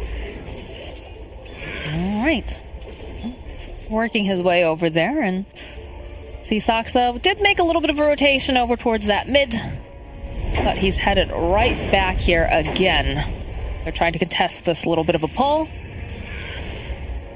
Ana's making his way over here to the shop's going to get his ring of health, so that's going to enable him to stay in the lane a little bit easier. As Tofu is rotating over to this mid lane. They're double securing bounty. They're double securing the rune for the Lash. Stormstormers already having a pretty good time. Soxa. I think it's the Avalanche off here. Gilgear will snap up the Invis rune. Bottom lane, some more plays trying to get done here, but again, not quite enough damage without that tiny. And now Gilger, Invis, he's just sitting around the mid lane. If Thompson steps up too far, they can definitely chain stun and kill him. Thompson being quite cautious And it means that Seb now in a solo matchup versus a super farmed Wraith. It doesn't feel easy for Seb. Dream Coil followed up with the avalanche toss back as they've got their eyes over here on this Leshrac. They want to burn him down, but they're not quite able to as they end up losing Saksa and Thompson as they turn right back around and find No Tail. The positioning coming out and the lockdown is just so good. Meanwhile, in the bottom lane here, this is not looking very good here for Ana, though. He's going to try to just throw out the dagger, slow him down. He's going to run away. What a rotation, though, coming out from the Smashers. And just a little bit of maybe unfortunate, but also just not the best targeting decisioning coming out from OG. They tried to go for both. They tossed and stunned the Abba to break the coil. Because of that, they didn't have the burst to kill the Lesh, so the Lesh kills everybody. Pretty big mistakes from OG and some nice rotations from Smashers to enable this Lesh, who's already having such a good start. Saksa making his way up. He's even TPing bottom, and he's going to refill up Rasmus with the bottle too, and look to actually kill Ana here. This could be a really nice move for Stormstormer. We'll open up with the Pit of Mallet, followed up with Storm, and there's just so much damage coming out from Leshrac. It just helps rip him down as Rasmus gets the final hit, and down goes Spectre. Out of the tower. Yeah, they killed the Spectre, and they give the mid lane to the supports, which they would love that experience. Some excellent stuff from Smashers. Already 3k advantage. A lot of damage placed on that bottom tower. And the glyph was forced. So now the second go, Stormstormer is going to clear this wave. This tower is just dead if OG doesn't set up a massive defense. Edict will just kill it. Go. PP coming in from Ana. Jump immediately with the silence. We'll get the Pit of Mouse off, though. They're going to back off. He's just going to take off that Phantom's Embrace. And they do protect their tower a little longer. There's a nice double damage rune over here that Thompson, I'm sure, would love to pick up. That's actually pretty heads up. You know, they don't kill the Lesh, but they push him away from the tower. They're going to keep this tower alive for Ana for quite a lot longer. So it's a cool play. Even though they don't get the actual kill, they just force him away. I like that. Because of this Thompson, it forces in mid, and Tofu has to be careful because of Tiny hanging around. It's the benefit of having a hero that can clear out waves, as they are going to try to slow down Rasmus. Get the Inksfall to connect. Thompson's here. He's got the double damage. They've got the silence as well, as the Waning Rift comes in hot. Body blocks coming out too, and No Tail will eventually be the one to get the kill. But those are some earn charges coming over here for Thompson. And he can steal a bounty away, level 8, and he's got this DD. He can actually swing mid because he still has Dream Coil available. They actually are bringing Seb, who's level 7 somehow. Nice stomp landing over here on the Leshrac. Tofu immediately removing it. Thompson getting into position. He is going to settle here for, of course, Tofu, who is leashed up. And will get taken down. Not bad. That's just a 5 of Baden. Who cares about him? Get your Leshrac away. Gilder has already hit 6 on the line pretty early on, and Stormstormer already making another move on top. No, so just TP's down. Yep, and looks like Rasmus may be teleporting right here to his death. The Saksa being in position already. The teleports are coming out, though. Trying to go for that stomp, and there it is. That's the final hit. More teleports coming out. Ace did manage to take a tower while this was going on. He does have his armlet. Just being very active. The Lash just moving from lane to lane with this max edict. He can easily just take out these towers. Mid tower is super low too. Thompson.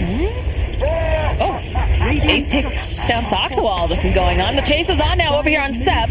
Thompson can't do too much other than the slides. Can it burst him down? The Haunt comes out. Be able to get the kill on Stormstormer, perhaps diving just a bit far. It's a nice earth spike. Tofu is going to try to keep Gilgear alive. Does have that spirit chasing after him. He didn't finish the tower off either. It's actually at 30 HP. It's still alive in the mid lane. Just diving a bit too far. Did cost the Haunt, but well worth it for OG, just taking out this pesky Lash who's been quite problematic. And still protecting this mid. Thinking about it.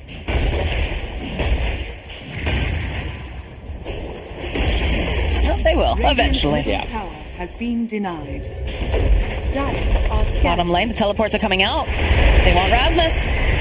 Get a Malice, but the Avalanche already connecting with the stop, the sleep, the burst is there, and now they'll turn their attention right over to Stormstormer, who he's doing a lot of damage. Saksa almost falling there, but Thompson will collect a kill. Figure coming out from Gilgear, though, will be able to remove Thompson from this equation. Oh no, Stormstormer, after having such glorious rotation, such a great start, back-to-back deaths as soon as he TP's out. That's still quite painful. At least they get Thompson. They got to go with it. Yeah, No Tail needing to be a bit careful here. That's a lot of damage coming out from Ace's. Tofu just bullying here in the bottom lane as he fought just chasing down Seb. Does have Gilgear nearby, so Seb does have to be a little careful, but looks like they want to focus on this tower. The 5 of bad and chasing away the 3 Elder Titan. Love to see it. As bottom tower might also just get denied. OG might just go for this one too. Yeah. Okay. You can see some pincering coming out. Perhaps trying to make some moves here over onto Seb. Ace pincering. Immediately the Hex comes out. We bide their time. Earth Spike. And a couple big old crits. Even use the Rayfire Blast. Tofu taking the last hit on that. I don't think that was necessary, but he says thanks, at least. That's true. Good manners are important. Manners maketh man. Rasmus, though, top lane. He's got the Ink Swell, the Silence there, just chasing down this poor Underlord. He is not getting any breathing room with the Phantoms. Embrace the toss-up, Saksa. Cleaning up on Rasmus. Oh, and he had his hood in his backpack. Oh, no. So he has actually the hood in his inventory. Maybe he pops it and he has the time for Tofu to save him, but that is a big tip of Rasmus. Also dying back-to-back a couple of times now, as these Ancients and hard camp sets now start to get worked on by Ana. Ooh, there's a chipped vest that just got found. Do have the mask, though, on the Spectre currently. He's probably going to take the chip. It's just the value. He's waiting off over on the side. Does get spotted out, though, by the Spirit. Looks like he'll back off for now. And Seb will be allowed to hit some creeps. Yeah, and Seb's gone for the 2-2-4 build, actually liking it because he can't get into the faces of them so much. He just wants to buff up the magic damage. 4 points in that aura, lots of damage on them as well. Ooh, he breaks the smoke. Doesn't look like that. I mean, they're slowing him down. I think they really wanted to get the jump on someone else here. He just gets the stun off during the toss, and he ends up living because of it. Yep. That was sick. Top lane, Spectre poking away here on Tofu. Doesn't feel very good when you're just getting chased down like this, but eventually, Ana will back off. Tofu's just gonna go and dig himself a little hole here, find himself something yummy. Yeah, he's got Tranquil Boots. He'll just chill, wait till those come back active. He's just taking the scary place to farm right now in this Abaddon, while his team is looking to make the move over to help him out. Gilger as well as Ace, they have a finger online. They can get the initial stun onto Ana. Very likely they can just finish. Gotta just not stack those stuns, though, right? The Haunt immediately coming out, though, realizing that something feels a bit off. As they do get a Dream Coil over onto mid, but the Hex, they're just able to control Ana, so he's not going to be able to join into this fight over here. As Rasmus, he is ticking down. That's another kill for Tops, and Stormstormer's on his way. They do have the Yules to get the Soulbind off. Saksa, though, he is just burning to all of these spells coming out from Leshreq, and hey, look at that. Beautiful. A nice double damage rune available now for Stormstormer. You couldn't ask for a more precise hit there from Smashers. It's literally as Ana is haunting away, they get the kill. Like that's picture perfect. It's a 2+ minutes, 2.5, 3 minutes where that haunt is going to be down. Yeah, that was really, really nice hit by them. Now that means Ace is just going to be enabled to have a much earlier Radiance timing than anything else. Spectre is going to have some problems. Yeah, Ace is getting closer and closer to that relic. And he's had a lot of room here to be able to breathe. Let's see, though. Let's see, because the last game, you know, Smashers, they were looking very, very good. They were getting everything they needed on Rasmus early. They're making the right moves, but eventually it just reached a certain timing where they weren't able to keep up the momentum. So what do they need to do now? What do they need to do to keep up this momentum and keep the pressure going? I think the state of the game is actually pretty good for them. Just chilling out, they're farming up really good on all their cores. Hunting the Spectre like that was the ideal. So I think if they could do that again in the next 80 seconds or so when Fingers back up, that's great. But right now, they're okay with just chilling out. If Heroes show on the side lanes, they can threaten them, but this is a fantastic start for the Wraith. Ace, I do feel like he's much more comfortable with just Wraith King. Ricky, that hero just feels a little weird. Overall as a carry, he's not the best, and I feel like Ace, he's just not really the most comfortable with something. Much better on a traditional carry. Well, he definitely looked excellent last season, so definitely excited to see how far they can go here in, of course, the upper division. A Blink Dagger does get picked up on Saksa, though, so positioning is going to be very, very important here, as he's going to be able to initiate quite nicely, and Ana makes his way down towards this bottom area, and there's some pressure being placed on top, though, coming out from OG in the meanwhile. Well, we got an Uber service, though, coming out here. Looks like everybody's headed up. They're looking to try to protect this. Gilger has his Blink coming out on the line. Chu in a moment, flying out on the courier. So they have a great way to set up these fights now. I don't think they'll wait and for it, though. standing under a ward. Yeah, he really is as he walks right into Ace. Couple big hits, 1, 2, 3. Down goes No Tail. And it looks like they do manage to get the tower during all this. They've got some good timings here. They also have Rasmus finishing up a pipe in a moment, too, versus this puck. Pretty huge as Gilger. He jumps up on high ground, but a little early. Just a little bit. Dream Coil does get used, but it doesn't seem like they... Yeah, look at this. They have the protection here coming out from Tofu. Thompson, they're looking, hoping maybe someone will get a little bit out of position as Soxa does reveal himself, but they'll turn their attention now over here towards this tier 2. A lot of TPs, though. Force the coil. That's pretty sweet for Gilger. Just jumping into the high ground blindly. Not usually something you want your supports to do. No. But it worked out this time. Tofu. Scary for him. Very tanky. Gonna immediately throw out the aphotic shield. They'll use the haunt, and they've got the silence. This is gonna be possibly, yes, it's gonna be a first time death here for that Wraith King. He's coming right back up again. He needs people to go and help him out. Nice split earth being tossed down in the middle of everything, and there's gonna be able to just hold on into play. Soxa jumping onto the back line, so it's able to take down Stormstormer with a little help here from Thompson. Now Tofu, they have the vision. Thompson gets himself a double kill as the rest of the side of Smashers are just on the back foot. Stormstormer's still very vulnerable. He's so squishy. He actually went for the Kaya with the Yule, so he doesn't actually have any HP bonus to protect himself. He's gonna just be completely reliant on the pipe from Rasmus and the shields from the Abaddon. That's a scary place to put yourself in. Not even like a casual cloak or something like that to guard himself versus all this magic damage. I don't know. I'm a little worried now for Lash. I think the Wraith King's gonna have an excellent game, but this Lash I think could just chain die. The ET Spirit on top of him with a tiny combo, and he's just dead. 1200 HP does not save him. Coil followed up with Soxa of a toss. Gilger's here though, and he does manage to go and they just control Thompson. Nice. Down goes the puck, and they're still hunting. They're looking for more here, realizing they have a little bit of a window. They do spot out Soxa, and they're going to rip down this ward, make the side of OG a little blinder here around this area. Gilger on points per usual, 304. Excellent game so far from this line. Especially when you consider we thought he was definitely dead. Seb, though, over in the mid lane. We talked about this positioning. They just have so much damage. They'll find the kill on the Elder Titan. OG getting caught off guard there a bit here. Just stepped up a little bit too far to farm, and this is just the enable Ana now at this point, really, just because of how they're getting picked off also on Thompson. Like it's back to like the usual OG, I would want to say. It's just make this Spectre the absolute full carry. Just keep looking for the big pops, though. So I'm still going to be watching Soxa, the ET Spirit. This Slash Shrek has to be so careful with his positioning because he can just die almost instantly. I want him to get either the Vitality Booster or Point Booster ASAP. It's just, he's very frail right now. And there's only so much that really, this Abaddon can do to keep him alive, right? It's a little difficult because their initiation's a little strange coming out on the side of Smashers. There's no traditional jump like you would normally see in some of their drafts. And their save is very short distance. So Madden playing versus Grimstroke, you're going to either get leashed and double silence, or you're going to get silenced from puck. It can be a little bit tough to ask Tofu to get all those saves out onto Stormstormer. Let's pick up the Vitality Booster. 1600 HP now.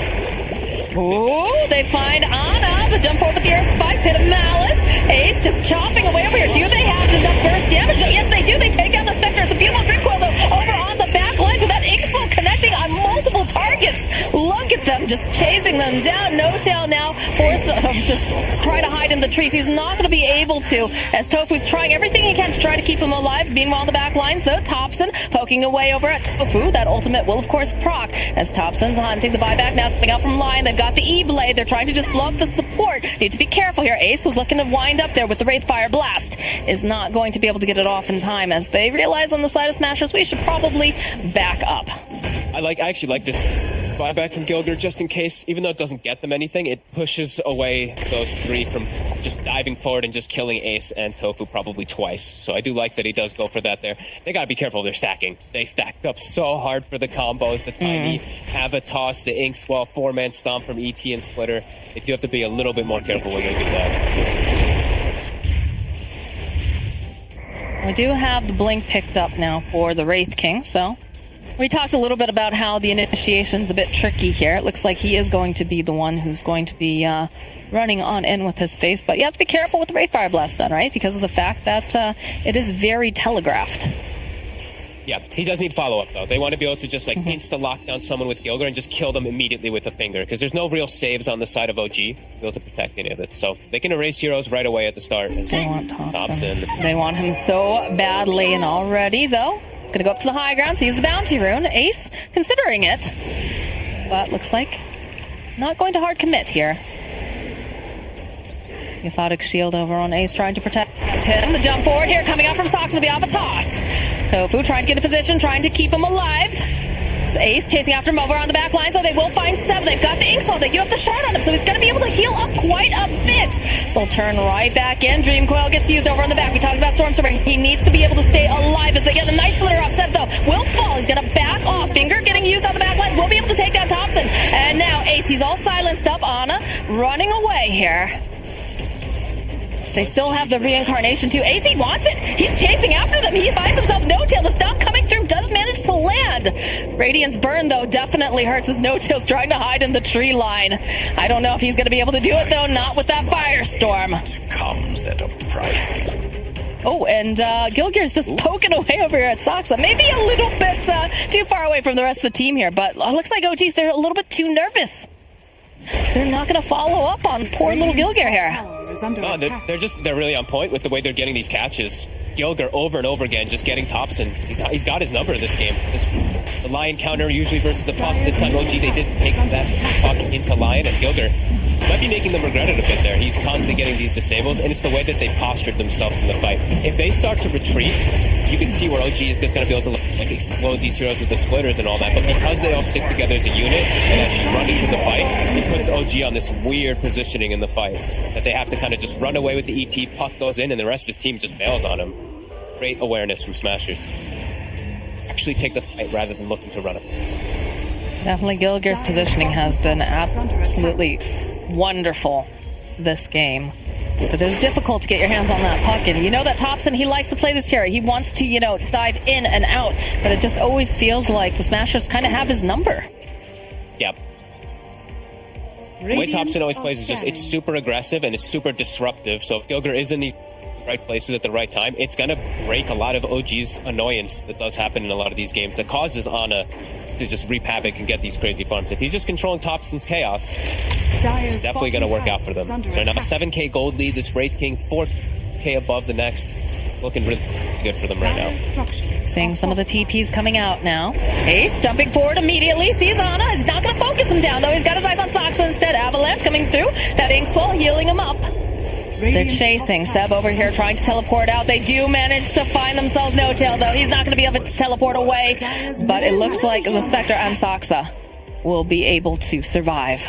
As everybody's hopping in the bus, and we're going top.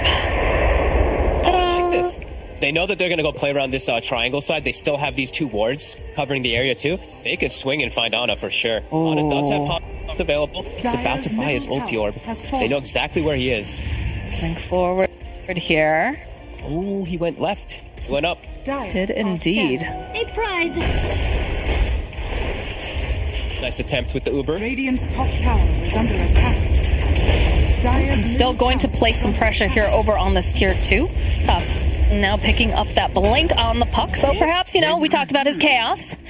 Going to be able to make a little bit more this time around and perhaps get a bit more information before Gilgar can jump on him. Getting very close to Ags too here for Seb, so that should change things a little bit in these fights.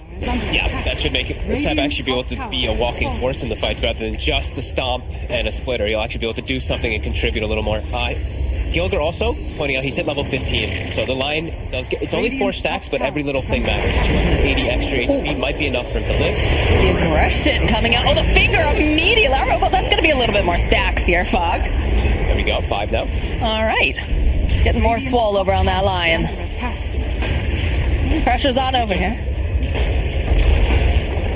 How did they get in here, though? All right, the toss back immediately. Again, silence up. They're holding on in place. they've got that ink spell though. It's doing plenty of damage, but Tofu trying to save them alive. No, nice Dream Coil on the back lines as well, holding them into place. Stormstormer trying to get out as much damage as possible here, as Gilgir is just trying to drain all this mana, just slowly but surely. Yes, you can't do anything too other than poke him when that's going on. Jump into the back lines here from Thompson. We talked about that chaos, the haunts coming out, but okay, yes, Ana going forward here. Nice avalanche, but he's a little bit too far. He's not comfortable here. I don't think they're going to be able. No, the toss up coming out from Saksa, trying to keep him alive. It looks like he is going to be the one who's going to have to die, though. Oh, he lives because of the Manta dodge on the split earth. He actually would have died for sure on it. Oh. Jumping in again with Thompson. They are indeed, and they managed to go and grab the puck at the last second. Big stroke of fate tossed out. They're focusing on the buildings. Oh, I love seeing Gilgir. He puts the shard to use there perfectly, just stands in front of a Tiny with his just mana drain, and Tiny can't do anything. He's magic immune. Another ink spell. They stacked up a little tight here, and they do the blade mail. Another split earth, though, coming in. Ana, he's not looking too great right now as a dive in over onto the back lines. A stop buys a bit more time, but they do. They take down Ana, and they take down Thompson. No buyback on the Spectre. No buyback on this puck. Hellbear Smashers hitting fast and furious and just hitting very, very hard right now as they immediately make their way down over to the bottom racks. They should be able to go for this one too. Gilgir doing just clutch plays across the whole board of this game. The mana drain to stand on the high ground to bait some spells where they can't kill him. Then this last stun, he stuns Ana, and Thompson blinks on top of the stun, so he gets popped by it, gets chain hexed, gets killed. And Space just jumps forward and gets himself an easy dovetail. Very well played here, coming out from Smashers. You see him? He's stuck in the back. Yeah. They just get stunned instantly. They're going to finish up the racks. Oh, they cancel out the Uber. They decided that they want to stay here. And they'll get themselves a Saksa. Very clean. 11-0-6 on Ace. Looking much more comfortable on Wraith King. The whole team looking phenomenal on OG. They do get Ags on the ET, but I think we may have reached a point where that Ags isn't going to have the effect that I think OG wants it to. I think I'm just concerned with the amount of damage that's being dumped out here coming out from Ace. I have to say, it's tough for Tofu. We talked about the fact that he is going to be, primary save, and he does have to be very, very close, but he's managing it. And Gilgir's positioning has just been fantastic here. Seb, look at Gilgir. He's eager. You have to be a little careful, though. They're going to focus up on the objectives here on the side of Hellbear Smashers. Middle tower will go down. Do they want to push their luck here? Do they go back in, or do they play it a little safe? They are so strong right now, rallied around this. The Lesh now has reached points where he can't get burst. Bloodstone, Essence Ring, all this good stuff. Rasmus with the pipe and Crimson Guard.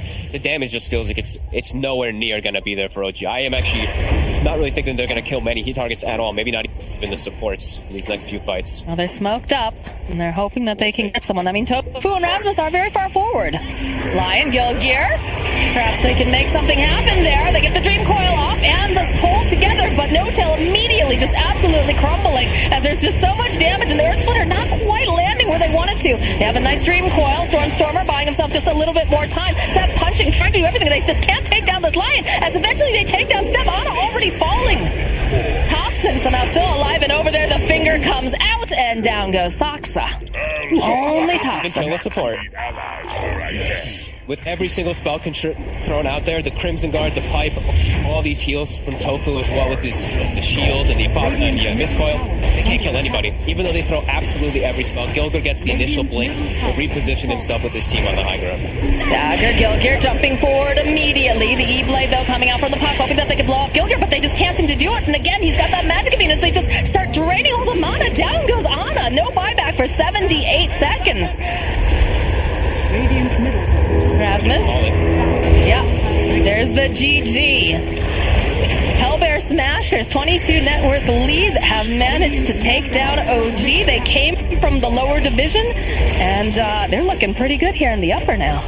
Yeah, this was a really good display. And I think they should stick to their guns of just giving Ace these hard carries rather than him playing something not traditional that he's not comfortable with, like that Ricky. They looked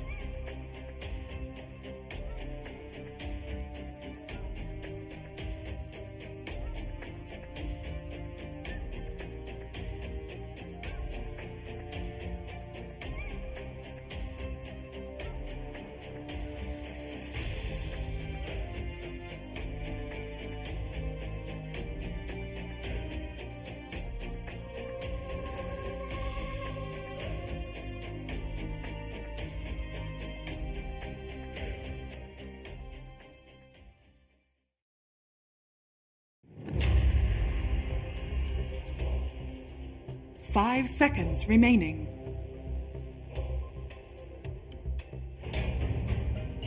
Dire team ban.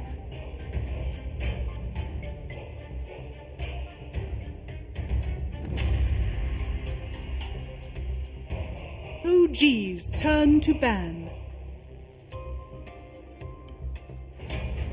Dire team ban.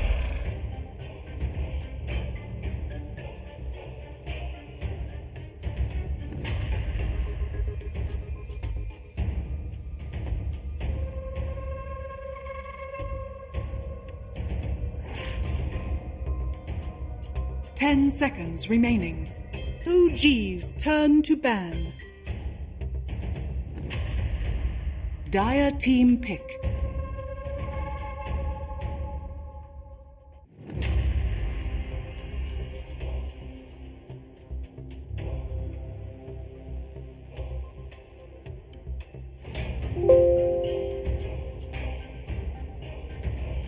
Ten seconds remaining.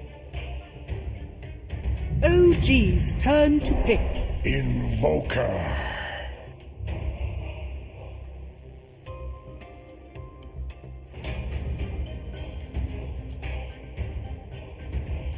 OG's turn to pick. If you joined us with the late night arm pulses, then kudos to you. And if you didn't, that's pretty okay as well. We have Hell Bear Smashers versus OG. It's game 3, and there's going to be a winning team in, well, it depends how long this game lasts. I was going to say in about an hour, but it could be 30 minutes. We don't know. It's all going to depend on how these teams are going to draft and play. And for that draft, we have one for you to show. I'm here with Cap. I'm here with BSJ. And so far, I must say, I've been impressed with Hellbear Smashers because even the game they lost, they still looked really good in the lanes. And I think that both games, OG, they kind of fell flat there. I also think OG's kind of setting themselves up to not have high-paced lanes, like the Spectre with the Grim. Yeah, Grim's a great kill support. They had the tiny tri-laning, but Spectre's not a carry you traditionally think, like, yeah, let's go kill people in the laning stage. Then you have this ET, who we thought was going to kind of run over the two melee heroes, ends up laning against a Lion rather than a Baton, and doesn't have a support. So I like immediately what OG's done to swap it up in game 3 compared to game 2, where they're like, okay, Shadow Demon Centaur is a high kill off lane already.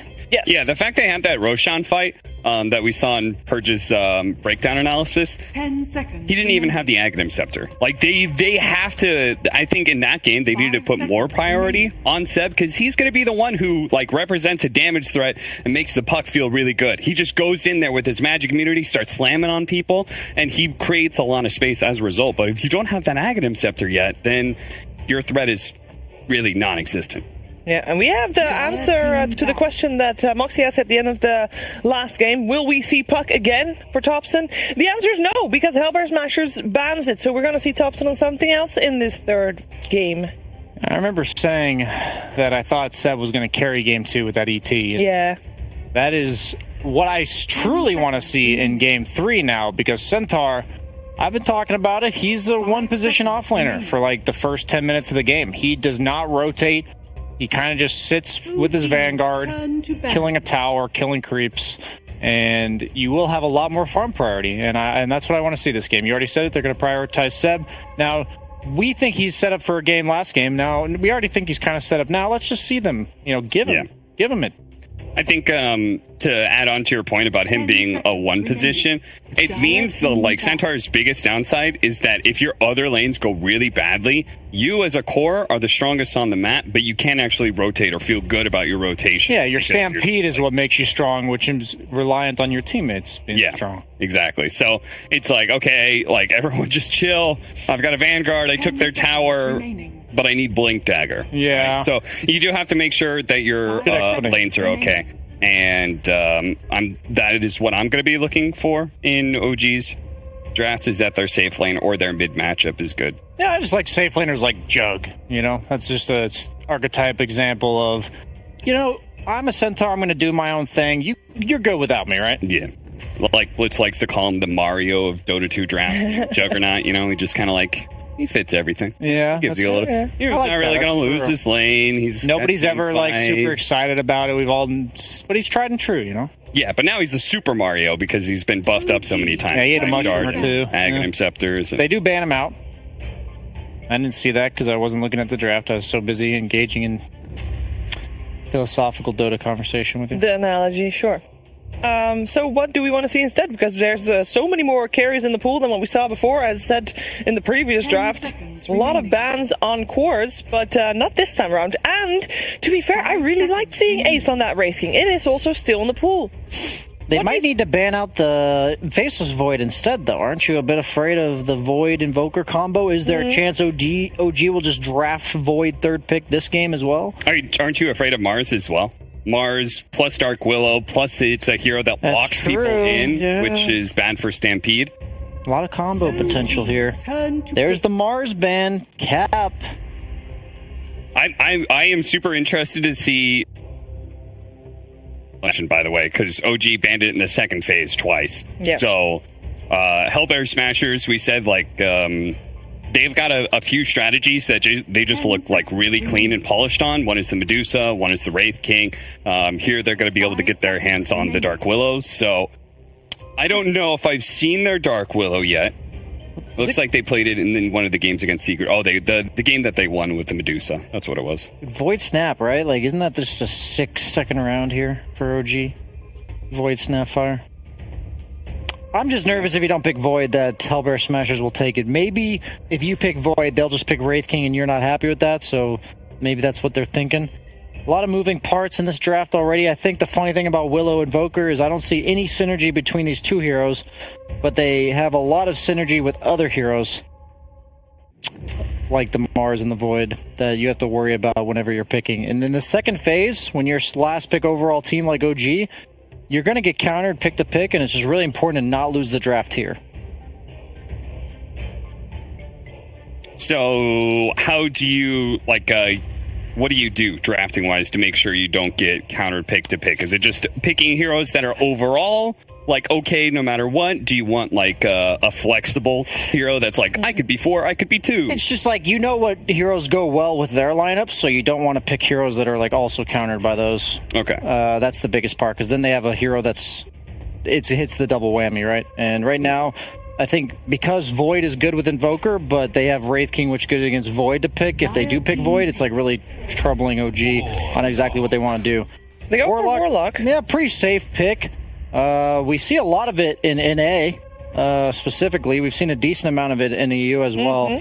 I think this hero is broken. I'm surprised he's not prioritized more. He is a bit stationary, similar to Centaur, so OG's ability to make early moves is pretty much negligible, but their team fight eventually is going to be pretty nutty. So somebody asked me that question, and my theory was that the reason it's picked up so much in NA is that Warlock tends to feel better in more stationary lanes, which is part of this meta is good for, but then also slightly slower metas. So it's the difference between fighting every 2 minutes versus fighting every minute, let's say, right? And I think NA tends to always be sort of that kind of meta style. That's fair. Pretty sure this is a preemptive Wraith King counter. Or they're afraid of Troll on the other team as well. Undying Troll, incredibly strong lane for shutting down the Centaur. So is Void still a good option for the Hellbear Smashers here? So if it's any other team, yes. I just haven't seen Hellbear Smashers pick Void, and Ace has definitely had a limited hero pool in terms of the team's success. I'm not saying Ace can't play other heroes, but they clearly play around his Medusa Wraith King better than anything else. They might just pick Wraith King despite it not being all that great against Troll. Because of that fact. I would be okay if they did that. Yeah, we obviously also don't know in terms of last season, Void wasn't really a hero. Oh, damn. That's a counter pick right there. That's an ace too. Against Centaur. And they've got the reach of Warlock as well. The Golem can reach out and hit you with that stun, so... Okay, so why is this a counter pick? Why is this good? Why the It's nice against Troll, because he just has no way to remove any of your stuff, and because of the Abyssal Blade nerf, he needs to, buy a Blink Dagger to ever get on top of you, and then he also needs, an MKB to hit inside of the bubble. Yeah, you can't reposition yourself when you pop your ultimate. Once you're hitting a target, you can't be like, oh, I don't want to hit him from here, I want to be inside of the bubble. Yeah, you can actually just put the bubble between you and him. Yeah, okay, fair.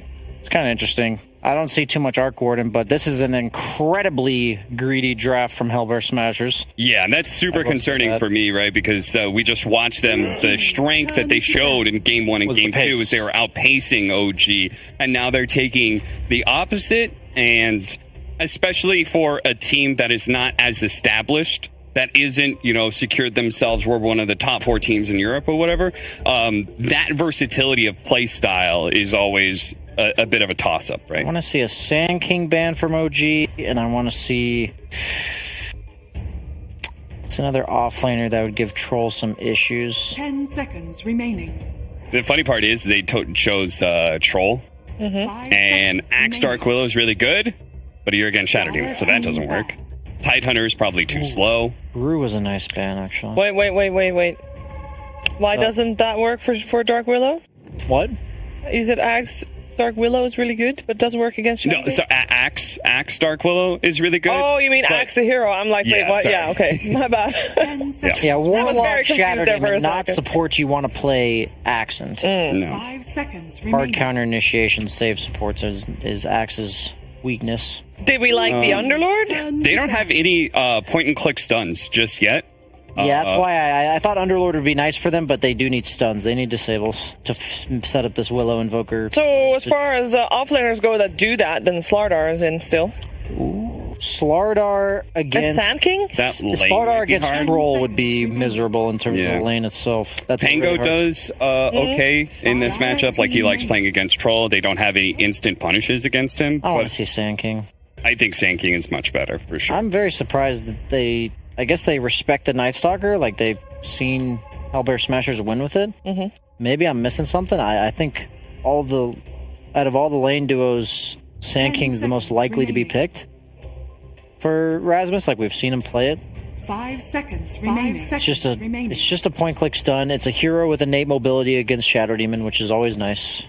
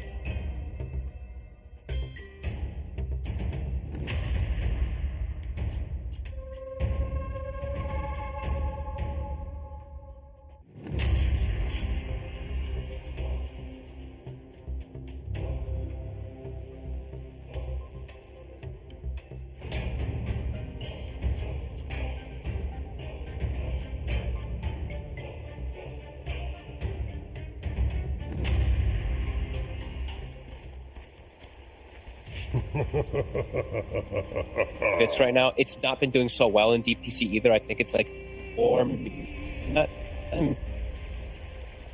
I believe Fogged is underwater now.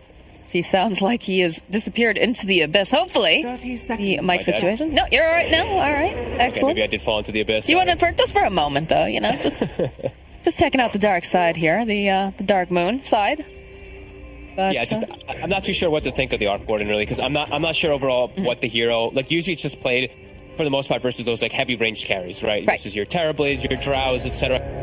Versus high art versus like some of these squishier kind of heroes too that can't close the gap on top of you. So I don't know. I hope to learn quite a bit here. It seems like it could be a pretty tough game for that Arc Warden. I do feel like OG, they raised the greed. When they saw greed coming out from Smashers, they're like, all right, we'll just one-up you with greed by picking AM versus Invoker and Arc Warden. But what does this mid-troll really hope to accomplish, I guess, here? Because that's what our panel was a little bit stumped on. They're trying to kind of theory craft, but it's not really that clear, right?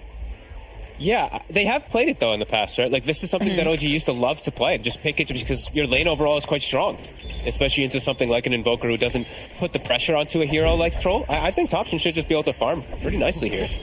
But he can't slow down Stormstormer too much either. Stormstormer should be able to just like pull the creep aggro constantly and just get easier harass trades because of that Quaspel thing. Yeah, and on the bright side, too, for the side of OG, you know, the lockdown is exceptionally light for a while coming out from the Smashers. You know, usually when you see a troll, you want something that's going to be able to kind of disable him while he's trying to go into his ultimate. Or in the case of an anti-mage, you know, you need that lockdown. You need to make sure that you have some way to make sure that, you know, you slow him down and you can get your hands on him. And that's not really something that we're seeing coming out from this draft here for the Smashers.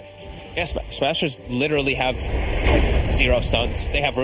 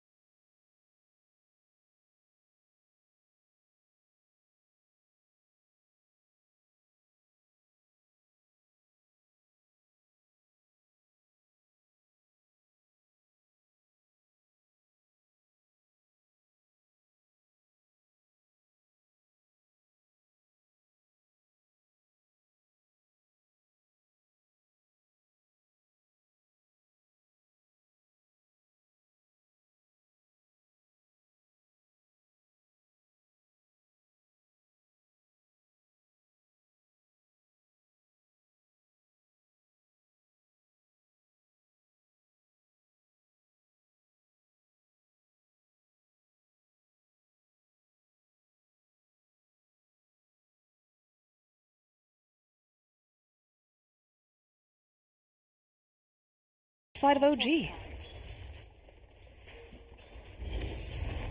Okay, hopefully I'm back, and hopefully it's not too underwater. Sorry about that. It's all right. Just having a couple issues, I think. Yeah, we see like they're actually doing really well on all three lanes. The double ring of health on the side lanes, sustaining versus the damage. Seb has Vanguard, so he's just going to be chilling up here. Has Stampede now online, so Stampede could net them some kills in these side lanes. Is it worth it to start to, rotate some of these heroes up, trying to put pressure over on the tower and slow down Ace a bit? No, I think if you're OG, I think the onus is going to be on Smashers for the most part of this game to put the pressure on, because AM overall in this game, he'll win out. There's no stuns for an anti-mage. He's versus Arc Ward and Invoker, two heroes he gets on top of. I think it's going to be up to Smashers to really pressure and look to actually slow down OG. Well, they're definitely putting out the harass over here. Anna having to be careful, though, because that Firestorm, he's sitting very, very low. He's got that ring of health. Oh, the creeps, though, over here on the side. The Tornado sidestepped here. Oh, still, Stormstormer will be able to get the final hit off, as now No Tail running for his life. So Rasmus just whacking away over here. Stormer needs a little bit more damage, and No Tail's just going to use the Shadow Word to heal up and hide behind this tower. Anna being too over-aggressive, just comes with his name, I think. Just hitting Rasmus too long. Stormstormer sees an opportunity. He seizes it. And they're going to get really good damage on bottom tower here with this Atrophy Aura damage. They are sending Anna back down here, though, to push them off at the tower. Open up with a Tornado EMP into that Pit of Mal, so they'll have a little bit of control. Not a lot of mana here, though, left here for Anna. He's just getting chased down and bullied away from this tower. He just got back here, and he just lost everything. Like, he's down to 300 HP. He's got the heal, but, man, he can't blink. He can't actually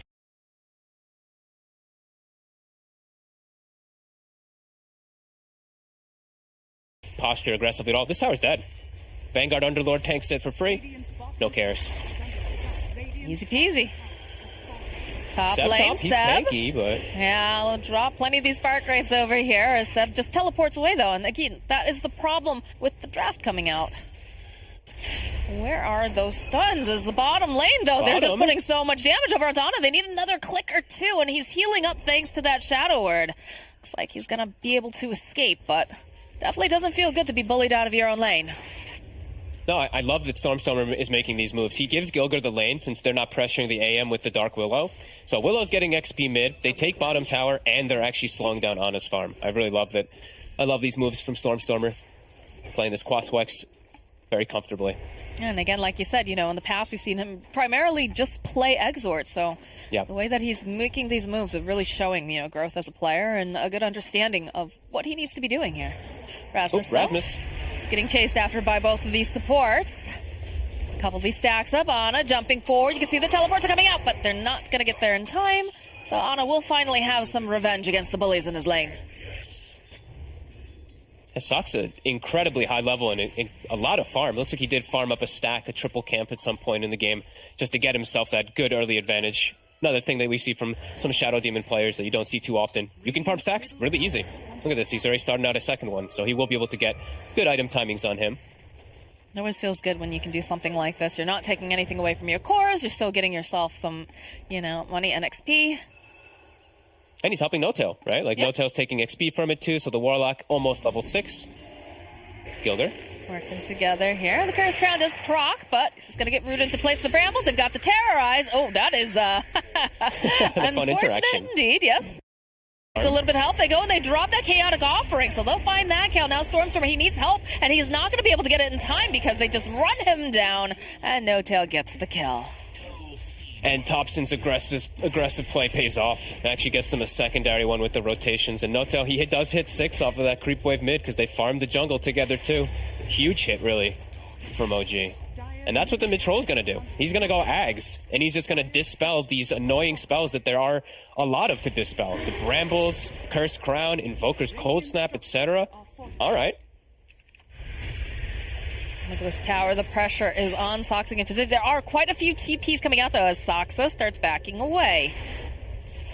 Stormstormer, they have a idea that he's hiding around, but they do have a nice deep ward here, so Soxa just running as fast as he can. Does eventually get clipped by the Tornado. EMP, Brambles down, and Disruption comes out. It's going to buy him a little bit more time and some space, but eventually Stormstormer will slay. You don't mind that at all. Sox is like, okay, I pulled 3 heroes toward your base. My AM is hitting your top tower. My Warlock is stacking. My Troll is farming. I think OG's perfectly fine with a death like that. You can see now Ana making this rotation up to the top lane, placing some pressure here. They have a nice ward. They do know that Rasmus is nearby, already placing that down, of course, earlier for Stormer. Some nice stacks, though, over here coming out from the side of OG. Yeah, Seb going to be nicely enabled. Vanguard Hood, pretty much unkillable in this game with this build-up already, and he's going to be quick for the blink, and they see the real Ace bottom. 15 seconds left on his TP, and they have Stampede, too. Ace Look at the way they're playing this. Hiding in the tree line. The scan, it did catch them, so Ace will back away nicely there. Great scan coming out from the Smashers to keep him alive. Would have been an easy kill if they got on him. And now they can push top, too. Stormer pops the Alacrity, starts hitting the tower. Nice plays coming out here from the Smashers to make sure that, they're playing at that high tempo. It's a little bit concerned about this when you consider the fact, it is a bit greedy, but, greed answers greed here in this particular series. It does. This is one of the greedier drafts I've ever seen. Like AM and Troll on one side versus Invoker and Arc one. It's unbelievably greedy. The pressure on here at this top area. Nice Tornado EMP going over onto Thompson. Sure that he doesn't have any mana available. Does have some wand charges, though, at the very least, but Stormer still just chipping away. There's only so much that these two supports can really do as well, so backing off a little. Just putting pressure down, making space for Ace. Yeah, and look at Seb's positioning. Like, he's just farming the enemy triangle right now as the Centaur, so they're getting this farm around the triangle. They're also farming their triangle. Their AM is farming. Like, the Smashers, they have to start putting some pressure on. I like that they're hitting this top tower to force some type of reaction. Because, it does feel like they have to start making some moves. This AM is getting too much space. And you know what happens when Ana gets space? Ana goes diving into the fountains. Especially when it's an anti-mage versus almost 0 stuns. Head of Malice. Another Tornado EMP combo. Do have to be careful, though. No Tail is standing nearby. Getting into a good position. Soxa picking up the haste. Oh, haste, invulnerability in this game, right? Yes, no stuns. As long as he doesn't get brambled, he'll be fine with that haste to run away. Ace will port bottom and push out Ana from that bottom tower. And the rest of Smashers still looking to try to pressure this mid tower. They want to get some type of advantage versus the AM because they know he doesn't want to show up. So they know they're playing effectively kind of 4v5. So Ace can't show up with an illusion. The big tanky boy versus big tanky boy over here with Seb and Rasmus.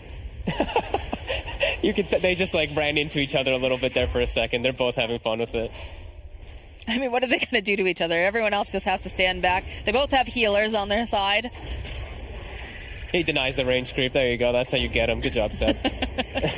Yeah, I love seeing this. They just can't push. Both of them tank heroes standing against each other. Ana jumps on the high ground. They have them. Oh, they did it. They managed to go and land the fear. A nice play here coming out from Smashers. Great Sunstrike for the vision. All right, well, that's a little time here for the Smashers to be a bit more aggressive, knowing that Ana is not farming during this time, and more pressure in the mid lane. Soxa trying to put out some of that poison. Seb has Blink Dagger. This could catch Smashers a bit off guard here. They're really trying to push forward for this tower. Tome is down. Tomb is down. They don't have tops in here, though. They've got the bubble up. No. Troll's getting very, very close to that Ags. Rasmus whacking away. Tower will go down in mid. And nice. Smasher seems satisfied with that. Tofu going to take the opportunity to drop a ward or two off to the side. But there it is. There's the Ags on the Troll. All right, he's got so many different things to dispel, as we were saying before. All of the Willow spells that are annoying, Cold Snap, whatnot. So it's going to be a pretty strong pickup. We've seen him do it in the past. And someone on the panel said this. Troll's going to go Mage Slayer. He's going Mage Slayer. Yeah, I think it was the Banana Slamma Jamma who said, just get a Mage Slayer. Easy. He's done it in the past. Sure. You're playing versus only magic damage. There's really just no physical that's coming out on the Hellbear Smasher side. So if he wants this to be a deterrent, just to make his anti-mage go berserk in the game, sure. Go for this, then get your shard later on, get a rampage for your AM too. That's what the ability is called, not the 5 kills, of course. Tofu is trying to, and he does eventually break the smoke. You're okay with this, I think, if you're Smashers, because this is, of course, your position 5, who's still alive, actually. They haven't managed to kill him off. He's tanky. A very nice Tornado EMP. The disruption comes out here from Sox. They're going to try to buy them just a little bit more time here. They'll get a TP rotation, drop the tome. But again, when you have nothing to hold people in place, they're just able to just saunter on out and reset after this is over. Although Rasmus is waiting, looking to see if he can find him, and does run into No Tail, so they'll get the Pit of Malice off, and they'll go and use the Stampede to run him out. They're not willing to take this engagement, not at this time. All time for Ana. You know, he's got Battle Fury. He's getting this farm online. It's going to start getting to scary points for Smashers pretty quickly. See Stormstormer, he's queuing up the Midas. He knows he needs to be able to scale into these later stages versus this AM, but yeah, OG's just kind of dancing around them for the moment. Tempest double down here, just clearing up some creep waves as the real ace, of course, is in the top lane. That is the nice thing about Arc Warden. At least you're denying some farm from the enemy carry too, because you are taking farm from the scary side of the map. I'm still just wondering when the Arc Warden is ever going to be able to turn up and fight as Seb. I don't know, but I mean, this might be it. He might come in to come fight now because they've got the Curse Crown, they've got the Bedlam. Yeah, in comes Ace along with Stormstormer, and there you go. There's your answer to your question, Fogged. Right Gets now. himself a freebie. Hey, still, he's keeping himself way above on that net worth for sure. I'm just wondering, when the fights do kick off, how's his positioning going to be? It's going to be hard because they're playing it to Stampede. So I feel like it's going to be so crucial for him to stay so far in the back because they have so many ways to get on him, and he is so fragile. So I'm going to have to be watching, in particular, Rasmus just blanketing him. Rasmus and Tofu have to protect this Arc Warden with their lives.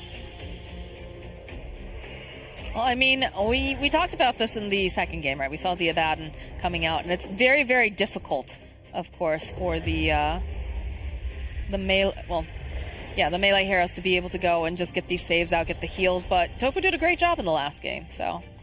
Mm-hmm. And Soul Rip is just way longer cast range, so you can play further away. As another D ward. I didn't talk about it in the last game, but because it was Smashers had such good fights and everything, but my god, the ward control by Tofu in this series is unbelievable. He seems to always know where OG's got their vision. He's winning the warding game in this series so far. It's always fun to watch. I know Windstrike also does a lot of very unusual warding coming out and seem to have a good grasp of where the most common spots are. Yeah. Still doing a little bit of his own de-warding, though. Hey, vision really can be everything. And, No Tail, he does have one sneaky ward right now inside the enemy triangle, so they do watch Stormstormer farming, and they are going to be aware, if they do see it, that he's gone from Midas. So, greed raises greed. They're invading, though. It's Tofu showing himself immediately. Gets slowed down, then there's that Pit of Malice, the root coming to play. Go and pop the Flesh Golem, but it's a nice follow-up with that Chaotic Offering, but over on the back line, Stormstormer, nice disruption coming out. The Tofu is just circling around this area. He drops that Tombstone, and he's just surviving somehow during all of this here. As Thompson, he's trying to just beat him down, but it's proving to be a bit too difficult as Thompson eventually does fall. They can't take down Tofu. He's too tanky, and now No Tail is just trying to shuffle away as fast as possible. They've got the Atos, though, over here on Rasmus, though. They should be able to get this kill on No Tail. What a boss, Tofu. Oh my god. The Deafening Blast to protect him too with the disarms, but mostly him just saving himself. He gets the Holy Locket, he gets the extra heals from the Soul Rip 1 or 2 times, and beautiful tomb positioning. Ooh, that was just really nice. Seb? They have the disruption at the very least. They'll protect. But he blinked forward? Blinked forward? I don't know. It was a little, That's my new word. I don't know. We'll go with it. We'll roll with it. But he definitely put himself in a bit of a vulnerable position there if it wasn't for the Shadow Demon. Yeah. Ace, he's got his timings continue to grow. He's got the Mjolnir done. He's got Butterfly queued up. That's okay. I haven't seen that one. Not that early, especially not on an Arc Order, not second item. And he's got Growth Bow, so he's got a nice, probably the best neutral on an Arc Warden for most of the game. But yeah, that Butterfly, that'll be interesting if he does go for that. I mean, no one really wants to pick up MKB over there, but Seb. It's true. Poking away. who dropped down all of those lovely brambles as Tofu's just poking at him. They'll use the Terrorize, force him out, but it goes right back into another circle as Thompson is indeed here. They try to protect him. The Atos, man, they have a lot of just roots, like we said before. Stormstormer trying to interrupt there with a nice throw. Seb, it's taking a long time, but eventually they do manage to slay him. He just couldn't move at all. My God, like just brambles, the poor zombies beating on him as well. Thompson goes and starts hitting to him, and he's like, yeah, see you later, Seb. You're dead. I'd rather not. Yeah. But still, Ana is still farming on the sidelines of everything, though. It's still that scare, this anti-mage threat with your two cores who are very vulnerable to AM. It still is excellent core matchups for this anti-mage, all things considered. Even though Smashers, they've got this 7-4 lead, you still have to keep that in thought. You have to be prepared for the later stages and have some type of plan for the anti-mage when he joins the game. This is interesting here. Do have the double damage over on Ace, but there are quite a few people off to the side. I'm not sure if they're quite aware of this, although walking underneath that ward, of course, will make them very aware. Oh, they're going to be able to start the Roche. The bubble up. They killed it fast as well. Yeah, I'm not sure if they're going to be able to quite make it there on time. They're on their way. I don't know about this, though. Final hit. Yeah, Ace is going to be the one who snatches it up, though. The Radiant get the kill on Rashad. No tail immediately evaporated, but he's already dropped the Chaotic Offering as Ana trying to jump in onto the back lines, and everyone's sitting low, but they don't just quite have enough damage here. So they'll turn right back around. Down goes Saksa. The Deafening Blast over here onto Ana. Over on the back lines, though, Thompson. He's trying to man-fight over here. Just going to be able to get the kill onto Tofu. Rasmus also sitting over into the bubble. The jump forward here coming up from Seb. They've got their eyes over onto Ace. They should be able to blow him up. Oh, Cursed Crown, though, buys just a little bit more time. As down he goes. And this is what I was worried. It's like when the Arc Warden shows up, sure, they get Roche, they get this Aegis and everything, but what does an Arc Warden do? And they just jump on him. They get on top of him, and Ana just freely attacks him. So they do this great play to get that, but you see the way the fight goes down. Thompson's unkillable.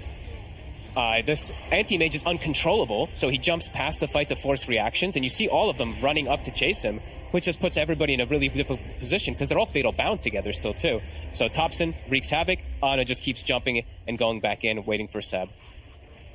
I mean, that's usually how you like to see Thompson playing, you know, in a lot of the games with the puck. He's very, very skirmishy, although do try to make some plays over here into Ana. Again, the lockdown is a little bit lacking here. And yeah, he's fully committed for Butterfly on this Arc Warden too. So this evasion, it'll help when this anti-mage does get on top of you and all that, but I'm still just feeling he's so fragile. I don't know what he's gonna really do once they get on him. Sure, he's gonna be tanky versus physical, but they also do have a good mixture coming out. They do indeed. Seb in the top lane, just gonna mess with that Tempest double. But Ace dishing out a decent amount of damage. Does time out. One or two more fights like that, and Smashers may just lose their window of this game. Really, I don't know I don't really know how they can, what they can do with the Arc Warden though to apply more pressure, or just to not really worry about the anti-mage. That's the one thing. It's like I'm really trying to think about it, but they just don't have the control. So, all right, here Tofu will break that smoke that forced Staff away. They're still hunting though, hoping they can get their hands on Saksa, but they'll use the Stampede. But Ana's over here in the mid lane, and he just continues to be a nuisance. Yep. He's just going to cut these waves. Seb also cutting top, gets a good chunk of farm in. Bottom, they're starting to pressure this tier 2, but Glyph is forced.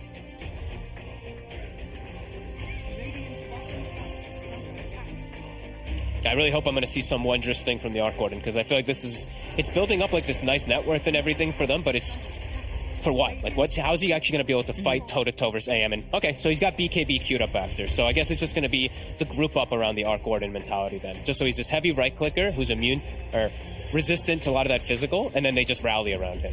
Oh, they're bringing the fight over. They'll use the Tempest double up first. They'll go and throw out some of these Tornadoes, EMPs. They go and they drop the Chaotic Offering. We'll push back a little bit, and they do have some nice fatal bots at the back line, but again here, Atos getting tossed out by Rasmus. Ana the entire time, though, still just pushing in those waves over in the mid lane. It looks like he's just a rock to stall. Yeah, I guess. I mean, it kept them away from their buildings.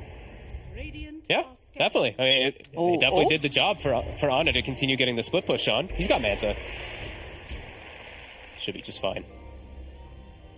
Doesn't have any of the backup there either. Look how it's a bit greedy here, considering he's going to walk right into Stormstormer. Stormstormer just gives him a little poke. Yeah, he's nope. It just continues to be the same thing for AM, right? Yeah. So AM versus just literally like 0 stuns. So he's got so much freedom. He's waiting for the double, actually, to finish TPing up top as he's going to try cleaving it down a little bit. Does have a butterfly, though, so he actually can't just fight toe-to-toe versus that arc. There's a double damage rune available over here on the bottom river spot. That's pretty huge. Oh, they get the deny off, though. Okay. It's just the illusion. Now they know. They're smoked up and nearby. But they're hunting, they're combing. Ana commits. He had BKB queued up. He was contemplating it, but he just goes for the full Scotty. Playing versus 2 ranged heroes, the Scotty's just that much more beneficial. If he gets on top of them, they can't move. Does mean he won't have true strike for a long time versus that butterfly, but... Find an opening here over on the troll. Tornado EMP tossed out. They're backing off, though. Rasmus, though, starts going forward again. Trying to get some information here over on the side of Smashers. OG doesn't want to fight under Tombstone, especially when it's on high ground like that. They avoid that situation. Ana continues to hit some creeps. Words are a lot of information over here. Go up. Looks like they're going to pick up the smoke over on No Tail. They keep everyone's just poking their heads inside that pit. We still have about 3 minutes though until we find out how long it will be respawning. Smashers still looking for somebody to try to catch. Just really trying to apply pressure onto mid and bottom with Ace. Yeah, they're just not letting anybody kind of show up, though. As Ana continues, just pushing out the waves. And when there's just a lack of lockdown on the enemy team, he's allowed to do so. They will force the issue a little bit, though. See, they put the Underlord very far forward here, just trying to put some damage down. Purge coming out. And they're just it's a stall. Delay until the anti-mage feels like he's got a good moment to jump in. Stormstormer, we have to watch his mana pool. Gotta watch your mana levels. We are playing versus that mana void. Just all the disruptions coming out. Rasmus putting down another root. And again, it's just a slow siege. They have to be careful, though. They don't stack up too many levels of the Shadow Poison. Just circles on circles here. He's got the top tier 2. He's working on the tier 3 now. It's just, they just keep... It's just 2 different people hitting different bases. My goodness. When are they going to hard commit on this? Okay, there it is. There's a big chaotic offering dropped, and good stuff here from Seb as they get them all just linked up over here on the side. Rasmus taking a lot of damage. Is going to get saved here by Tofu. They're going to try to group up right back again. They get off a nice terrorize. Everybody gets in the car, and they are out of here. But the Rax is dying. They have to go deal with Ana, though. And where's your control? Who's going to grab him?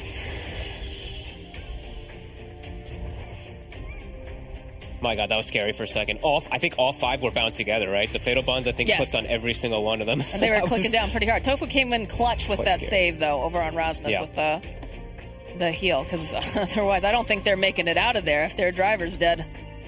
Yeah, it's like 700-something healing or more that comes out from that Soul Rip, plus in combination with Holy Locket, too. So it is crazy how much it is going to top these heroes up when they are pushing, but gotta be careful. Big Fatal Bonds, the stomp from Seb, and look how low during all of this that Rasmus gets.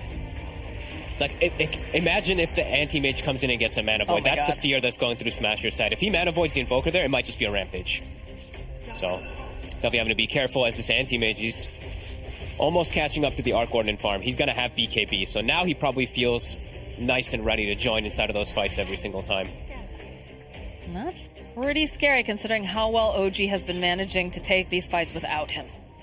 Yeah, they're just stalling. And now they've got a pretty big item also for Thompson. He's got MKB, so if he gets inside of that Arc Ordnance bubble, he's going to evaporate him.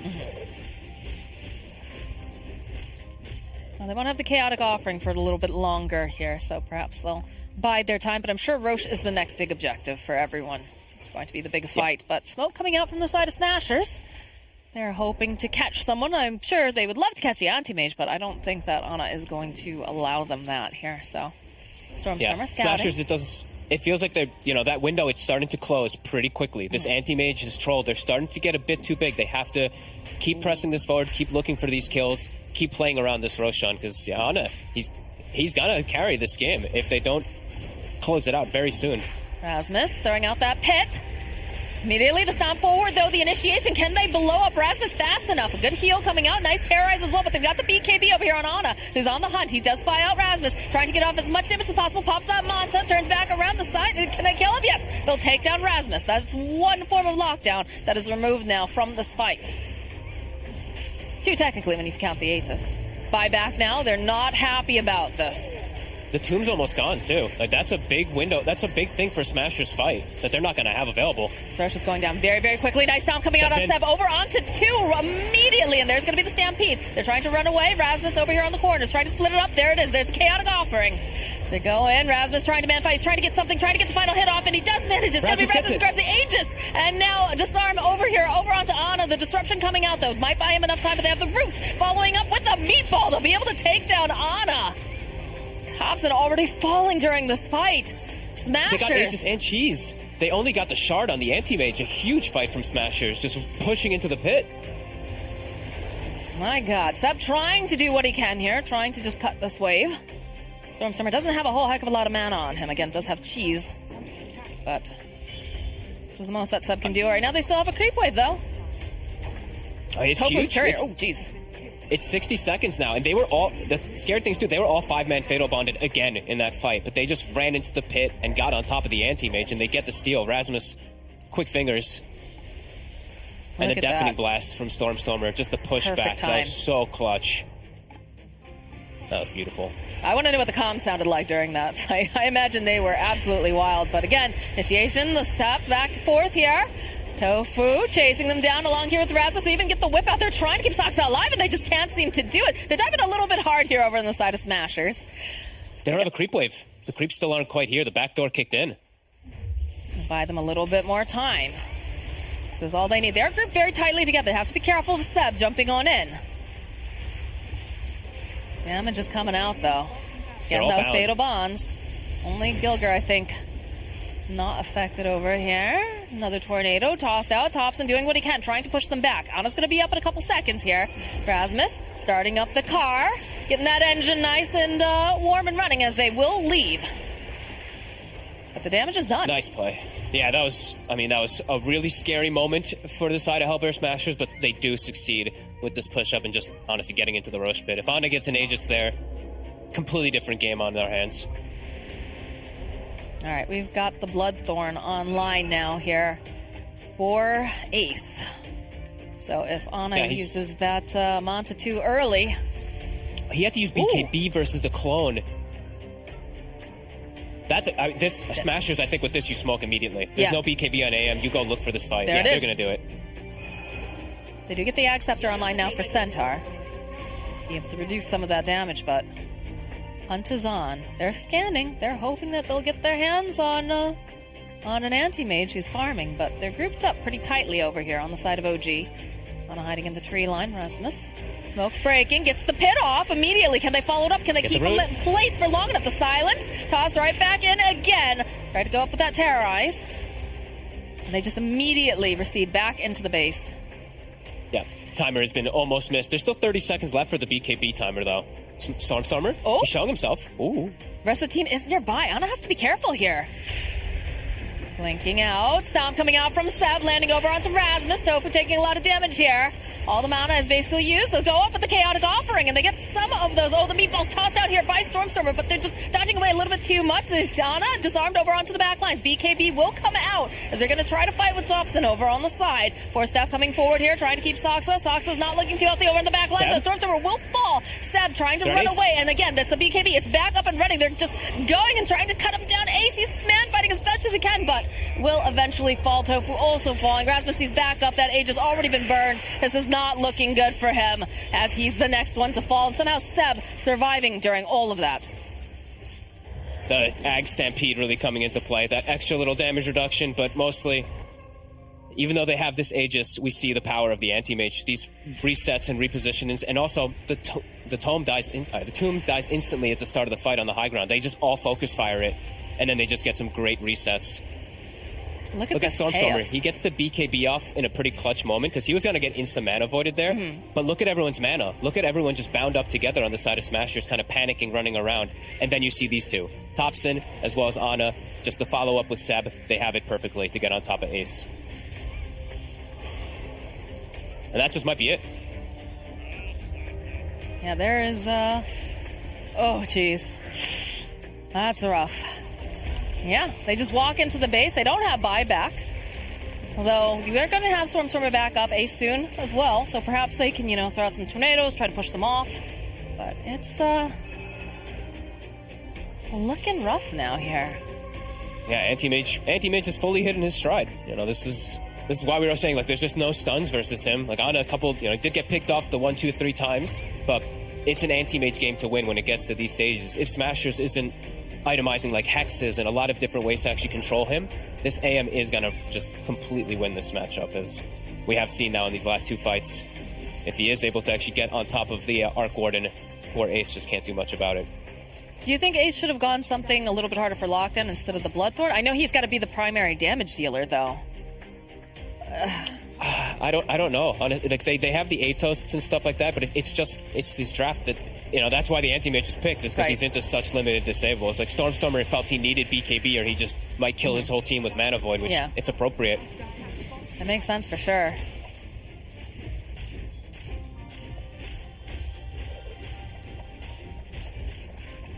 Now OG feeling very strong. MKB also on the Anti-Mage, so he's got the way to just eat the Arc Warden now. Much easier. Look at this positioning. They've got the Chaotic Offering up in just a couple seconds. Seb looking for the opening. We'll get the jump immediately over onto Tofu. They're going to blow him up.